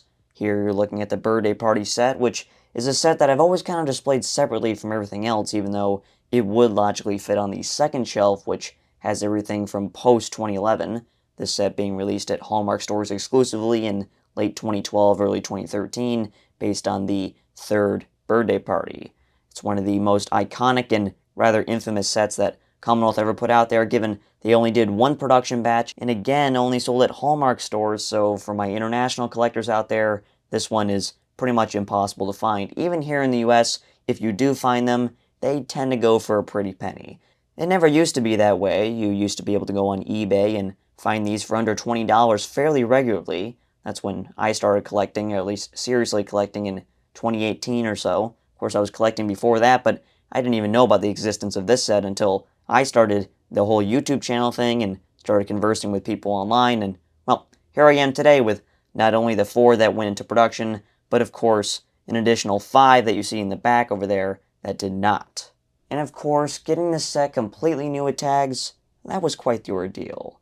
So we start here with Birthday Red, who comes with a nice polka dot party hat as well as a sash in the matching blue color. I've always thought the blue should be more of a dark blue like you see back there on the Birthday Blue sample. We'll take a look at that in a minute. I guess the lighter blue gives this one a bit of character, and I think goes well with the red fur color. I've always thought the sash should say Happy Birthday, not Happy Birthday, but I can't expect Commonwealth to understand the nuance of Angry Bird lingo. And you will see on all of these, they all have the same exact sewn-in label. HK85, an unusual factory. I have no idea why they got the gig on this one over some of the others. Maybe HK79 doing a limited edition set like this, but these aren't labeled as limited edition at all, as you can see on the hang tag. The only thing kind of unusual about the hang tag is the fact that the style number actually indicates that it's some kind of happy birthday set or for a Hallmark. And having Hallmark be the sole carrier of this set was a bit of a strange move. Don't exactly know if they were the only one that actually signed up for it. It's not like it doesn't make sense for them. They are a special occasions retailer where they carry birthday cards and all sorts of special occasion knickknacks and, of course, other plush toys, so it's not a move that's completely out of left field, but having them be the only retailer who carried them, that is a bit strange. Here is Birthday Stella, and to me, this one is the finest piece in the whole set, just given you get this unique facial expression, which was one of the competing facial expressions for the standard Stella plush that we looked at earlier with the side eye and all that. This one looking more like she's shocked or surprised, fitting of a birthday-themed Stella. This one is actually supposed to represent her happy facial expression, which I don't think it does a particularly great job at capturing, but still quite nice, and I think unintentionally it has worked out for the purposes of a birthday-themed plush. These were all done in G12, July 2012, so that tells you they were sold at retail late 2012, early 2013, which makes sense for the ethos of the set. I do quite like her party hat up here, which is made of a similar material to what we saw in Wizard Chuck earlier. Doesn't quite line up in the back, but it is accurate to the game, so I can't complain too much. The red and the Stella actually got jumbo variants, which are the only known size variants for this set. The Bomb and the Minion Pig did not. We tend to assume that the Bomb and the Pig were less assorted than the red and the Stella, but no one's ever actually seen a case assortment, so no one actually knows the true answer. But based on how often they show up on eBay and the size variants that are out there, that is the theory. Here is the Bomb, the HK85 Bomb, which is the only unfortunate part of this set to me. we'll take a look at the pig in a second, who has a bit of this HK85-ness as well. But with Bomb, and like we talked about earlier, the eye placement here is just doesn't look quite right to me. HK85 and HK86 to some extent tend to put the eyes a little too close together and a little too high up, resulting in kind of a strange looking bomb that doesn't really look like the HK12, the HK79, the factories that did it just a little bit better. Definitely feels like it's the most uninspired of the set. HK85 G12. And with the pig, you can also tell there's some HK85 weirdness going on here. See these slightly larger pupils and the higher up face. So the face could be higher up to compensate for the sash that you see here. It says Happy Birthday, just like Red. And I think that makes for a nice compliment to the crown that you see up here, which led a lot of people to assume this was King Pig back when this thing was first discovered. We're talking 2018 era and all that. That was the Wild West days of Angry Bird plush collecting, I'm sure you all remember, or at least some of you may.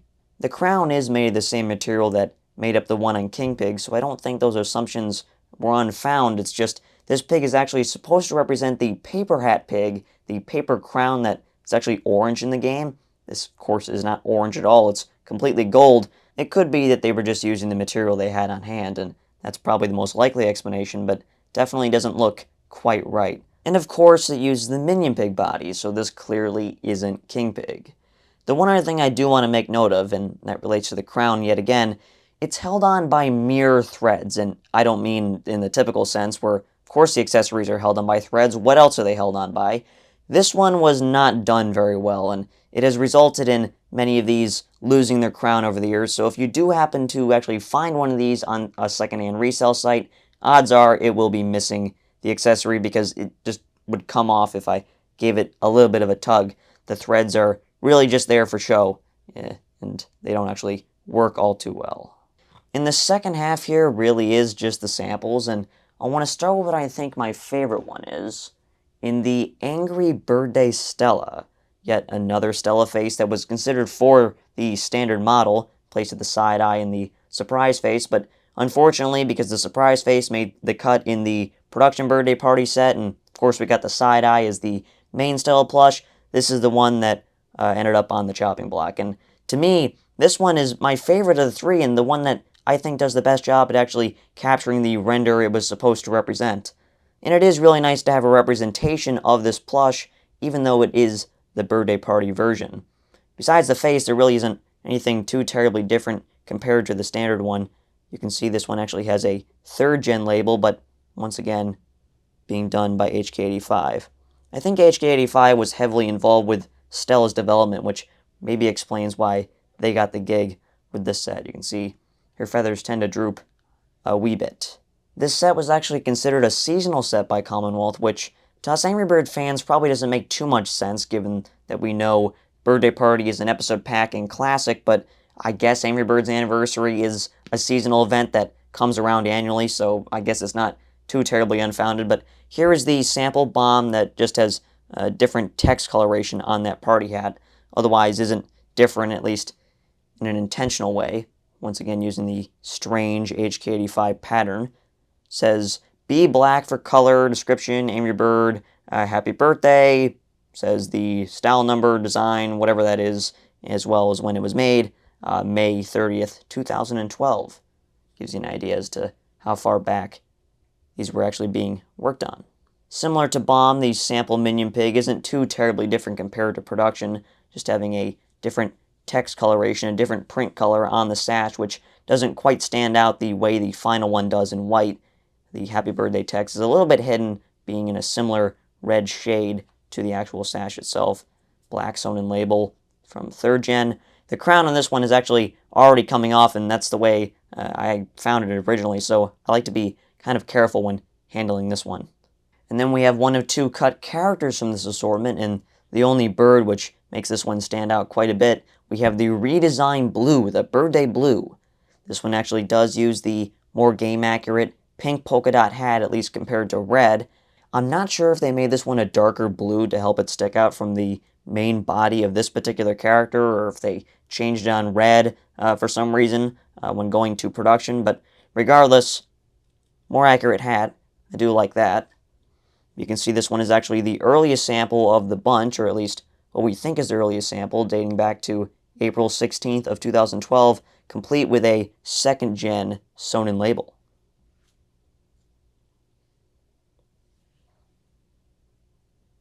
And then the glaring oddball here to anybody who has eyes is this HK98 newspaper pig.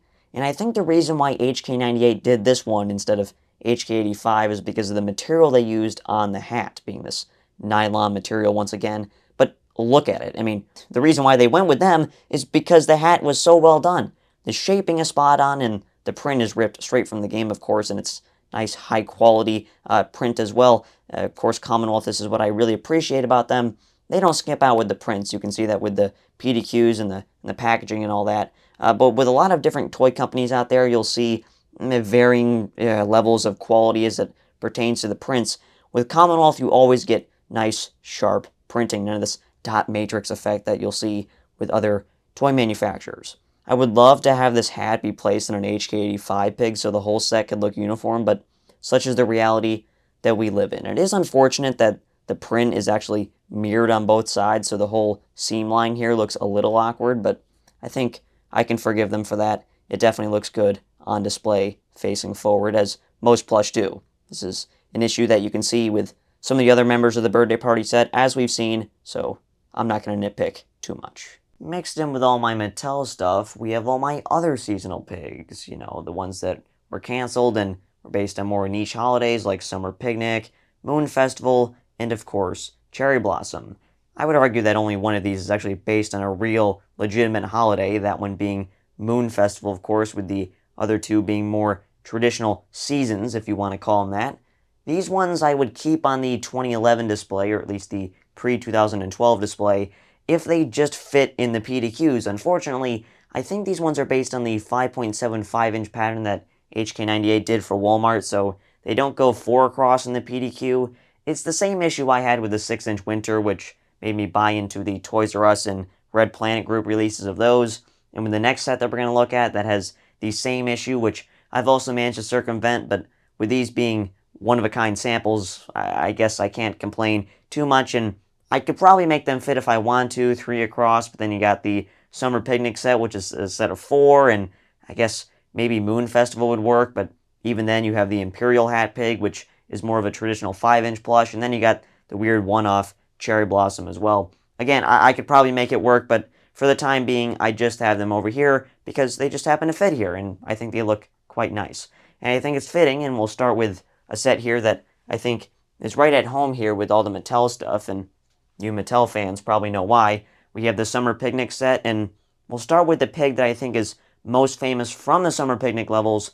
We have the Safari Ranger King Pig appearing in the cinematic trailer, the final level, as well as South America as a reused asset, but it's neither here nor there. This is the, or at least it's supposed to be the one from Summer Picnic, this, of course, being from 2011. You can see here with the second-gen sewn-in label. All of these seasonal pigs have this second-gen sewn-in label, by the way.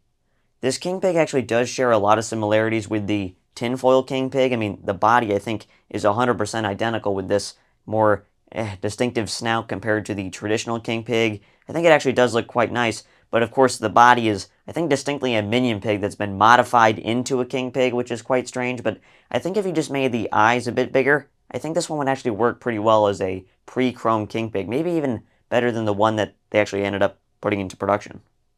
This next one is the first of 2 sun hats. This one I think is supposed to be the one that's made of straw.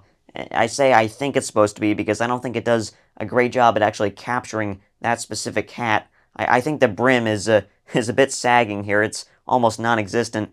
This really should be folded up a little bit more than it is. You can see of course, they were attempting to capture this specific pig with the pink bow going all around, the pink ribbon with the bow up front. Of course, you have these cuts that are in the hat. It's distinctly that straw hat, but to me, it's just a bit too dark, a bit too puffy, and of course, with the sagging brim, it just looks a bit like a bath hat to me, something that you wear in the shower. I think the one that was done the best, and, well, really, it's just down to the hat. Do you think the hat was done well? Because the body is kind of unremarkable. We have the ice cream cone pig of Mattel fame. This one will just highlight the ice cream cone here, which has a nice wafer kind of shaping to it. We'll just take a look at the hat here, which has this really nice wafer texture to it, the way they've done the stitching throughout. And on the bottom you have this pink nylon, which represents the splattered ice cream. This is a pig that doesn't actually appear in the levels. You can always see minion pigs holding ice cream, but the ice cream is never on their head. This is a creative decision that I think was done by some of the Rovio artists for the sake of merchandise, and you can see that with some of the very few instances of summertime merchandise that is actually out there. The other sun hat pig in this set, which I call the flower hat pig to distinguish it from the other one, has, of course, this 4-petal flower that sits on top of this bright yellow top hat. I think the shaping could use some work on this one. Definitely, if Maxi Bird did one thing right with his original depiction of it, with its blank tag and all, which maybe I should add on mine, just for shits and gigs, I think Maxi Bird did a better job actually capturing the shape, and I don't know if the color so much. It's kind of ambiguous as to what color it is in the game. It seems to be kind of something in between what Maxi Bird did and what we have here. This might be a little bit too saturated, a bit too yellow.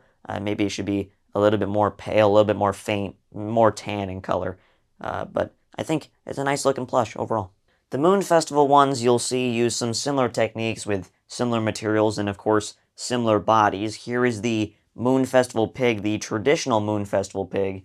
I think the hat here looks just like the game. I don't think they could have done it any better, frankly. I mean, with all these, I think they could use some stuffing underneath just to give them a little bit of shape, but they had that issue in production as well with some of the other sets, specifically the Go Green Get Lucky set.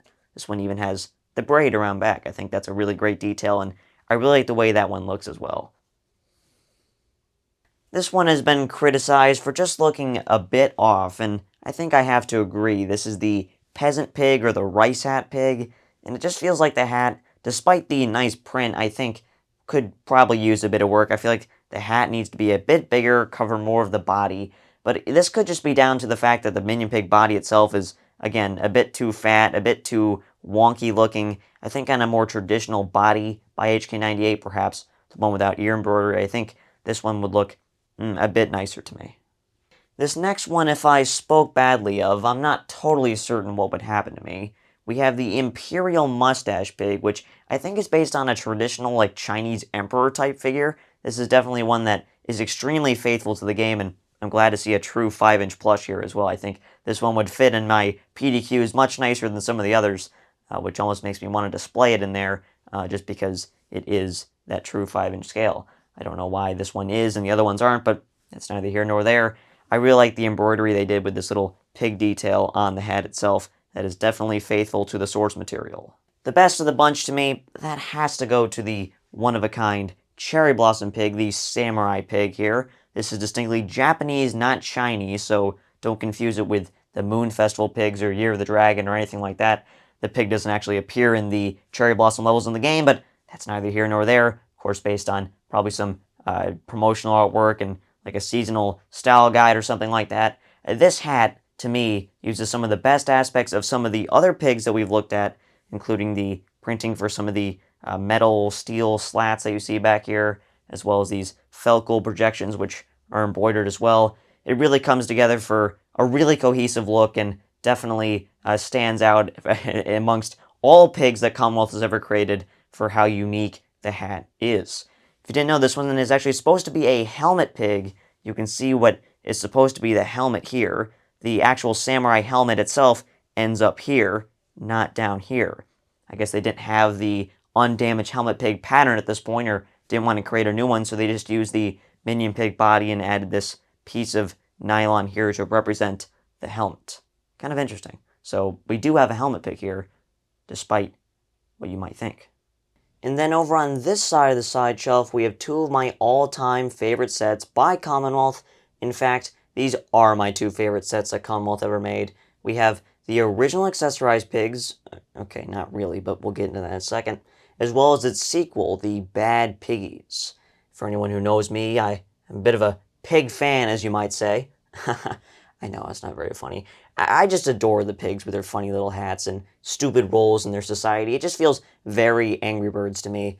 And having niche characters like the original Accessorized Pigs actually exist and get into production is just something I love having in my collection. Now, getting everything to fit in this 18 by 12 PDQ you see here, including the Accessorized Pigs lined up in a row at the bottom, that is much more difficult than you would think.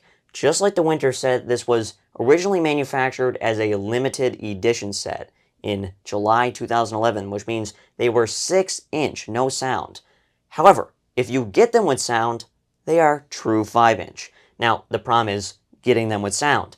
These were Hong Kong promotional releases that you would get bundled in with some kind of mobile phone or mobile phone plan or whatever the case was.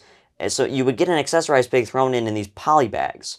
Now, actually acquiring all these out of the East was a bit tricky. It's not something I originally wanted to do. I was fine with my G11 original releases, but curiosity got the best of me, and I have acquired these over time. And now they sit all nice and snug in the front of this PDQ. We can start with Chef Pig. I'm not really going to talk about the plush. We all know how special these guys are.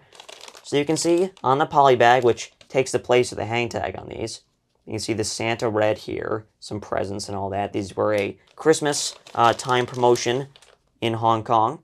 Very neat. See the press ear tag and all that.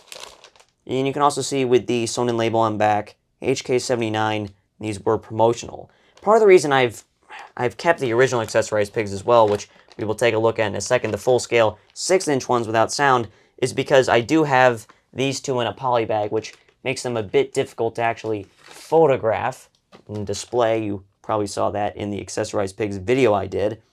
These guys actually got together, Chef Pig and Postman Pig. They came, they were for sale on Carousel for quite a while. No one had noticed them. I only found them through like a Google image search, and they weren't showing up under the Angry Birds search query. So they were only like 300 Hong Kong dollars after shipping and fees and all that, and I thought that was a pretty good deal. For those of you who know exchange rates, you'll agree with me. You can see this guy's poly bag is in a little bit nicer shape. The printing isn't exactly wearing off on this one. It's definitely weird to see the Accessorized Pigs who you normally see in the 6-inch size, whether it's the US release or the Finnish release. Seeing them in 5-inch with a sound chip is just kind of bizarre to see, but part of the reason I've collected them. And we also got Cowboy Hat Pig. This one is not in the poly bag. This is my most recent acquisition. The most interesting thing about this one, as well as the construction hat pig, the two fragile hat pigs, if you want to call them that, are the placement of the sound chip, which, because they couldn't put it underneath the plastic felt hat they put on these guys, which is just a horrible material that they use for these accessories. It looks better on construction hat pig, of course, because that's supposed to be a hard hat, but it doesn't really fit on this guy, who is just really tiny, by the way. Can I just note that? But they had to put the sound chip behind the mustache, which is something that is distinct to this particular release. We can also get a better look at their sewn-in label now that we don't have a poly bag to see through. And then we have my all-time favorite plush, the construction hat pig. Not this one in particular. The 6-inch one is actually the one I adore for sentimental reasons. And you can see this one isn't in the greatest shape, but I had to take what I can get. Getting these guys as quickly as I did, I actually got the set over the course of about a year, which is pretty impressive considering I live in America and these all came from the East. But just because I collected them pretty quickly doesn't mean you can. These are incredibly hard to find, and I knew that, and I had to take my opportunities when I could get them. So here's my construction hat pig. You know, he's got the sound chip in his cheekbone and all that. And curiously, he actually does have coded information in H11, which reveals when these guys are made. Seeing him in the small size is really cute. I quite like him. I would love his hat to be the original color. Just it's lost its color over time, unfortunately. I'm trying to picture the scene in Hong Kong back then where you would get an accessorized pig with your mobile phone when you went to the Fortress store. That would be a really odd experience, but one that, of course, I would have loved to have had happen to me. Why couldn't have we gotten that in America? That was really cool. Here is Ross. I've heard the complaints about this particular plush from people in the community, how, you know, it's not based on the chrome render or anything like that. It's more like a pre-chrome chrome hybrid, which we've seen with several other pigs.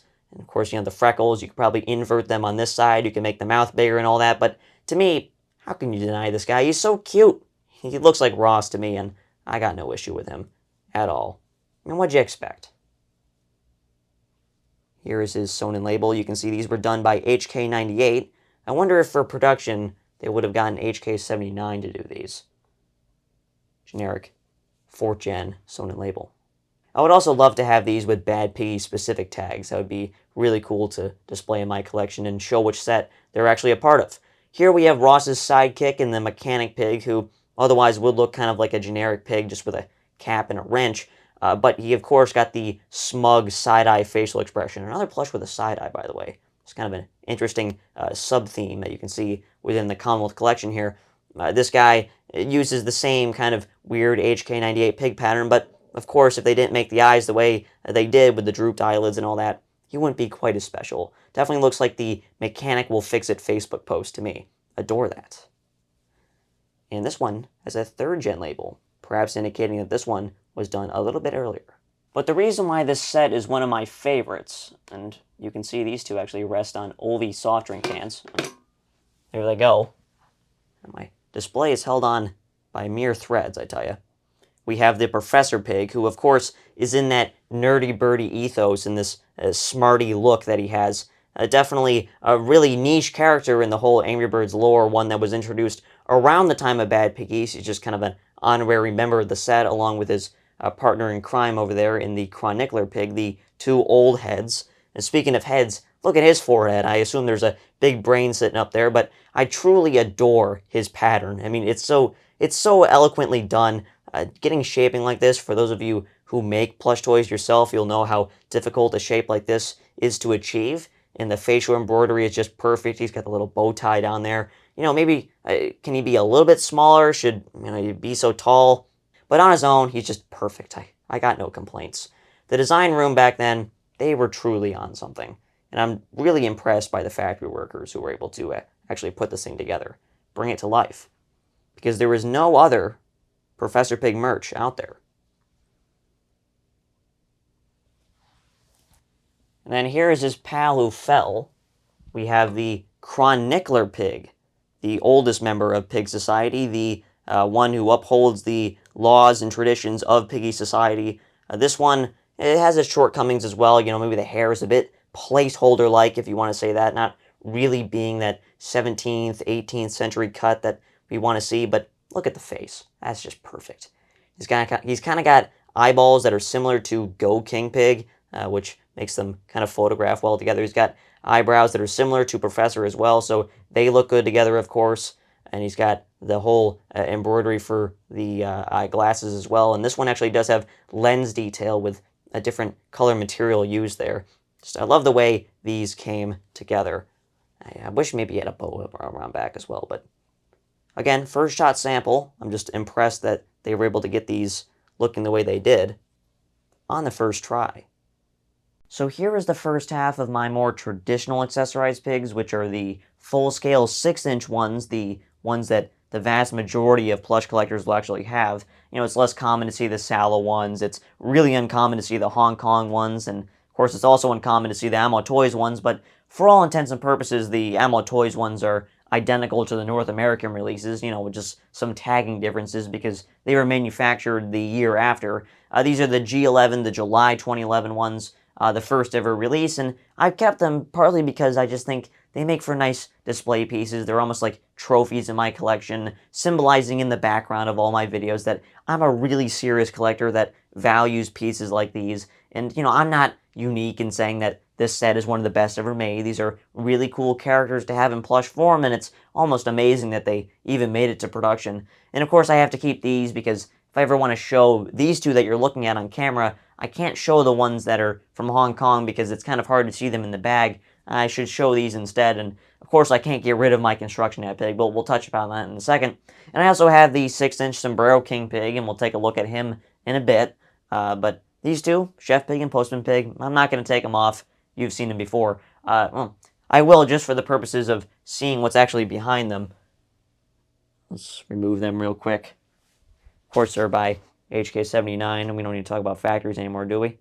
Behind them, you can see the collectible plush 4-pack, which I just picked out at random because I thought it looked cool up there. That is the, what I would consider the first variation of it, right? With King Pig, the blues, Red, and Chuck. That's probably one of the more common ones out there to find new in the box, I suppose, though those are getting increasingly more uncommon as the years go by, partly due to the nature of being a box set, I suppose. But of course, I collect those as well. And I'm not unique in doing so. Definitely, packaged Angry Bird plush is definitely something cool to have in your collection, even if the characters are a little bit redundant. Nothing unique about what is actually inside. It's the packaging that matters to me. And then over on this side, of course, you have the dynamic duo of the two Fragile Hat Pigs, those, of course, being Cowboy Hat Mustache Pig, as well as Construction Hat Pig. Oh my god, he's real himself.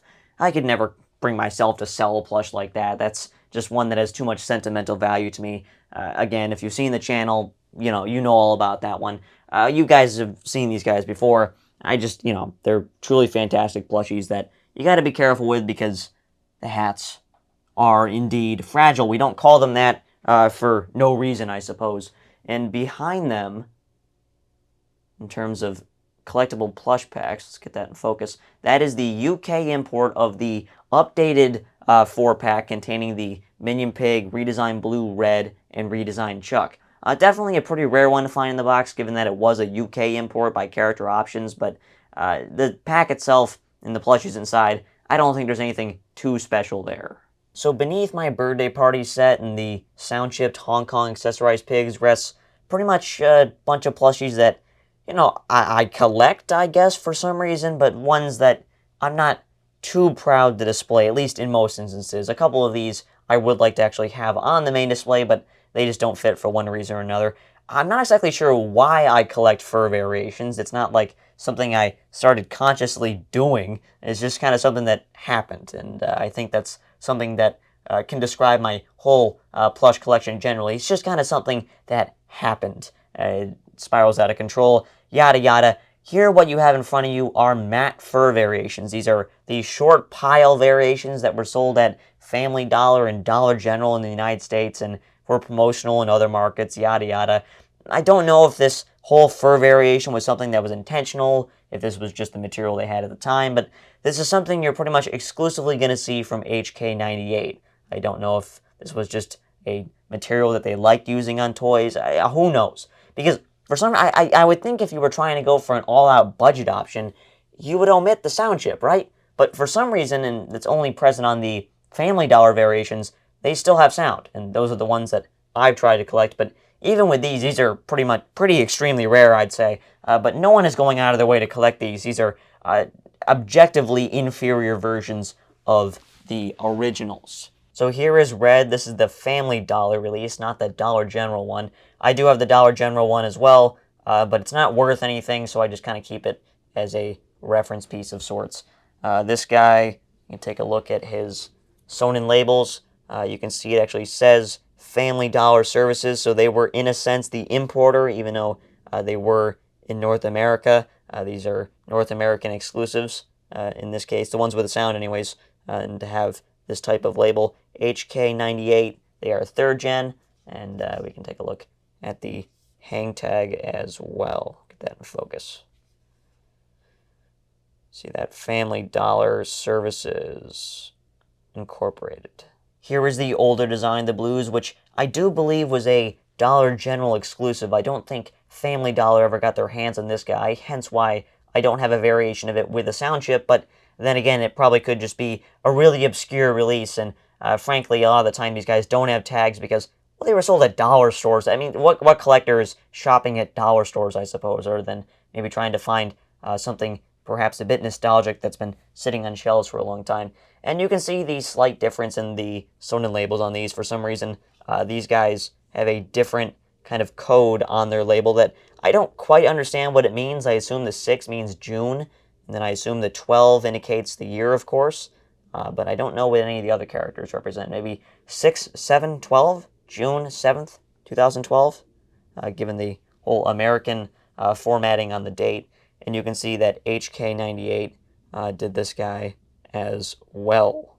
Now, Blue is kind of an oddball in my matte fur collection because he's one of the ones that doesn't have sound, but we go back to one of the Family Dollar releases. I'm probably going to get them confused. Family Dollar, Dollar General, going back and forth in these. Aren't they the same store? I swear.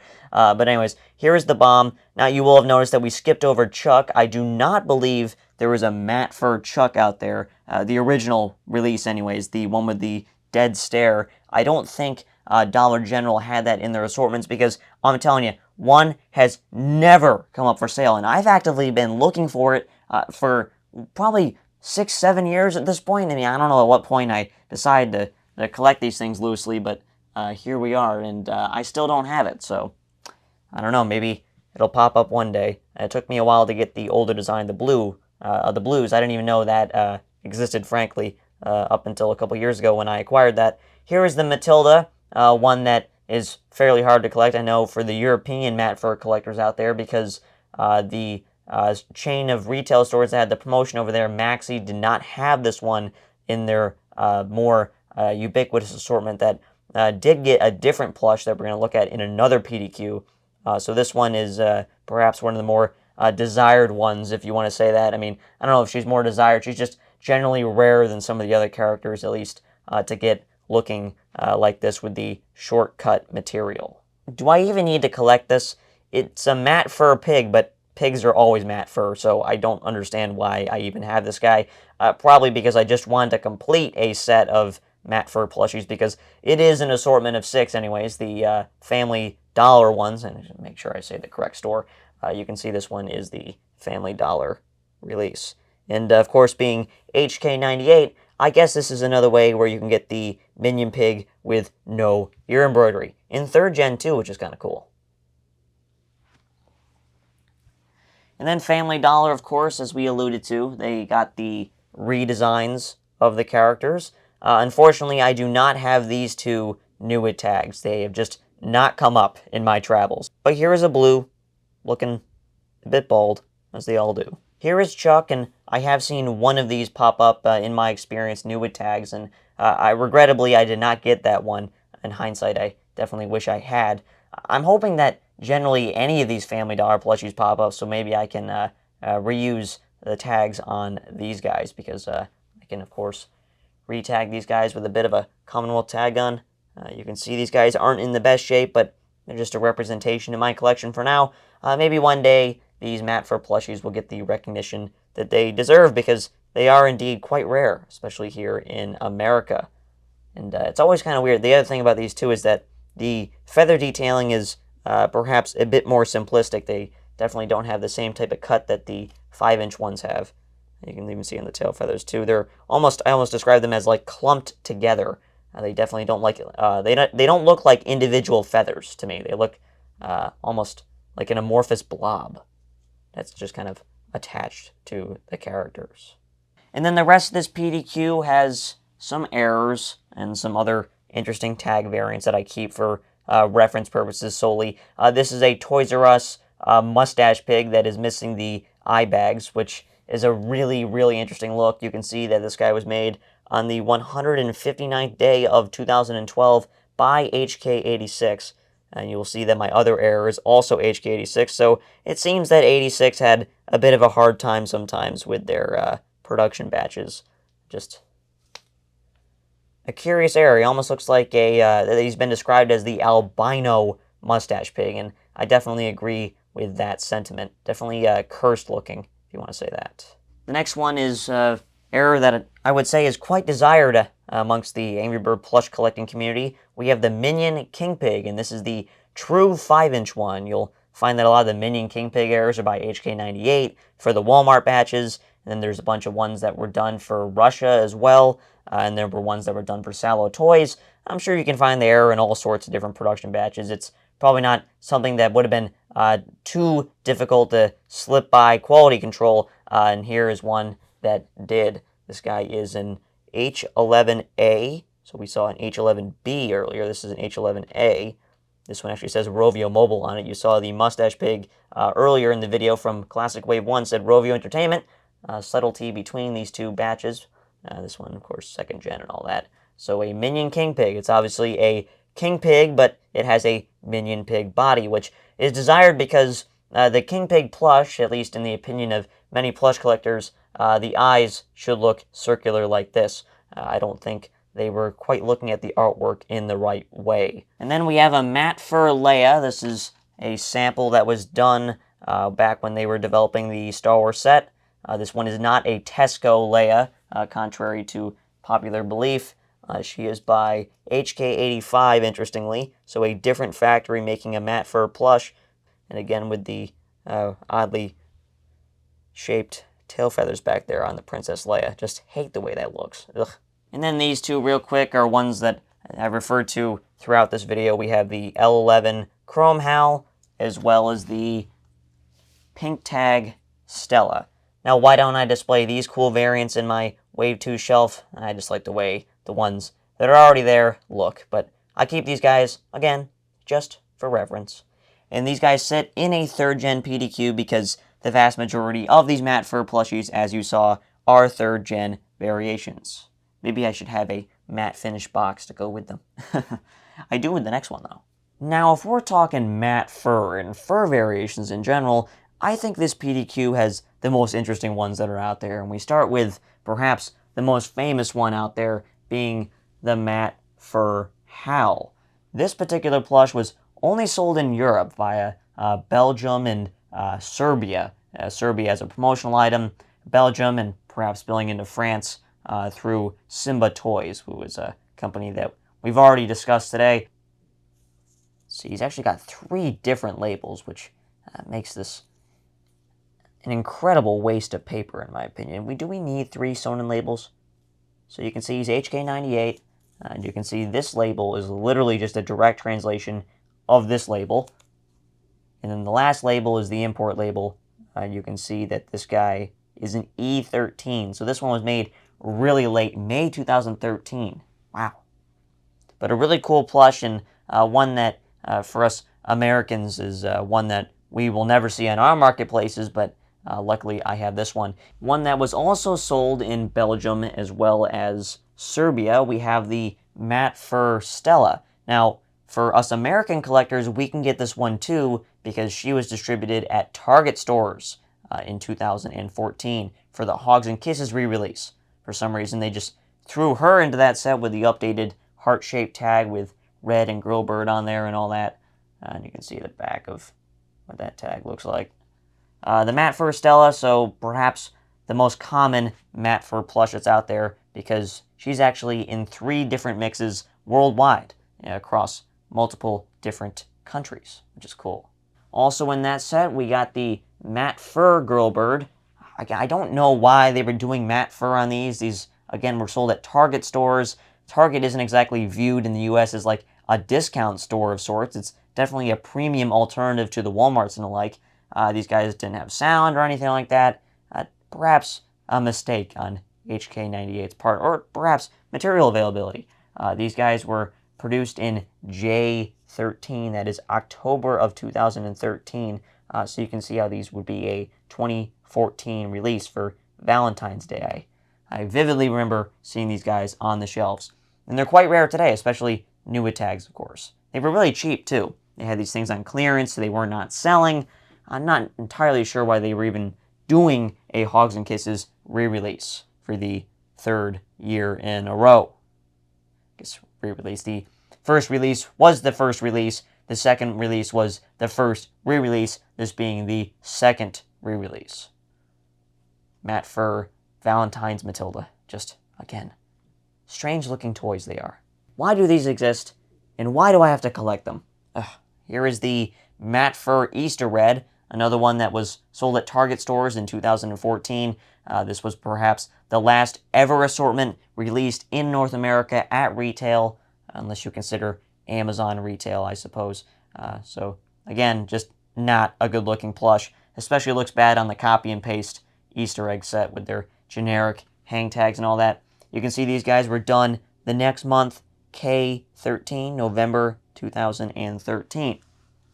But this is another way you can get the redesigns of the characters, I suppose, but just go for the Kmart ones if you can find them. The Target ones just, they're not it. They are definitely not it. The original release, in fact. Just go for those. You have no reason to acquire these unless you are a fur variation collector like myself, and frankly, I don't even know why I collect these. Just, I have to have every small variant of these that's out there, and the material felt like a big enough difference to me to warrant collecting these. And it's a decision that I regrettably made, but it's one that paid off, especially with the pigs that you see back here. And granted, you do have to somewhat collect the matte fur assortments in order to get this one, because this one is a matte fur exclusive. They, for some reason, threw Stella into this set as well, just as they did with the Hogs and Kisses assortment that they did in the previous months. This is the Easter Stella, only distributed in this batch at Target stores, making her the rarest Easter eggs plush that is out there.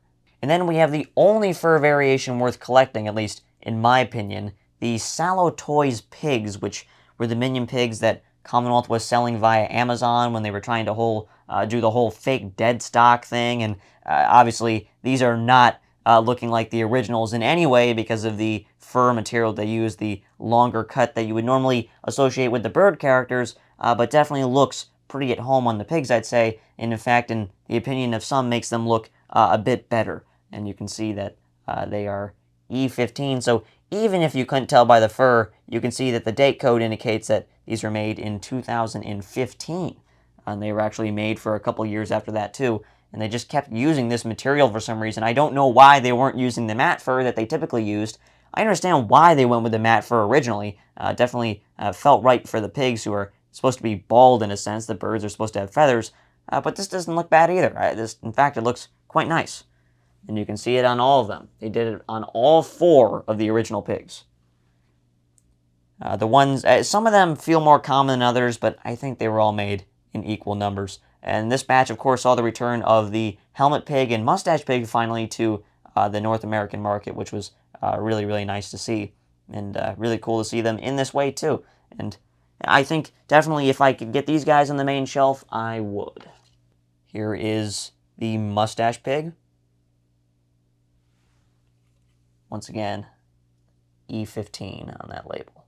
My only one that isn't an E15 is my king pig. This one is a D17, made a bit later, obviously, April 2017, but it looks identical to the E15 variation. You can find all the characters, I believe, from both production runs, and you can see his sewn-in label back here. And also with these Sallow releases, you can see the style number actually indicates what character it is. You can see King Pig Bird. I'm pretty sure this is not a bird. I'm assuming that refers to the whole Angry Birds thing. But that does it for all my matte fur and fluffy fur variations, I suppose.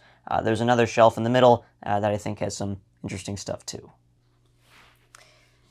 I mentioned earlier that HK85 did another batch of plushies, but this time only as samples, and you can see them right in front of you, obviously. The Hammam High set, as they're called, which really are just accessory swaps of the cowboy mustache pig. And you can see they just put the hat onto the 5 different bird characters, and you can also see in the back there a chef red.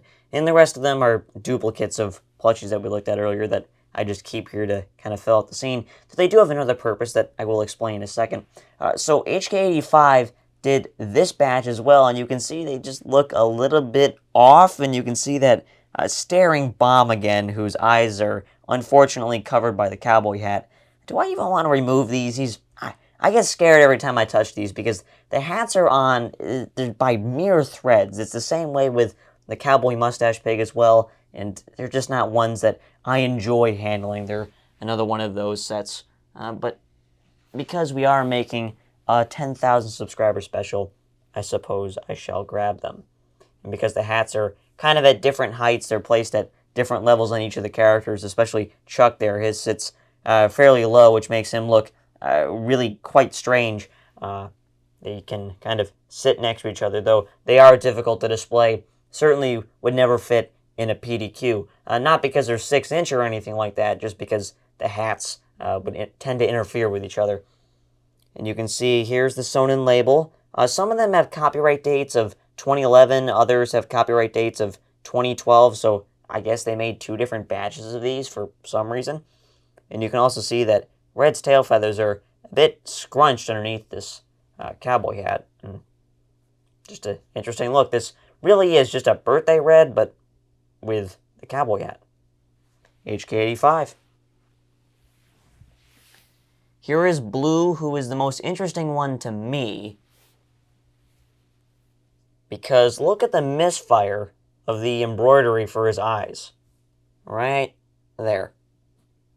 Oof. Yeah, that's not that's not quite right there. And you can see there's a bit of a defect with the hat, but that is just how I found them. I don't ever touch my plushies, other than to dust, perhaps. You can see his sewn-in label. These are all 2nd gen. I don't know if these were ever planned to ever release. Who knows? Can I get that in focus? There you go. HK85. Here's Chuck, whose hat truncates his shaping quite a bit. He almost doesn't even look like a cone anymore, as he typically would. You see more defects in his hat and all that. And you can see the sewn-in label back here. We can get this thing to actually focus. These things are pretty nasty, I would say. HK85 and the accessory swap. I don't think these are a very spirited effort, and I think I'm allowed to say that as their owner. This one, to me, is even worse than Chuck, because this did not need to happen. The only reason why it looks like this is because it is an HK85 bomb, where his eyes are up so high and close together that the cowboy hat tends to cover them. Just pretty bad. And you can see, I want to show you on this, that these are the only threads holding them in place. One on each side. Thankfully, they're still there, but they easily could come undone, which is why I don't like handling these. Matilda, unfortunately, does not fit on the front row. It would be nice to display all of these together. Unfortunately, I cannot. I do quite like her. I think the white goes well with the brown cap. She looks fairly sharp. I think Red and Matilda are the two strongest in the set, for sure. Chuck and Bomb do not work so well, especially being from HK85. This next one is not from HK85. He's from HK98. And this one is a full-scale 6-inch red. I think you can tell that right away, just given the way he looks. It's Chef Pig's hat, and it's been plastered on red. See that generic 2011 Commonwealth label that he has back here. Very, very soft red, well stuffed. Definitely a sample through and through. Again, I don't know whether any of these Accessorized Pig accessory swaps onto the birds were ever planned to hit production. And then the rest of the plushies back here, you can see they are just classic set plushies, but they do happen to be first-gen ones. What makes these ones in particular a bit special is that these are actually the Sony Ericsson promotional ones, just not in the box. For some reason, I bought these out of Hong Kong. For some reason, someone bought these and removed the Sony Ericsson wooden packaging that these came in, and they left the hang tags on. I don't know why anyone would ever do such a thing, but there they are. And you can see this is kind of my representation of an HK12 Spot Bomb, who does look a bit different than the one I showed you earlier, right? Definitely much taller and more typical of a bomb that we all know. And you can see they do have the first-gen label. You can see this one's actually a bit dirtied up. These did not come from the cleanest home, but no date code, which tells me that these are promotional. And what other promotion came from Hong Kong other than Sony Ericsson? I couldn't tell you, so that has to be where these came from. And do I need to show you all of them? I mean, I just keep them back here just in case I do one day get my my grubby hands on those Sony Ericsson boxes. Maybe, in that instance, I'll actually get the plush that's already inside, but in the event that I only get the boxes, I got the plushies for them. Not bad. I suppose we should cover these two at some point, and while we're down here, I guess, why not? Let's do it. We have two red birds here from Angry Birds Star Wars, the first one being the electronic sample of Luke Skywalker. You slam him down and he makes sounds from the game. He's supposed to have a lightsaber. Unfortunately, this one doesn't, but that's where he sits. He's basically identical to the other Luke Skywalker that we looked at earlier. I don't really need to show you that one too terribly up close, but it's the other one, obviously, that people are interested in, is, of course, the Anakin Skywalker from Episode 3, Revenge of the Sith, or Revenge of the Pork, as the case may be. I told you he kind of sits perched on top of the red cage bird sample that you see over there. So let's take a close look at him, shall we? Because he is indeed my favorite Star Wars plush ever made. Let's zoom out. And here he is. My oh my, is this thing fantastic. A similar situation to the Pod Racer Anakin, where I do believe that HK12 actually made this one. You can see that he has the 2007 copyright on the back there, no factory code whatsoever, so just like some of the other ones that we looked at. Obviously, this guy is not from 2007. That would put him more around the time of the release of the original Revenge of the Sith movie.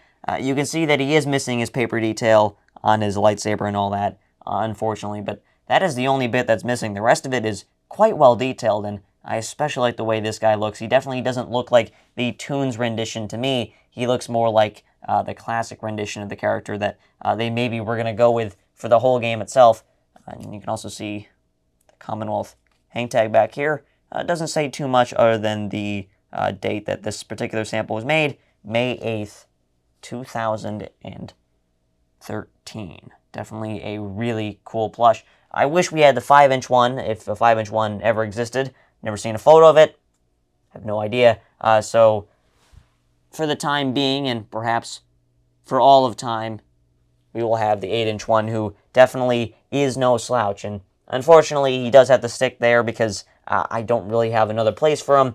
I could put him where the Rebel Pilot Blue is, but I just don't. I have him separate because he is my favorite Star Wars plush. I do like looking at him quite a bit.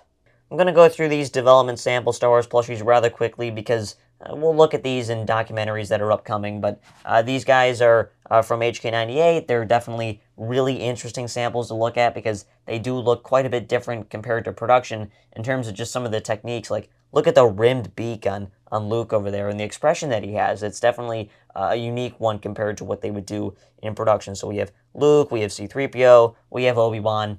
You know, they felt like they go together quite well. And then over here, I put Yoda, Chewbacca, Han Solo. I gotta have Han Solo and Chewbacca together at all times. That just makes sense to me. And those are the only plushies that kind of reside over there. But over here, we also have Darth Vader, who you can't really see because he's being covered up by all of these miniature plushies that have kind of their own special place in the collection, I suppose. We have the gift pack Star Wars 2 development samples, the ones that were supposed to come in those 3 packs that we talked about in the Star Wars 2 documentary. So we have the 2 Anakins down there. Unfortunately, the young Anakin Skywalker from Episode 1 is still lost to time. I have no idea where that one is.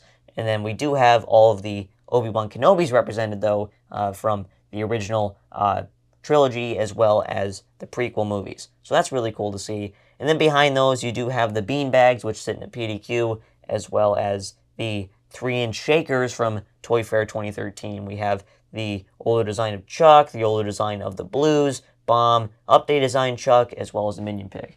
Here, let's take a couple of these and take a look at them. You can see these guys up and close in their documentary, of course. So here are all the beanies. I put them on this Kmart tray that I acquired at some point. You can see that perhaps this was used for backpack clips or something along those lines at some point. These are all the ones that have the little beads inside of them that we're going to release in 2013. You can see their beanie hang tag and all that. This would be the only way to get like a 4-inch scale bubbles of sorts, which would have been really quite nice. These are definitely the same size as the 4-inch mini plushies, just with a bit less stuffing and obviously made to be bean bags of sorts. They only did 10 characters. You can see Bubbles and Stella sitting up top, which are definitely amongst the most interesting, but you also have Terrence and Hal and one pig and, of course, the original 5 birds, with the update designs, too, for Blue and Chuck, which is cool. These guys were... Well, a couple of them do have Commonwealth hang tags, though not all of them. You can see when exactly they were made, if I can spin this thing around. We have February, was that 28th of 2013, quite late. And you can see even these use Gen 2 labels, so clearly not much attention was paid to what labels that these guys would ultimately have. You can see these were actually done by HK86, which is kind of cool. I don't know if that's the case on all of them. Like, here's Hal. Hal uses a 4th-gen label. I think most of these do have 4th-gen labels. And, yeah, this guy is made by HK85, so 2 different factories were helping along in the development process of the beanies. So much investment put into product development, what you actually see on store shelves is something that's quite pared back. Then we even have the Minion Pig here, who actually does have a date code on him. He is 4th gen, but he is a K12, which is really interesting, and he's also an HK86. So I have no idea what's going on here. These guys are a bit all over the place, I'd say. And then for fun, we can look at Terrence himself. I don't know if you can hear that. That's the sound of the beans underneath. Definitely an interesting looking one, considering they never actually made a 4-inch mini Terrence or any of the characters from Wave 2, frankly. So these would have been quite nice to see for collectors of those lines, I suppose. And you can see they say, Beanies. Collect them all. Oh yes, I will. Now that you told me to, I will collect them all. Is that how it goes? And here is the most interesting one of the batch, the Beanie Bubbles, I suppose. The 4-inch bubbles, which really would have solved issues for those people out there who like to collect all the characters in the size-accurate format, creating a size-accurate flock of sorts, which I think is a really admirable way of collecting. I think it's really, really cool, and it's something I'd like to maybe do one day myself, just for the sake of photography and such. And this is definitely a plush that is really useful for that purpose. And it's just unfortunate that it never actually hit store shelves, and those people had to resort to finding the backpack clip bubbles, which I don't think is the ideal solution. Neither is this, frankly. Just give us a 4-inch mini bubbles and call it a day, right? And then while we're here, let's take a look at these 4-inch mini Star Wars plushies, which really are quite unique for being 4-inch mini Star Wars plushies in the first place, because that's not exactly something that they would end up making at all. And it's really interesting that they were going to put these in like a gift pack, and this is really kind of the only way you can get like Padawan versions of some of the characters, which I think is really cool. Just the generic 2007 HK12 Sonin label as well. So really nothing there that would indicate when they were made, but of course I know based on factory records that these are from late 2012. Oh, this is really cool to see. They definitely look great together. And then this really is just a 4-inch mini version of the Obi-Wan that we all know from production, right? We have Padawan Anakin, looking really, really cool. Like the hair on these guys. Definitely have that classic look, not the Toons look that we would later see with the official release of Star Wars 2. Even got the braided hair around back, which I think is a really nice detail, and definitely something that they didn't have to do. Maybe the coolest one, though, is the Sith Apprentice Anakin, right? And this one doesn't have the scar, unlike the full-scale 8-inch one that we looked at, right? And then back here, I mentioned that Darth Vader hides back here. He is the one from the same batch of Rim Beak characters with these really cool red eyes. This one is definitely a really nice looking Vader with the much more sheen nylon material. I wish maybe they would have gone for something that looks like this, but this isn't necessarily game accurate. They were definitely referencing other non-Angry Bird pieces when creating some of these Star Wars samples. They were looking at all sorts of Star Wars products that were already on the marketplace for inspiration and where to take their own Angry Bird Star Wars line. And then we'll go ahead and take a look at one of these Shakerz. I refuse to pull their pull string anymore. I did it for the purposes of the Classic Set documentary, but not here.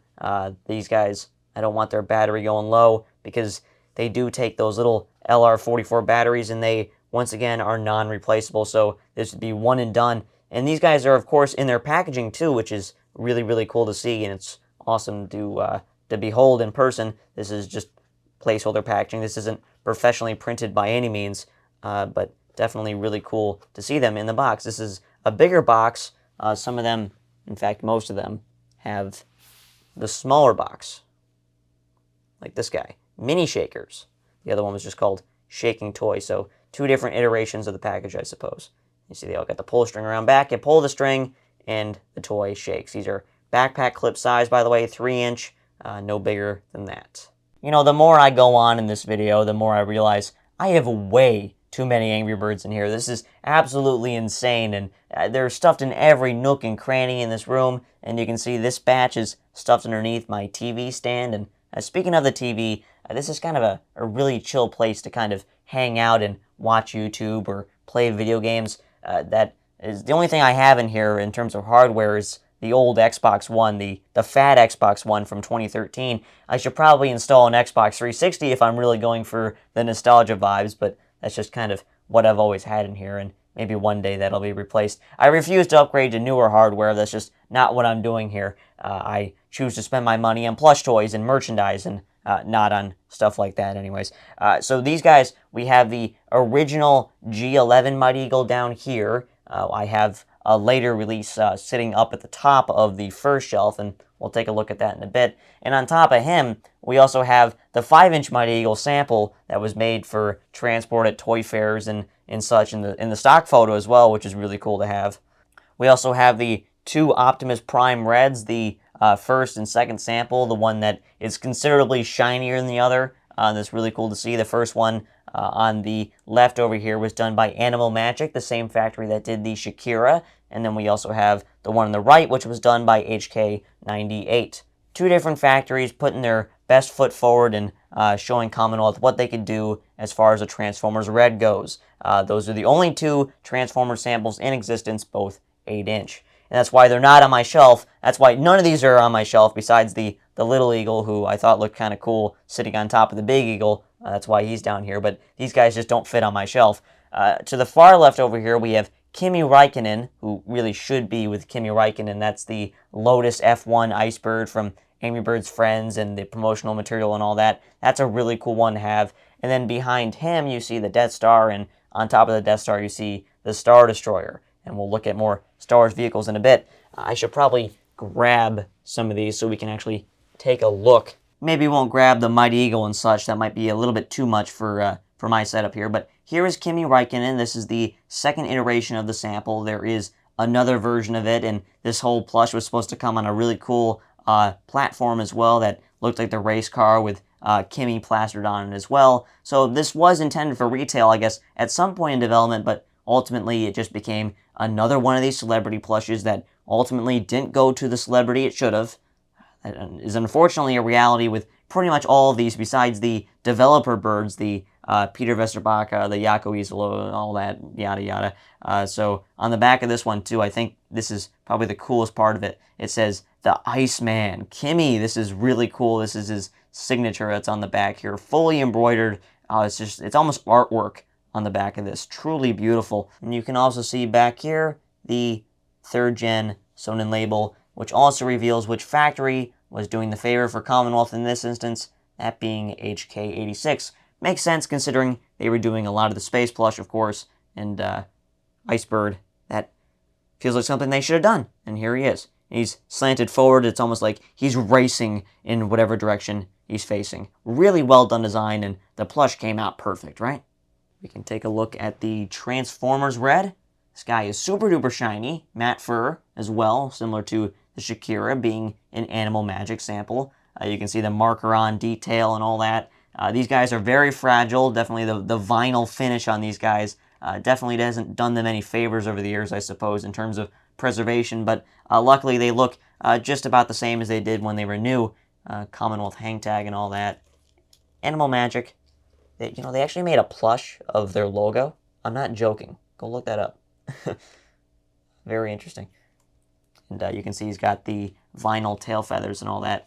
Really striking sample. One that really does look quite cool, and you can imagine a whole line of Transformers plushes as well. Maybe, was going to be released in 2015, maybe. The whole Transformers push at that time was definitely bigger in Europe than in America, which is kind of funny considering Transformers is an American thing. But so that's the first one. The second one is this guy. This one by HK98 with a 4th gen label. So we don't see any indication of what a potential Transformers Sonnen label would have looked like, and unfortunately, this one has nothing really distinct about it. In fact, it's just a generic 4th gen label, but as for the rest of the plush, it's got paper details. You can even see in the top corner over here some of the vinyl material has chipped away with time, which is unfortunate, and it's why I don't like vinyl on my plush toys. Not that I'm playing with them, of course. I have kept it in very good condition. He's just been sitting here this whole time, frankly, but definitely not one that I want to mess with too much, especially with the paper details on this as well. Just kind of cobbled together outside of the whole pattern itself. Very well done, though, and definitely a plush that, again, just would have liked to see in production. Just this guy would have sufficed. Some other characters, that's not even needed, frankly. I do like the pattern on this guy overall compared to the original, especially the eyebrows, which just feel much more stately on this guy. But the other one with the shiny vinyl, I think, looks really cool and quite striking, especially since these are supposed to be machines of sorts. Transformers, of course. One of the only Star Wars vehicles that I'll actually handle in today's video, we have the Star Destroyer. This is the larger Star Destroyer, and what's really cool about these is that they have little prints on them. These are glow-in-the-dark prints that this thing has, and if you actually put this thing, charge up the glow-in-the-dark areas and put it in a dark area, obviously it'll glow quite bright, and it's really cool to behold. The last plush I'll bring up closer to the camera, at least from this section, is this 5-inch Mighty Eagle, which, again, is the very plush they used for the stock photo that's so famous and that everyone thought was the 16-inch all these years, the one that's sitting back there, or the 18-inch in later instances. I know they made them slightly bigger during some later runs, but this is a 5-inch one, which does look quite a bit cursed, but because that stock photo was so low quality, nobody could tell. We were none the wiser, I suppose.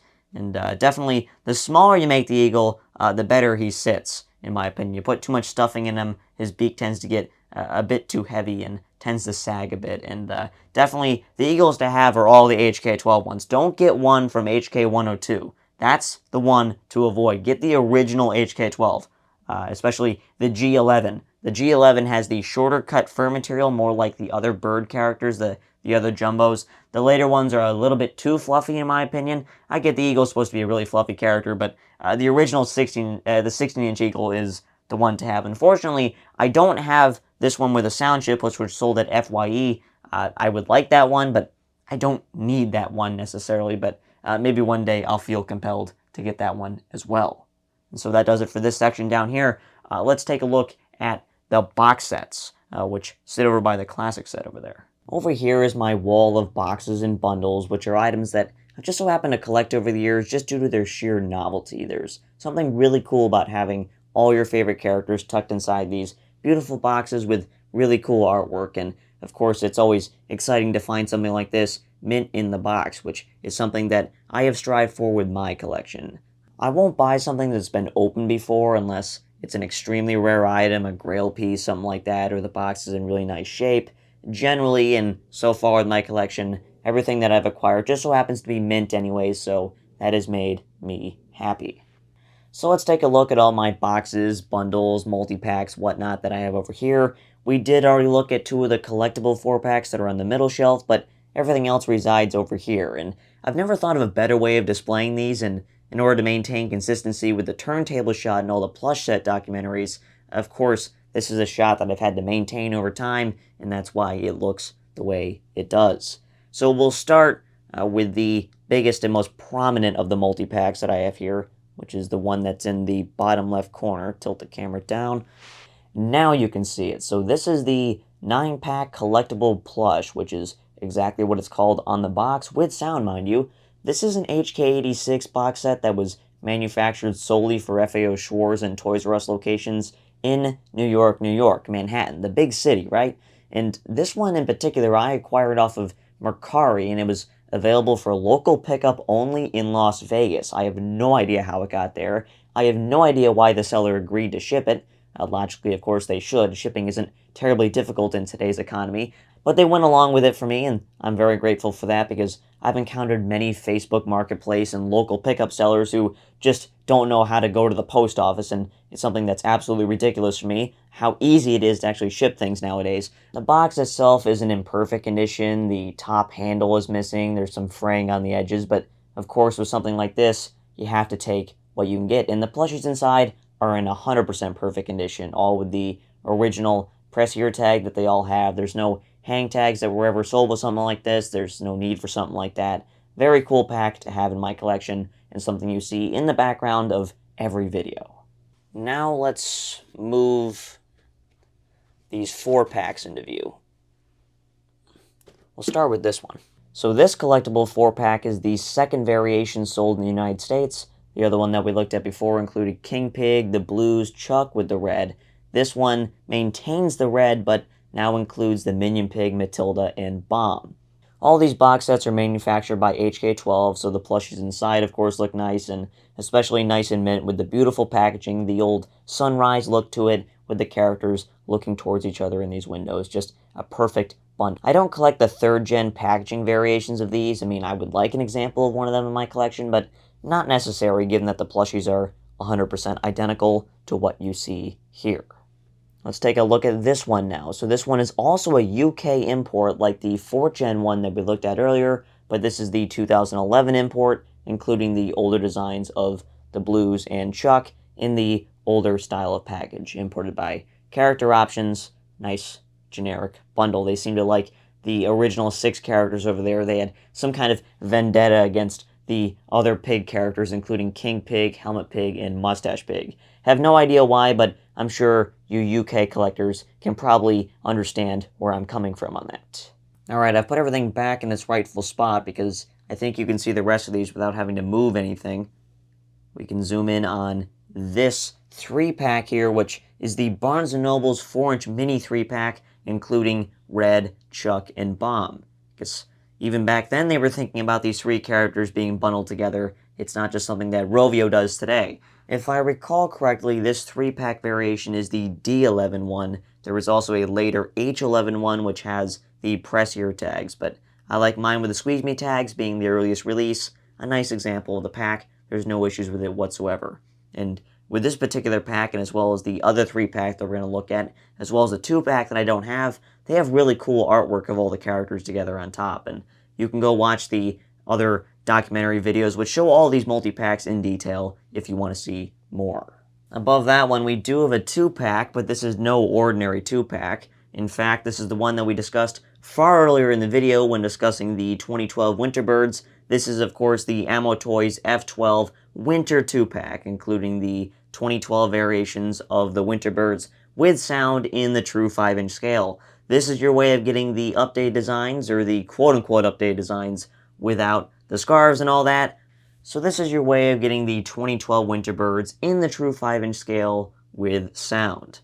Of course, there's a multitude of character combinations you can get in a 2-pack like this. I believe the only characters you can get, though, are the 5 birds, so any combination of Red, the Blues, Chuck, Bomb, and Matilda, that's what's out there. And of course, a 2-pack like this, if you're a guy like me trying to get the 2012 Winter Birds in 5-inch, of course, I would want one that includes Red, Matilda, Chuck, some combination of those 3. The one that I have happens to be the 2 that I don't want, but that is okay with me. I'm just glad to have the box. On top of that one, we have the Puffin Books Book and Toy gift set, which was distributed solely in the UK, which really should have come with a winter plush as well, but unfortunately it just comes with a generic 4-inch mini red, as well as the Puffin Books Wreck the Halls book itself. Not one that's too terribly interesting, not one that anyone's going to go out of their way to collect, but of course being an official Commonwealth item, unlike many other, I guess, bundles, if you want to call them that, this is one that I have collected. Over here, we have my 2 Sony Ericsson packs, the bottom one being the original assortment that was given away for the Sony Ericsson promotion back in 2011, and the top one being where I keep my extra 4-inch mini plushies. When I acquired these multi-packs, they didn't actually come with plush at all, they were just the empty boxes. I actually had to source the plush myself. Getting the original 5 birds out of the UK wasn't too terribly difficult. When I first acquired these 2 packs, they were actually completely empty, so I had to source all the plush myself. On the bottom, I got pretty much all of those out of the UK, and for those of you who are familiar with the UK market, you'll know that there are many 4-inch mini plushies over there. Characters seem to really like those, but as a result, I haven't been able to get all of them exactly uniform because I bought them out of different lots and all that, so that would explain why some have squeeze me and press ear tags, but even that doesn't bother me too much because the original Sony Ericsson packs were not uniform by any means. In fact, there were some that had apparently spot bombs, some that didn't have spot bombs, the order was off, some that have hang tags, some that don't. That was kind of a really weird promotional item. I have no idea what was going on with that, and I just so happened to have 2 of these, so I used the second one to perch all the unique 4-inch mini samples that I've gotten from Commonwealth, including the spot bomb with the gray underbelly, the 2 helmet pigs, this random girl bird that I got out of China, as well as the mustache pig, which was also never produced, just like the helmet pig. I'm open to getting rid of that one. I don't need that one necessarily. It's not original. It's a fantasy 5-pack in a sense, but it's one that I've kept just because I kind of like it.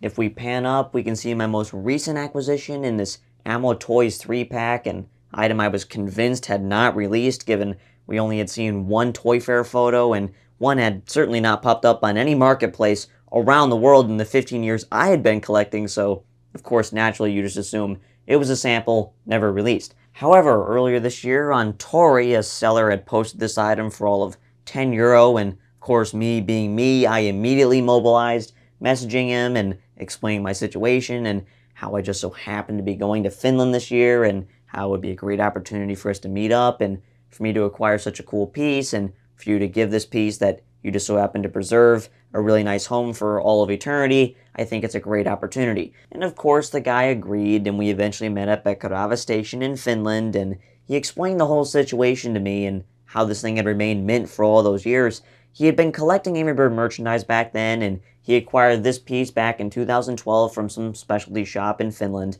Perhaps it was a flagship Angry Birds retail store or a K-Market or something like that.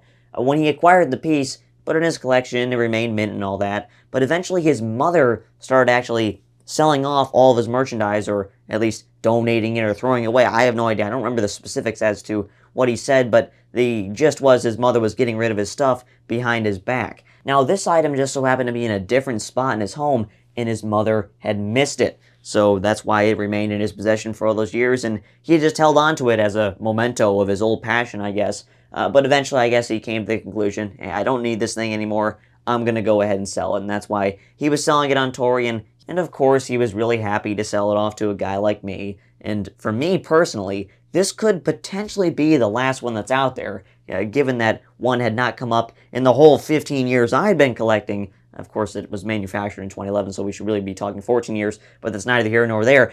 Getting this piece in my collection and having a story like that, explain why it's here, I think that's something that's truly spectacular. And of course, only being sold in Finland, it's another one of these multi-packs that just so happens to be quite rare and near impossible for me to get. There is a 2-pack variant of this, which just includes Red and the Minion Pig, but I don't know if that one's ever going to come up or if any of those are even left. But maybe there is just one, and all it takes is one. And that's where I'll swoop in and mobilize as I did with this one. And of course, on top of that one, you have my 2 staples of my box set corner, which always sit on top because you can't put anything on top of those. It's complicated. Let's Be Lovebirds, the 2 Hogs and Kisses 2-packs. The one to the left being a bit less interesting, just coming with a generic Minion Pig in red, but the one on the right, Let's Be Lovebirds, coming with the exclusive 4-inch mini Girl Bird, as well as the 100% exclusive black bowtie red, the Gentleman Red, who was originally supposed to be Nerdy Birdie, but later got downgraded to whatever this is. But still really cool plush, and 2 packs that I think could have been done better with more unique artwork, but of course, nice pieces to have in the collection. Not uncommon by any means, but, you know, gotta have them. And then even at the bottom here, we have this Angry Birds movie Pig plush, the 11-inch Ross with sound, the only way to acquire that specific character. So that does it for box set corner. Let's now move above. Danger above, you might say. Taking a look at my 2 mighty creatures now, we of course have to start with the Jumbo Mighty Eagle, who is a character you have to have in the Jumbo scale. It just doesn't make sense not to. That's the whole ethos of the character. That's how he was designed. He's supposed to be this big, spectacular, limited edition, hard-to-find plush that can act as a trophy piece in your collection. And of course, in the game, he towers over all the other characters. So I make an exception for characters like the Eagle. This is the 18-inch variation. We saw the 16-inch one down below before. I am eventually going to get rid of one of them. I think I do prefer the 16-inch one, but something about this one goes well with the other mighty creature that we'll look at in a second. Let's get this guy down so we can actually take a good close look at him. I have my nifty chair I can bring in here. And the big boy is quite heavy. Oof. Big beak. Here is my 18-inch Mighty Eagle. Looks a little bit different compared to the 16-inch, which we looked at earlier, mainly owing to this longer cut that he has for his white feathers. This one does indeed have the sound chip feature, which is something I want on the 16-inch one, and it's a feature I like because you can kind of pose the head feathers a little bit with it, as it adds a little bit of rigidity to this area on the plush, so I can have them kind of posed here, or I can have them slick back like most. The 18-inch Eagle in production is the more common variation, and if you have a jumbo eagle, perhaps this is the one that you have. I have it for now, but I'm not tied to it. I like the 16-inch one better just because it is the earlier release. But for now, I have two in my collection because I am currently undecided. Maybe you can help me decide in the comment section. I could probably use the help. Definitely a big creature. Very heavy. This is not something that I want to hold for very long. And definitely don't want to mess up the fur.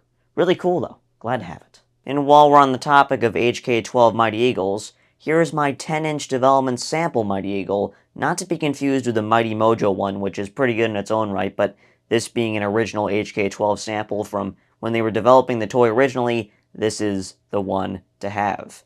This one was also signed by Peter Vesterbacka, the Mighty Eagle of Rovio himself. How cool is that? It's back when I went to Finland earlier this year, one of the many milestones of the channel. Love this one. Looks so proper. Hands down, arguably the greatest plush that Commonwealth ever made, and certainly the most spectacular, has to be the Mighty Dragon. They made a Mighty Dragon. Can you believe it? I certainly couldn't, especially when they first sent me that photo from the warehouse. I saw that paper label taped to its box, and I'm like, oh my god, you guys made that? Why? This is such an obscure character, such a niche character that really only matters to Angry Bird fans, and just to see it in the plush, just truly spectacular. And how do we never seen it all those years? It's so big and so spectacular, so well done.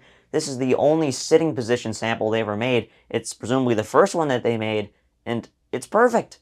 Let me get this guy down so we can take a closer look at it, and I can provide some additional information that I didn't even mention in the Mighty Dragon documentary. I've learned one crucial bit of information as it pertains to this particular plush and what it maybe was going to be used for and why it was created.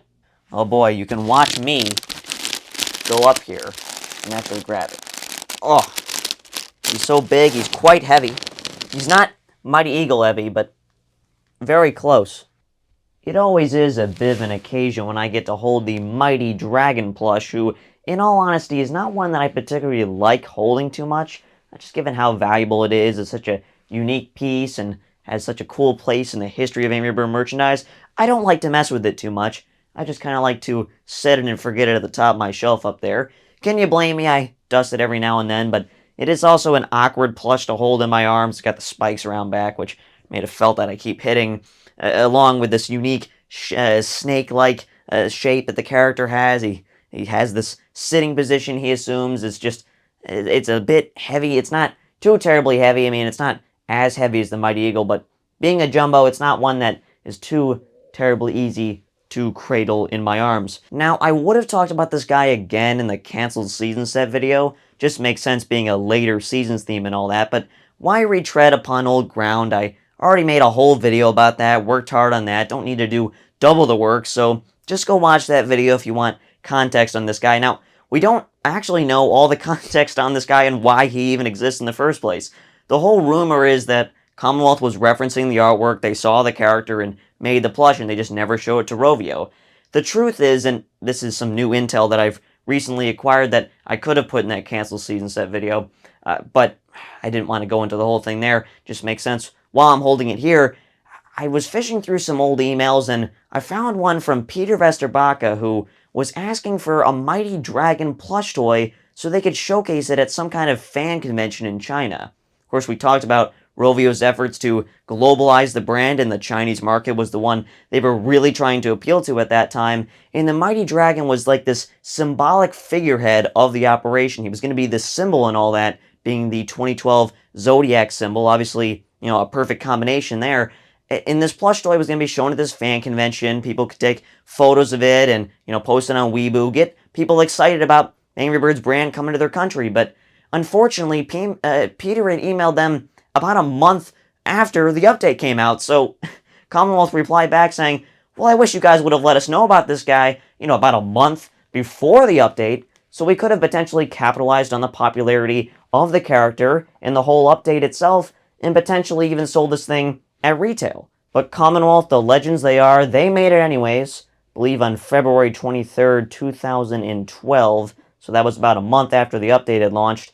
But unfortunately, and obviously, of course, it never made its way to China. Fans never saw it. We would have known about it by now. Rovio never saw it, apparently, never went to Finland, and it just sat languishing in the New York warehouse in that box for all those years until I saw it and smuggled it out, and here I am, holding it today for, the purposes of showcasing it to you. But this one definitely and objectively is the most special piece of my collection. It's just a bit of a shame regarding the context of its creation, because it had so much potential, it was such a great idea, just they couldn't capitalize upon it. They were too late.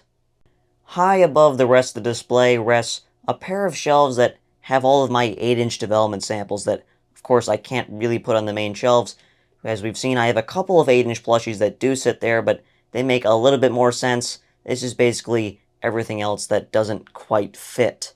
You can see a bunch of Star Wars development samples. These are some of the earliest Star Wars development samples ever made.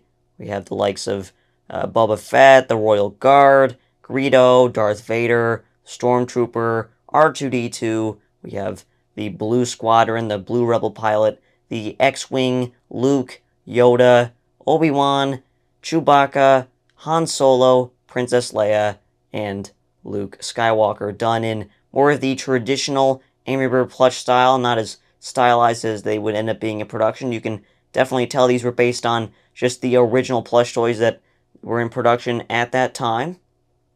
And then up front we have the Angry Birds Go development samples, the later ones, including the Foreman Pig, Corporal Pig, the alternate design of Terrence, and the Golden Chuck. So for those of you wondering where I keep those, they're up front. And all the way in the back over there, you can see that one Mighty Mojo red. Now, I don't display my Mighty Mojo plushies. There's really no point. They're not necessarily different than the original Angry Bird plush. And of course, I don't go out of my way to collect 8-inch or display 8-inch.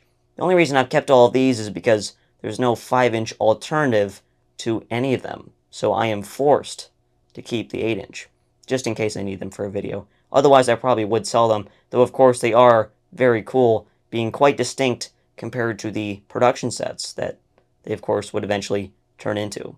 Besides the Go setup here. They're special, I guess. And then over on this side, we have all my Star Wars development sample vehicles.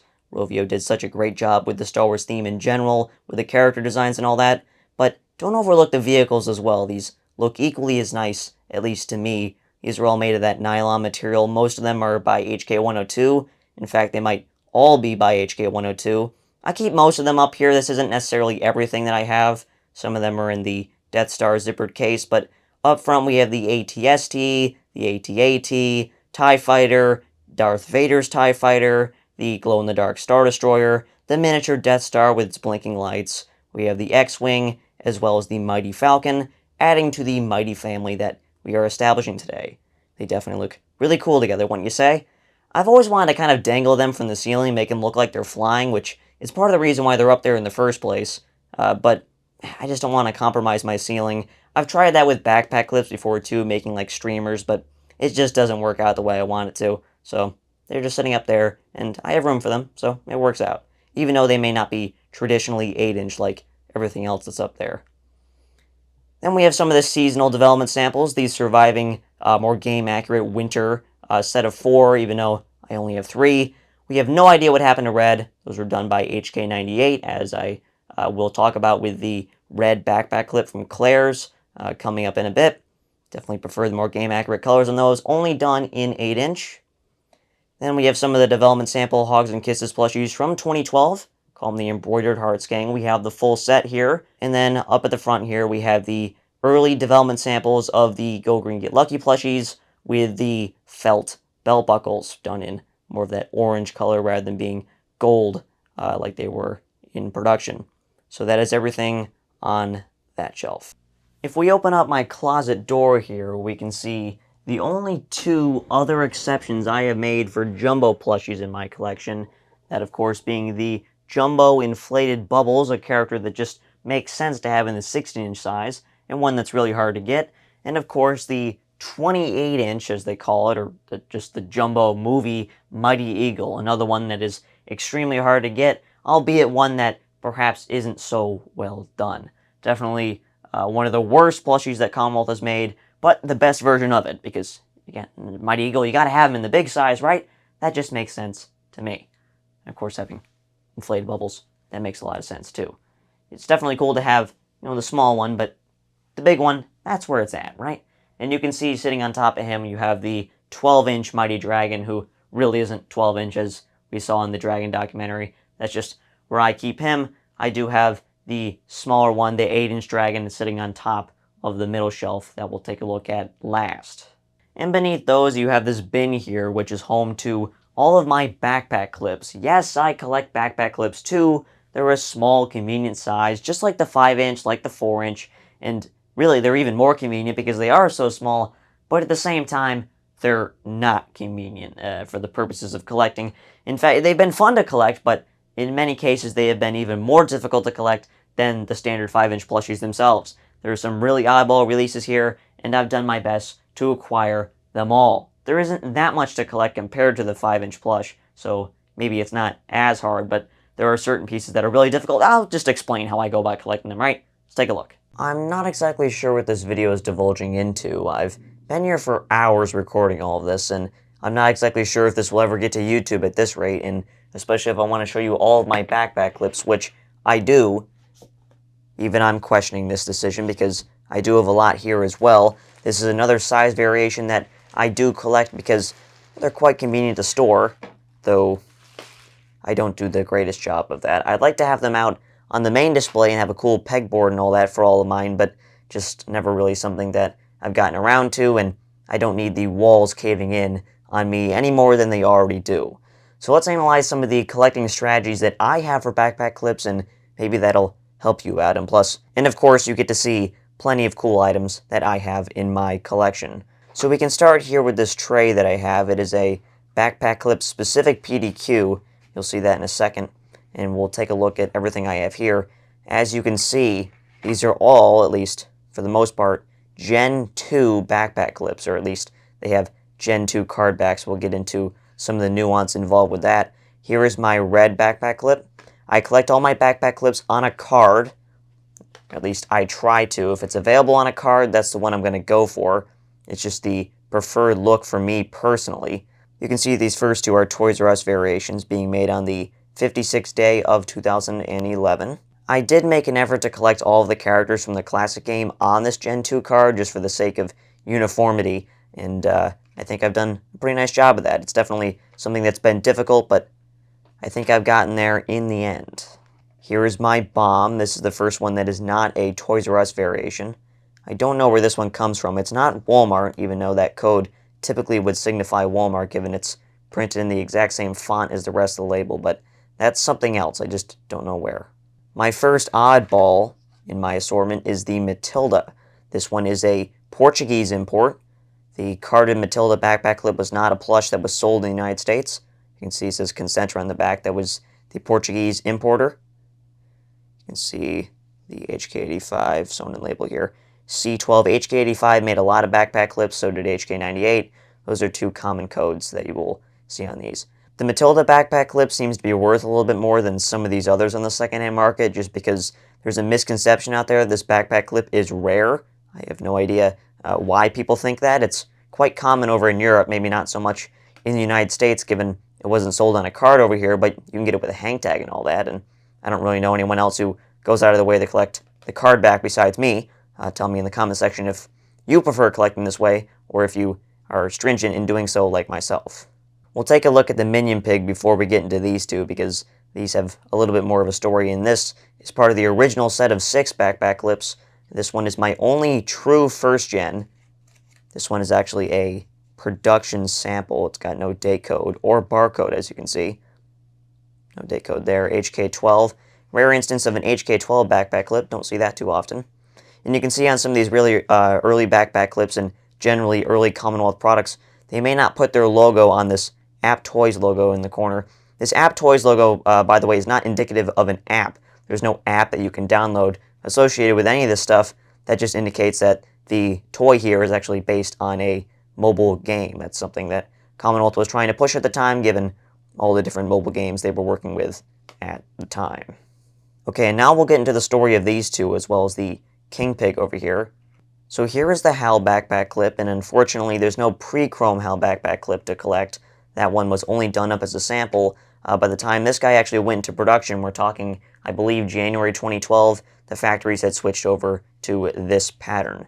But you can see on this one that he's actually a 4th gen on a Gen 2 card. What exactly is going on here?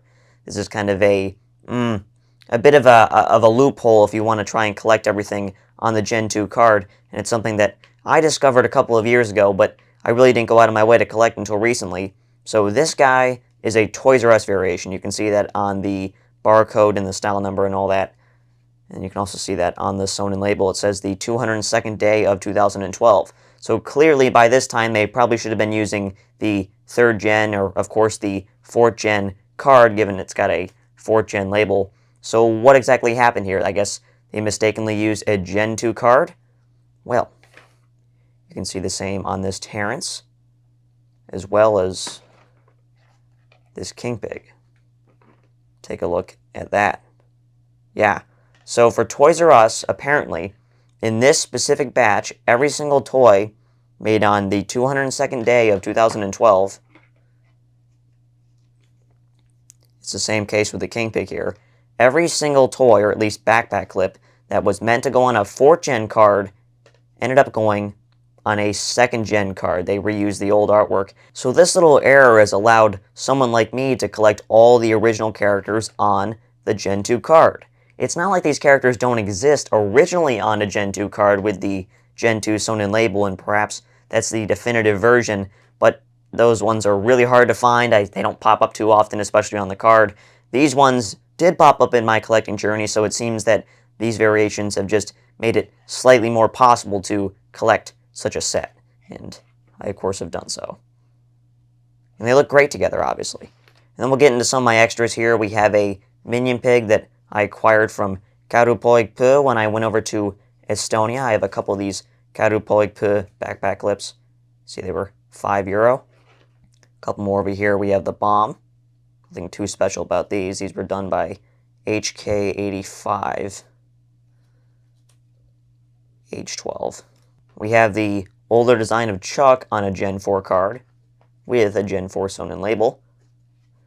Kaurupoigpuu got a lot of these older design characters, except for the winter birds, apparently. For those, they got the newer designs, but that was by a different factory. 85 was still using the older designs for some reason during this particular batch. And then we have another carded Matilda, once again, from Europe, Kaurupoigpuu. I, in fact, have 2 of these. Let's remove this PDQ tray here so we can see a little bit more. Take a look at some of my movie backpack clips. We have the blue backpack clip. The movie backpack clips seem to be fairly uncommon. I don't see them too terribly often on secondhand marketplaces. I think the movie Plush generally are slightly rarer than people will give them credit for. I mean, not like they're grail pieces by any means. No one is going out of their way to collect any of this stuff, but backpack clips, maybe this is something that collectors should look into, even if they do look a bit silly. And I've also got this random hatchling. Don't exactly know what to make of this thing. I'll move this thing off to the side real quick so we can get to some of the others. We have Movie Bomb, Movie Matilda. I don't like the way the feathers look on these ones. There's just no detail here like you see on the 7-inch variations. Makes these look a bit unfinished. These ones were done in January 2016, just like the standard Plush. Here we have Chuck, who is the only character who faces towards the side just because of the unique banana shape of the character. And of course, we have Red. But the coolest movie backpack clip, of course, has to be the one-of-a-kind movie Terrence backpack clip, who does not come on a card back, obviously. It doesn't need a card back, given this is a sample. Instead, has a Commonwealth sample hang tag. You can see what it says on there. Final sample. This one was done in November of 2015. A character that really should have been a part of the production set. Definitely my favorite of all the movie plushies Commonwealth did. Really, really well done. Generally, I don't find that fans take too much of an issue with the movie Terrence design. We, of course, all prefer the original, but this one, for its own merit and for what it is, I think it's quite well done. Let's take a look at some of my rarest backpack clips, being the Star Wars Wave 2 backpack clips, which are notorious for being only released in Canada and Chile, as far as we know. There might be German imports, and we'll get into that in a second, but this is a Canadian import of the Pilot Luke. You can see once again with this really fat-ass tag that these have. This one is a D13, just like production of the standard US set. Canadian ones were done by HK85, it looks like. At least this one was. I think I've seen a different factory in some of these. It might be the case that the Chilean ones were done by HK111, I think. You can see Red Planet Group and all that. This is definitely an unusual backpack clip to see given, well, they never pop up on secondhand markets. If you have one of these, consider yourself lucky. I do have the whole set, though I did kind of cheat to get some of them. Here we have the Obi-Wan Kenobi backpack clip. This one is a production sample done by HK85, so in the style of the Canadian ones. Though you can see it's on the older card back, and not only is it the older card back, it is also a German card back from Universal Trends, so I'm not sure if there's significance to using that specific card back, or if maybe this is actually a German release. We don't know, given, well, I don't think anyone in Germany's ever found one of these, but I can't totally dispel the theory because of this. My R2-D2 is like that as well. You can see that all the details on this guy are printed onto the dome as well as onto the legs. Once again, German. And then with the Pilot Luke that I got, I'll look at this one real quick. I have a Stormtrooper backpack clip. This one is, of course, a Canadian release. Nothing too special about this one. I've just never sold it off, even though it is an extra. Let's move the Jewel backpack clip real quick and grab these two, who are some of the only backpack clips I don't have on a card. So here is the Yoda backpack clip, yet again a production sample. I got this one out of China, so that is the reason why it doesn't have its cardboard backer. And then I also do have the C-3PO backpack clip. This one I also believe is a production sample for Red Planet Group. You can see the compliance sewn and labeled this one has. Really, it's huge. I can't believe they were selling plush like this. The tag is bigger than the plush itself. That's pretty wild. And you can see, once again, HK85 and all the French translation that is on that one. Quickly, we'll take a look at the Jewel backpack clip here. I do have Blue as well, though he is in a box that is over yonder. The Jewel backpack clip on a card back anyways is slightly harder to find than the Blue backpack clip. She wasn't put into as many assortments, and you can see this is the Kmart release made in June 2012, so a later 2012 release. I wish there wasn't this scuffing up here. Perhaps there was a price label or a price sticker of sorts that was up there, but Jewel backpack clip, pretty cool to have. Let's take a look at some of the original Star Wars backpack clips. We have Darth Vader here. This is nothing too terribly special. The original Star Wars backpack clips are far more common than the later ones. These were overproduced and perhaps led to many US retailers foregoing the second wave of the backpack clips. Stormtrooper, we already saw one of these. Princess Leia, Luke Skywalker, and Han Solo. I got all these from Toy Wiz in a singular assortment. I'm not entirely sure why there's sticker residue on a lot of them. And you can see there is a sticker on here that is some kind of barcode, because these don't actually have a barcode down here. You'll see why that's significant in one moment. Some of the most forgettable backpack clips out there, yet some of the rarest at the same time, are the seasonal backpack clips, of which there's only one set, and even that one set isn't complete. We have the Hogs and Kisses backpack clips, which don't have distinctive cardboard backers, but they were released for Gen 2, Gen 3, and Gen 4. The Gen 2 ones you can't get on a card back. With Gen 3, they actually started putting them on the damn thing. This one is the Kmart release, with its 3 sewn in labels, F12. I believe this is the same assortment that included the Jewel backpack clip, which is kind of funny. And then we have the Bo Pig to match. Also, F12. Let's take a look at some of my Stella backpack clips. I'll just grab them at random. We have the Toons Pig here, of course the only one that actually didn't go into production. You see there's no printing on the back of the cardboard backer here, and the actual age indication, the age suggestion, is a bit different than what you would see in production, being for ages 7 and up. And you can see with the Stella here, ages 2 and up. Not exactly sure why the sample said for ages 7 and up. That seems like an awfully high barrier to entry in my humble opinion.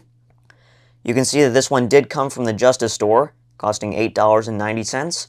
At that point, why not just step up to the full-scale 5-inch plush? I mean, it's not like that one costs that much more, and it's the full-scale plush. Who wants a backpack clip? I mean, I do, apparently. These were only available on the cardboard backers, and were also sold at Rovio retail stores. So you can get Rovio imports of these as well. Here is the Poppy backpack clip, also from the Justice store. Here is the Dahlia backpack clip. I don't like the way the head feathers look on some of these. They just look a little bit too flat and miscolored to me. They don't match the material they used for the main body, yet again, from the Justice store. And then we have Willow.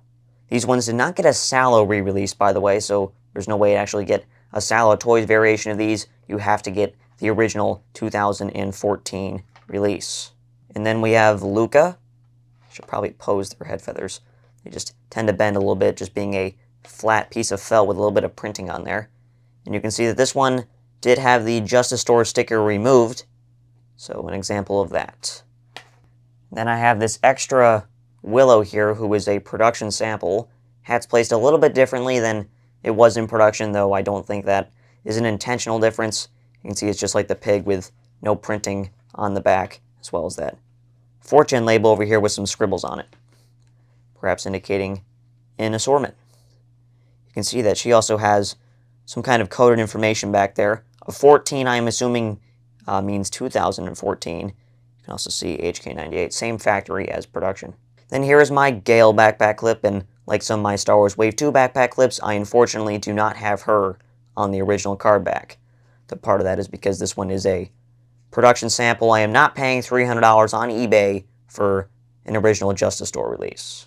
And then you can see with a lot of these other backpack clips and other miscellaneous 3-inch plush that they do not have card backs, so they just sit on the bottom. But we aren't done with card backs just yet. There's a few more over on this side. Well, let's take a look at our first non-carded item in this Angry Birds Space box. What exactly is this thing, and how does it relate to backpack clips? The artwork seems pretty inconspicuous to me. Well, this was actually a special edition promotional release at the Beast Kingdom, which is a store in Taiwan. And you can see inside that it comes with 3 randomly assorted Angry Birds Space backpack clips, including this one, Laser Chuck, Firebomb, and the incredible Terrence. And speaking of Space Terrence backpack clips, check this bad boy out. In fact, we're going to go 2 for 1 on you here. Bam! Check these 2 out. And you're probably watching this video and thinking, Maximus, I can go on eBay right now and find these 2 quite easily, the Lightning Blues and the incredible Terrence. What's so special here? Well, obviously, I'm a carded backpack clip collector, besides what you see on the bottom here. Everything that I can acquire on a card, I will. And for these 2 in particular, they are pretty much non-existent. In fact, they were only released in Chile and in Russia. And for Russia, it seems that they only got the Lightning Blues. The Space Terrence backpack clip was only released in Chile, imported by Clue. But I did mention earlier when looking at that one Han Solo backpack clip that it had a barcode. In fact, a barcode that looked pretty much identical to what you see here. And with there being no pre-existing barcode, of course, they had to slap this on there. And of course, I mentioned that I got that Han Solo off of Toy Wiz. So clearly, this one comes from Toy Wiz. And that pretty much debunks my whole theory about the whole Chilean and Russian exclusive release, because you can also see they're 3rd gen and have the C12 date code on them, so these were done quite early for the US and sold on Toy Wiz. And these 2, in all of my years of collecting backpack clips, had never, ever popped up. At least, new on the card. I mean, one of these could have popped up and maybe it was removed from the card, so I would never know, but here they are on the card back. Someone this year was selling a shitload of backpack clips on eBay, and they just so happened to have these 2, and clearly didn't know the value of these 2 on the card back, and I got them for a fairly good deal together, in fact. So 2 birds with 1 stone, and 2 birds that, in fact, I am overly joyed to own because they complete my carded Space backpack clip set. With the other Space characters, including the Super Red, the Laser Chuck, the Firebomb, and the Icebird, those ones were far easier to acquire because of this case that you see over here. This 92237A Mix A Angry Birds backpack clip assortment that was made in late 2012 and released in early 2013. You can see this is a 12-piece case, an original Commonwealth case from HK85. You can take a look inside.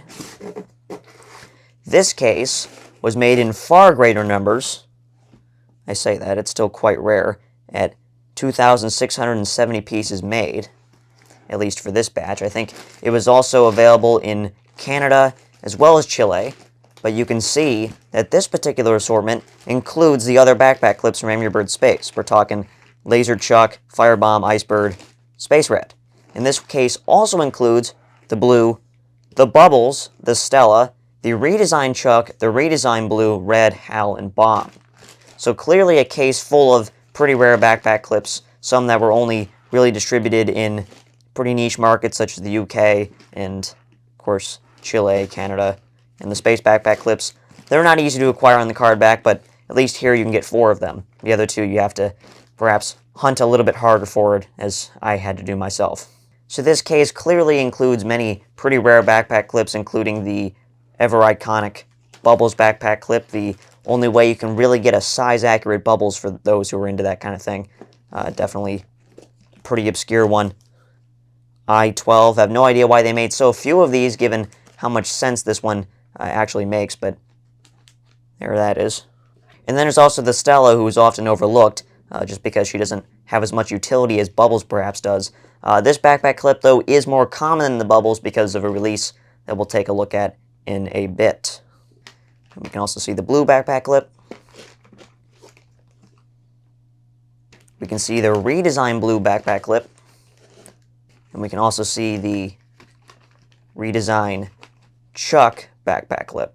And we'll take a look at the rest of the Space backpack clips. We have the Super Red. We have the Firebomb. These ones were released in Gen 3, by the way, but these ones are Gen 4 just because this is a Gen 4 assortment. We have the Icebird. And we also have the Laser Chuck. And then the rest of the backpack clips in here aren't as notable as the ones that we just looked at.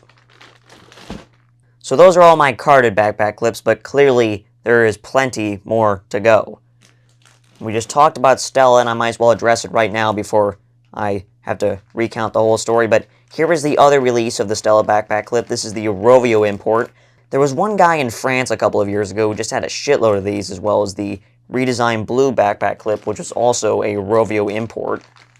You can see this guy, except he has the color match blue clip. You can go watch the Classic Set documentary for the context on the clip colorations on these. 4th Gen as well. So the guy just had a full case of these, and I sent him an offer for the whole thing, thinking, oh, you know, maybe I can, in the future, sell these myself for more than he was and make a bit of a profit off of it, but his asking price was a little bit too steep, so that never happened, but I made sure to acquire those 2 for posterity. Speaking of color match backpack clips, I have a whole assortment here full of Rovio imports, including the red with the color match red backpack clip, the Chuck with the color match yellow, blue with the color match blue, as well as the Bomb with the color matched black backpack clip. These are the definitive release Gen 2 Rovio imports. These are really cool to have, like having a variation such as that. And then in this bag we have some of the original keychain samples that maybe eventually became the backpack clip, so this also could have been a separate line. So these are some of the orange beak samples, unfortunately not the 5-inch ones, but I'll take what I can get as a means of preservation. You can see they have the generic HK12 Commonwealth sewn in label, as that orange beak Matilda that we looked at earlier did. And these also have the hang tag signifying Angry Birds keychain assortment. This was made on September 25th, 2010. Here is the Bomb, because he's got the spot and all that, the light gray tummy. It's got the Commonwealth sewn in label on the side, hang tag on the back. Now, the hang tag is actually fastened to his tail, a feature that was only on some of these original Bomb samples, because I guess they just assumed he had one, given you couldn't see the backside of the character. The backside render of Bomb probably didn't even exist back when this thing was made. Definitely something that Rovio needed to address. Here is the Matilda, who hardly looks white. And then we also have the Blues, and Chuck. Then what else do I got snooping around here? I think this is an NFC backpack clip with an NFC chip inside. We talked about a little bit of the NFC technology in the Bad Piggy Bank video. This definitely has some sort of relation to that. You can see this was being worked on by HK12. So there's some kind of chip in here that you can use to interact with the game, almost like a telepod in a sense, or something that would unlock in-game content technology integration in a plush. And there is a whole set of these as well. It's everything with this big fat cardboard piece that has NFC chip with PP written on. I don't know what PP stands for. The only person who would know that is the person who actually wrote that, I think. Unless that's some kind of lingo that I'm not caught up on. There's even a minion pig. Look at that. And to finish the set, there is the Chuck. And then in this bag, we have some of these suction cup samples, including the redesigned Blue, the minion pig, Matilda. They don't look too terribly different. They just have a suction cup instead of a clip. But the most significant backpack clip scale plush in this bag is the Winter Red, the Claire's giveaway item from Black Friday in 2011. This one using the original coloration of the Winter Red, being done by HK98 in this instance and not HK79, explaining the difference in coloration from the release product. And then in this bag we have the rest of the suction cup samples, and of course they all have their hang tag showing you they were made on October 14th of 2011. As you can see, there isn't too much more to go in the bottom of the case, so I think we can work our way through this relatively quickly. In this bag we have some of the first ever backpack clips ever released. In fact, these were the first backpack clips ever released, signified by their first gen hang tag as well as a K10 date code on their sewn-in labels. Discount to Matilda over here. She was the Matilda that I had prior to getting the Portuguese import, which I got out of Spain. So we have the Red, Chuck, and the Blues, who were the only 3 backpack clips released and manufactured in late 2010, which is kind of interesting. They didn't do Bomb in the Minion Pig until 2011. And then we have some of the Canadian Walmart hangers here, and these are actually production samples, so they don't have the Canadian sewn-in label. This one is actually from Gen 4. I have no idea why. We have the Blue, who is a Gen 2, with a production date code, fully stamped and all, so I'm not entirely sure whether these were released in America. There's certainly no photo documentation of these. You can see they just have the black loop up top. There's no actual plastic hanger. Just an alternate version of a backpack clip, but not a clip-on, just something you can dangle from something. Definitely doesn't have as much utility. The last one I have is the Bomb. I'm not really trying to go out of my way to collect these, but I thought I'd hold on to these just for now, because you never know. And this one has a typical Walmart-style date code on it with that printed-on date code H11. Here is an extra color match clip red. Don't know why I have this one. This is actually the American release. Here is another Stella backpack clip, and this one is actually on the card. I must have missed it. It was in the bottom corner down here. This one is another production sample with no printing on the back, Dahlia. I have another production sample Dahlia. Don't know why I have 2. This one is not on the card back. I have also got another Poppy, a production sample. And then we also have Stella here, once again, a production sample. What's interesting about this particular one is that it shares many characteristics with the HK85 Stella that we looked at earlier, the production sample that is, with the 2-dimensional head and tail feathers, except that one was made by a completely different factory, though has relations to the actual released backpack clip, it seems. And then down here I do believe there is a Willow, yes. And then we also have a Luca. So I have a full set of these production samples, I guess. And then I also do have this Jewel, which is not on a card back. She just has the hang tag instead.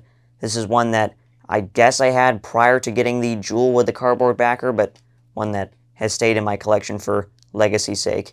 You can see she was made at the tail end of 2011, the first ever mix of these Wave 2 backpack clips, if you want to call them that. And then we have a bunch of movie development sample backpack clips, including the Blue, the Matilda. Man, that looks weird. The Stella, the Chuck, the Bomb, and then, of course, we also have the Red, who has this big fat piece of cardboard fastened to his back. This one actually indicates the material that was used on this particular sample, which is also noted on all of these hang tags. I think XI is the abbreviation for HK98. It does not say one piece, that is XI. Yep, HK98. I know my shit. They don't call me the walking and talking Angry Bird merchandise encyclopedia for nothing, right? Here is the Leonard backpack clip, a character that did not end up going into production. You can see his nice beard here, and once again the same, all that, yeah. And then you can also see that 11-inch pig that we looked at earlier, but now in the backpack clip size, so apparently he was planned at some point as well. And to wrap things up, we have the Minion pig that did end up going into production. It's nice to see they kept the same mold for the backpack clips all these years. In fact, this is a mold that I think dates back to far before the Angry Birds, so it's just something that Commonwealth uses for all their backpack clips, no matter what license they're actually working with. And then the last movie backpack clip I have in here is this blue backpack clip. I'm not entirely sure why I have this. This is a production sample with the 4th Gen label before they got the movie sewn in label. Everything else in here isn't technically a backpack clip, though anyone with common sense would kind of group them in the same category. Let's start with this. This is the Rovio Import Christmas Ornament Red, the Plush Ornament Red with the red loop and all that, the 2011 variation. You can see this one is actually an error. It has the Rovio Import sewn in label tacked on twice. No Angry Birds logo or anything like that. We'll try and go in order here. We have the blues. This, once again, being the Rovio Import variation of the blue Christmas ornament. Then we also have Chuck. You can only get Chuck in the blues with their older designs as a Christmas ornament if you get these original 2011 Rovio Import releases. You can see these have no barcode either. That doesn't indicate anything too terribly strange. It's just they were sold online, so why do they need a barcode, right? You can see the sewn in label that they're supposed to have. HK85 make these. We also have Bomb, as well as Matilda, all new with tags, just the way I like them. These Rovio Import Christmas ornaments are actually quite hard to find. They don't pop up on eBay too terribly often. They, of course, can be identified by the red loop and this older hang tag typically, but even the newer releases can have this hang tag. But these will always be Gen 2. Happy to have gotten mine in one massive lot. One seller had everything, so it was a one-stop shop. The more common release are the 2012 variations, not always with the updated Wreck the Winter Wonderland Halls tag, but most cases, yes, you will find that. Here is the red. He's got golden loops for some reason. I think that definitely was an improvement, but a change that, I don't know, was that really necessary? Not totally sure. $6. And then you can see with these later releases, they did end up changing the blue and Chuck's design. This one you can actually see has the older style hang tag, despite being made in June 2013, which is pretty crazy. That's even after what you can see on the rest of these, which actually do have the updated tag, so clearly they weren't too consistent about it. You can see these guys are actually a G12. The blue was actually made pretty much an entire calendar year later, yet that one uses the older tags, so often tags are not even indicative of when they were released. Can't always trust these things. We also have Bomb, Matilda, and of course, the Minion Pig. And then the last backpack clip scale plush that I have in here is this Matilda Christmas ornament, which has a Toys R Us style of hang tag. And you can see it has this highly unusual coded information. I have no idea what that means, and I'm not totally convinced the person that typed that out knows what it means either. And then you can see on the back here, oh dear. Okay, so I'm going to do my best to try and translate this. June 1st, 2013? That's the only thing that could possibly mean, right? And so that does it for all of my backpack clips and other miscellaneous items. You can see there's a few other items that are actually in here, such as Mattel and K'NEX and Star Wars backer and a random hang tag that came from somewhere, and it didn't come from any of these. And you can also see everything was being stored inside this actual Star Wars bin PDQ. But now let's move on to whatever I want to move on to next, I guess. This video is just going to go on for ages. Sitting in my closet, we have a set that has been banished from the main display because they don't fit in stylistically with the rest whatsoever. I am, of course, talking about the Angry Bird movie plushies. I know, we had to get to them eventually. Look, this isn't a topic that I like talking about too extensively. It used to be a topic I talked about extensively. I was the whole Bring Back 2012 guy. That was my thing. That was my campaign. I just didn't like being at the center of all that. I came to the conclusion that I don't like focusing on aspects of the franchise that I dislike, even though negativity tends to generate views, it tends to generate interest. Of course, I found that out firsthand. I like to focus on aspects of the franchise that I enjoy, the whole classic saga. I think I'm a classic fan, you all are classic fans. Who isn't a classic fan? The movie stuff just doesn't resonate the same, and to me, it's indicative of the franchise that we have unfortunately lost to corporate greed, corporate overlords who just have a complete misunderstanding of what the fans truly want. And it begins, really, by taking a look at the characters that are sitting on top here. Regarding the Commonwealth plushies themselves, I mean, because we're here to talk about merchandise, let me get in here real quick and pop this thing off. Regarding the Commonwealth merchandise itself, I think Commonwealth is definitely one of the more impressive brands to tackle the Angry Bird movie stuff. I don't think their stuff is the best. It's certainly not the worst. They definitely tried the most because they were the forefront licensee at the time, and their job was to make as much movie plush as they can, and turns out they released quite a bit. It's not that it was done all that well. It's Commonwealth, so I collect it, and I'm not tied to any of this stuff by any means. It just sits in my closet. It's there if I ever want to make a video about it. I'm not sure that I ever will, just because, again, I don't like talking about it. I like the first Angry Birds movie, don't get me wrong. It fits in with the whole original universe as established by Toons, the comics, all the other bits and bobs of books and media, the games themselves. It fits in. The second movie doesn't. In the way the designs have been used and all the media since the first movie, it's just been a total disaster. The brand direction, whoever's been in charge of marketing the brand and doing this whole multi-universe thing, it just confuses and muddies the brand and really soils it for me. And you got these hatchlings that are just being used anywhere they can. They're like shoehorned in. Like, there's no need for this. This is not Angry Birds to me, and this is something that Commonwealth was all in on as well, as you can see.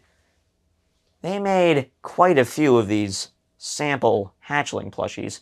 They actually only ended up making 4 of them. I guess they eventually came to the realization, no one actually likes this shit. It's just good for YouTube views, which, like, holy shit, the Angry Bird YouTube channel, that's a complete and total train wreck nowadays. And it began when they first started making those hatchling shorts, which got like 1 billion views or whatever the case may be. And this one here, I think, is the best one. It's got the most distinct look with that beak and the color. I think this one actually looks pretty cool.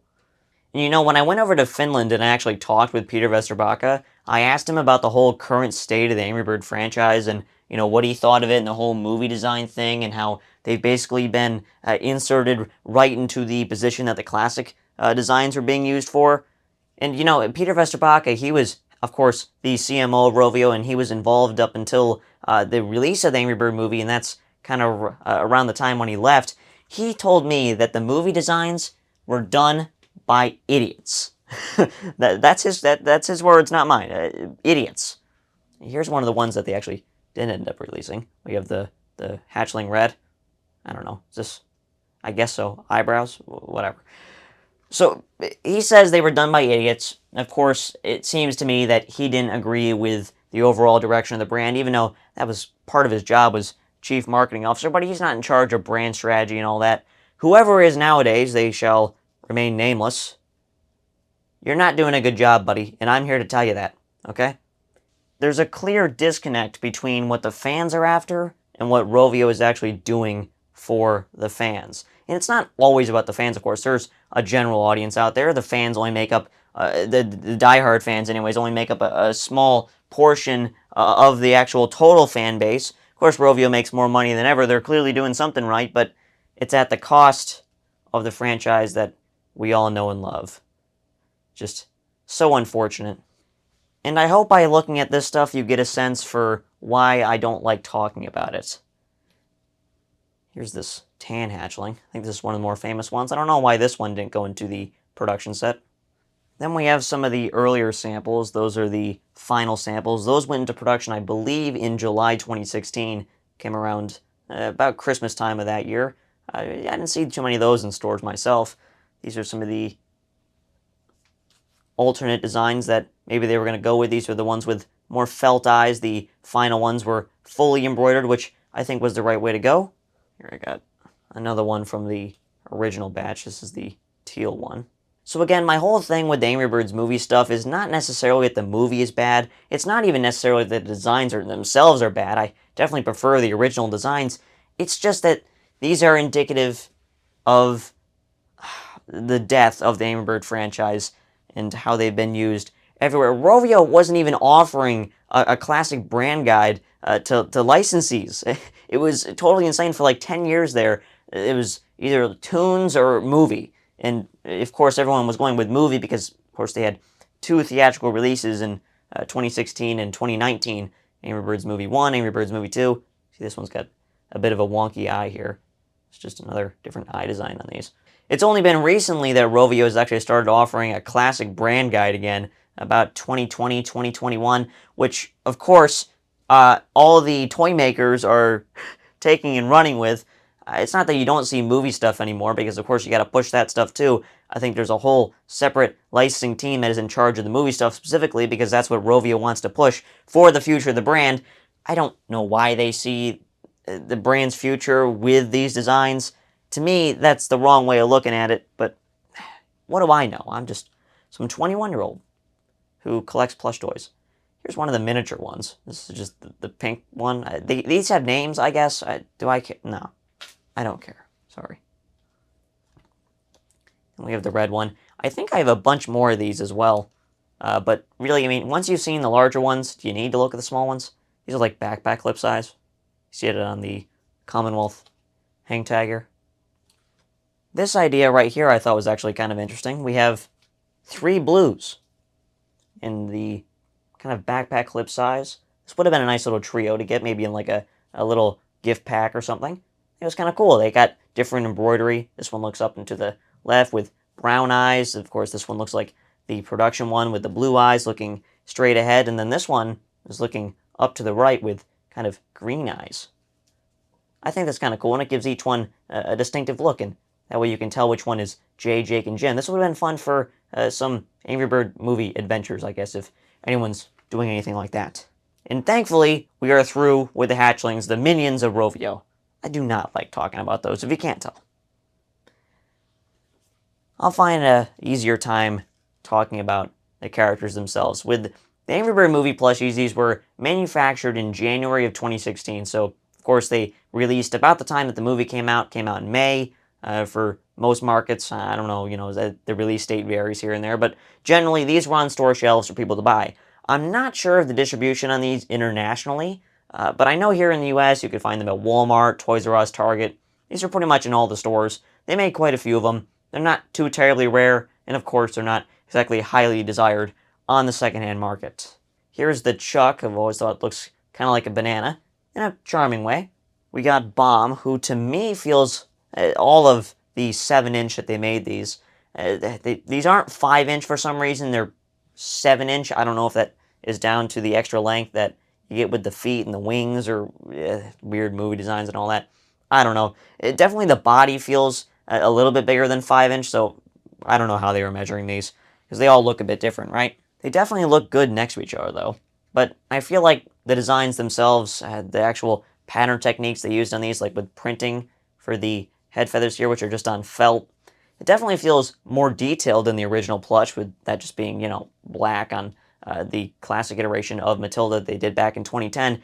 You can definitely see they were trying to go for more color here, definitely true to what they were doing in the movie, but I don't know, just these feel a little cheap to me with the matte fur and all that too. The matte fur fits though. I don't know. Give and take with these. There's some that I like, some that I don't. Here's the Stella.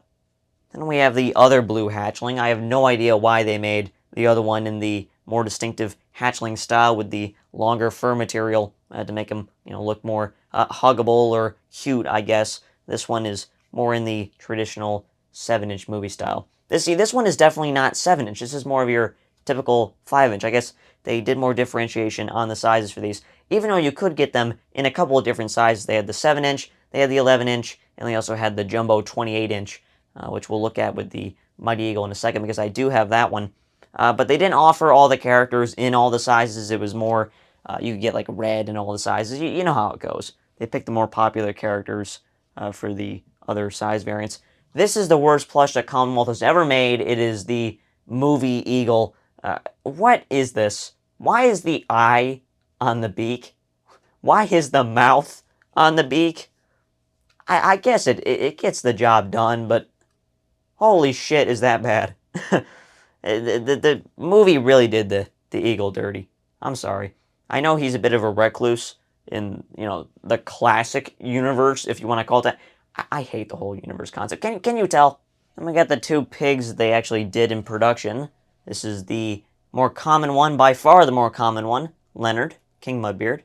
And then the other one is the movie minion pig, who you'd expect to be quite common. It's just a standard pig, right? Well, this one actually, I guess, was approved later, and so it got shoved in those later hatchling assortments, and as a result, did not get distributed in the same way the earlier ones did. And as a result, this one is actually the only one in the set that does command a little bit on the secondhand market, and it definitely doesn't appear too often, especially new with tags and all that. You can see this one says G16 on its sewn-in label. Back there. These were all done by HK98, of course. So this one, definitely the movie plush to get if you're collecting, though. And not a lot of people know about this thing or acknowledge it because it's a movie plush. I mean, does anyone care? You can see that standard movie plush, like this bomb here, will have A16 on their sewn-in label, indicating January 2016. And the rest of these are samples. We'll start with the only bird that was cut, and frankly, it's a travesty that this one was, because this is the most interesting one of the bunch. We have Terrence, and this one is often referred to as the biggest bird. This is the only surviving 7-inch sample. Rovio has the 11-inch sample. I don't know if a jumbo was ever made. It would be very fitting if one was. This definitely, this definitely feels bigger than the 7-inch size to me. You can see the tail feathers around back. He looks perfectly in line with the rest that they actually ended up producing. I don't see why this one was omitted. Do they not think the character was popular enough? Is this the same reason why they didn't do a Hal and a Bubbles and all that? He definitely has a prominent role in the movie. Definitely, he's not a secondary character like he is in the games. See, this one says final sample. It was done on November 3rd, 2015. So it's not like he wasn't done in time for the first batch that they did in January of 2016. So what are we doing here? He's even got printing on his head feathers and all that. He's complete. Nothing wrong with him. And there is indeed a celebrity in the movie set, though it's a bit ambiguous as to whether this one was just intended to be a production item or if this was meant to go to Blake Shelton himself. This, of course, being the Blake Shelton pig from that one scene in the movie. Actually, I think he does appear in multiple scenes. This is just referred to as the cowboy pig in terms of the Commonwealth set. This one, he's got the jacket going around. So the jacket is actually made of 3 separate pieces of nylon on this guy. We have one piece here with embroidery, a pocket, the buttons and all that. This is the side that it's supposed to button into, another pocket embroidered there. And then we have this nylon section, which is just kind of embedded into the pattern of the plush itself. Otherwise, it's done in the same exact style as the other movie pigs. This definitely fits in. The hat's also made of nylon with embroidery as well. I think it definitely looks spot on. And you can also see that this one has a generic Commonwealth sewn-in label from HK98. This last group of samples are all from the same batch, done about half a year prior to the set actually going into production. And as you can see with Red, and you'll see with all the others, they don't look too terribly different compared to what we actually would end up seeing in production. You can see these were done June 29th of 2015, and these were officially being called 5-inch sitting, as opposed to standing, I guess. We've seen some other samples that actually can stand because their legs are rigid enough. These are just floppy. There's no chance, like a rag doll of sorts. So we have Red. We also have Chuck. Of course, Bomb. This one actually says beanie size. This was done a couple days before some of the others, but in the same exact style. You can see they were even doing printing on the head feathers as well as some of the tail feathers, which looked a little bit more simplistic on this specific batch of samples than they would in production. Definitely prefer the way they did them in production, being felt and all that. They definitely are very detailed. A little bit flat looking, but detailed. And then we also have Matilda, who is missing her facial markings on this one. Looks a little bit off just because of that. Then we also have Stella, who was done the same day as Bomb, that being June 25th, 2015. Once again labeled as the beanie size as opposed to 5-inch. I think they kept changing the name conventions on these. Beanie, 5-inch, and they ultimately settled on the 7-inch size for production. And then we also have the blue hatchling, who you can see was the one they were going with pretty much the whole way along in development. And then here we have the movie Minion Pig, who is specifically noted to be the closed mouth Minion Pig as opposed to the open mouth one, who does not have a sample in this style, curiously. And then, of course, to finish things off, we have Leonard. These appear to be more of like a neon green in terms of the color. I definitely prefer what they went with in production, looking like some of the later Go samples in terms of their coloration. Definitely more accurate to what they would be in the movie. And with that, we are finally done with all the movie stuff. I can move on with my life and never look at these ever again, unless I'm pressured into doing a documentary on them. If that day ever comes, berate me in the comments. We have finally arrived at the final exhibit of today's showcase, that of course being the top part of the middle shelf. As you can see, this section sits above the accessorized pigs as well as in between the two mighty creatures. A spot fitting for some of the best plushies in my collection, right? As you can see, I mean, unless you consider the 12-inch development sample style plushies to be some of the greatest ever made, I mean, I don't know if I would myself. They're certainly really nice. And of course, I've kept them for the purposes of my collection because they're unique. But we also have the small mighty dragon, of course, the flying position dragon, as well as some of the most significant other accessorized pigs, if you want to call them that, the ones that don't quite fit in with the rest. We have the sombrero king pig, the sallow construction hat pig, the miner pig, the piglantus pig, who kind of feels a little bit out of place, but that's just kind of where he fit. And he sits next to the two Sallow Toys releases of Postman Pig as well as Chef Pig. But wait a minute. There's a gaping hole in the middle there.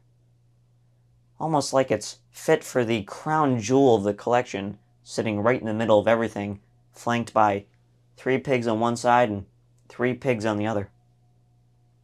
What could possibly be fit for that spot? Is it something I don't have? Like a celebrity? One-off piece? Is it some kind of sample that's significant in the history of Angry Bird plushies, like the first ever red?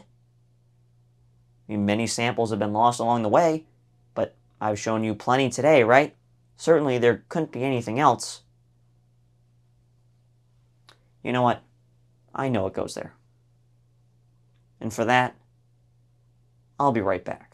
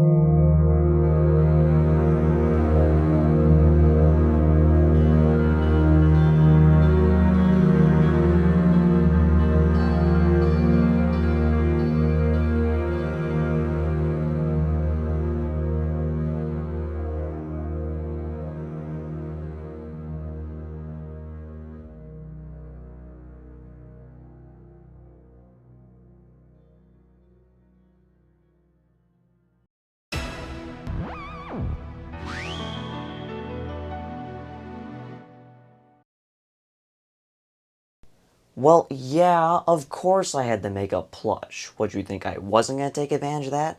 I am a celebrity after all, as you know. 10,000 subscribers, I've got some cachet. He's beautiful, by the way, isn't he? Slender Pig? He's HK12, by the way. Like and subscribe, you scallywag.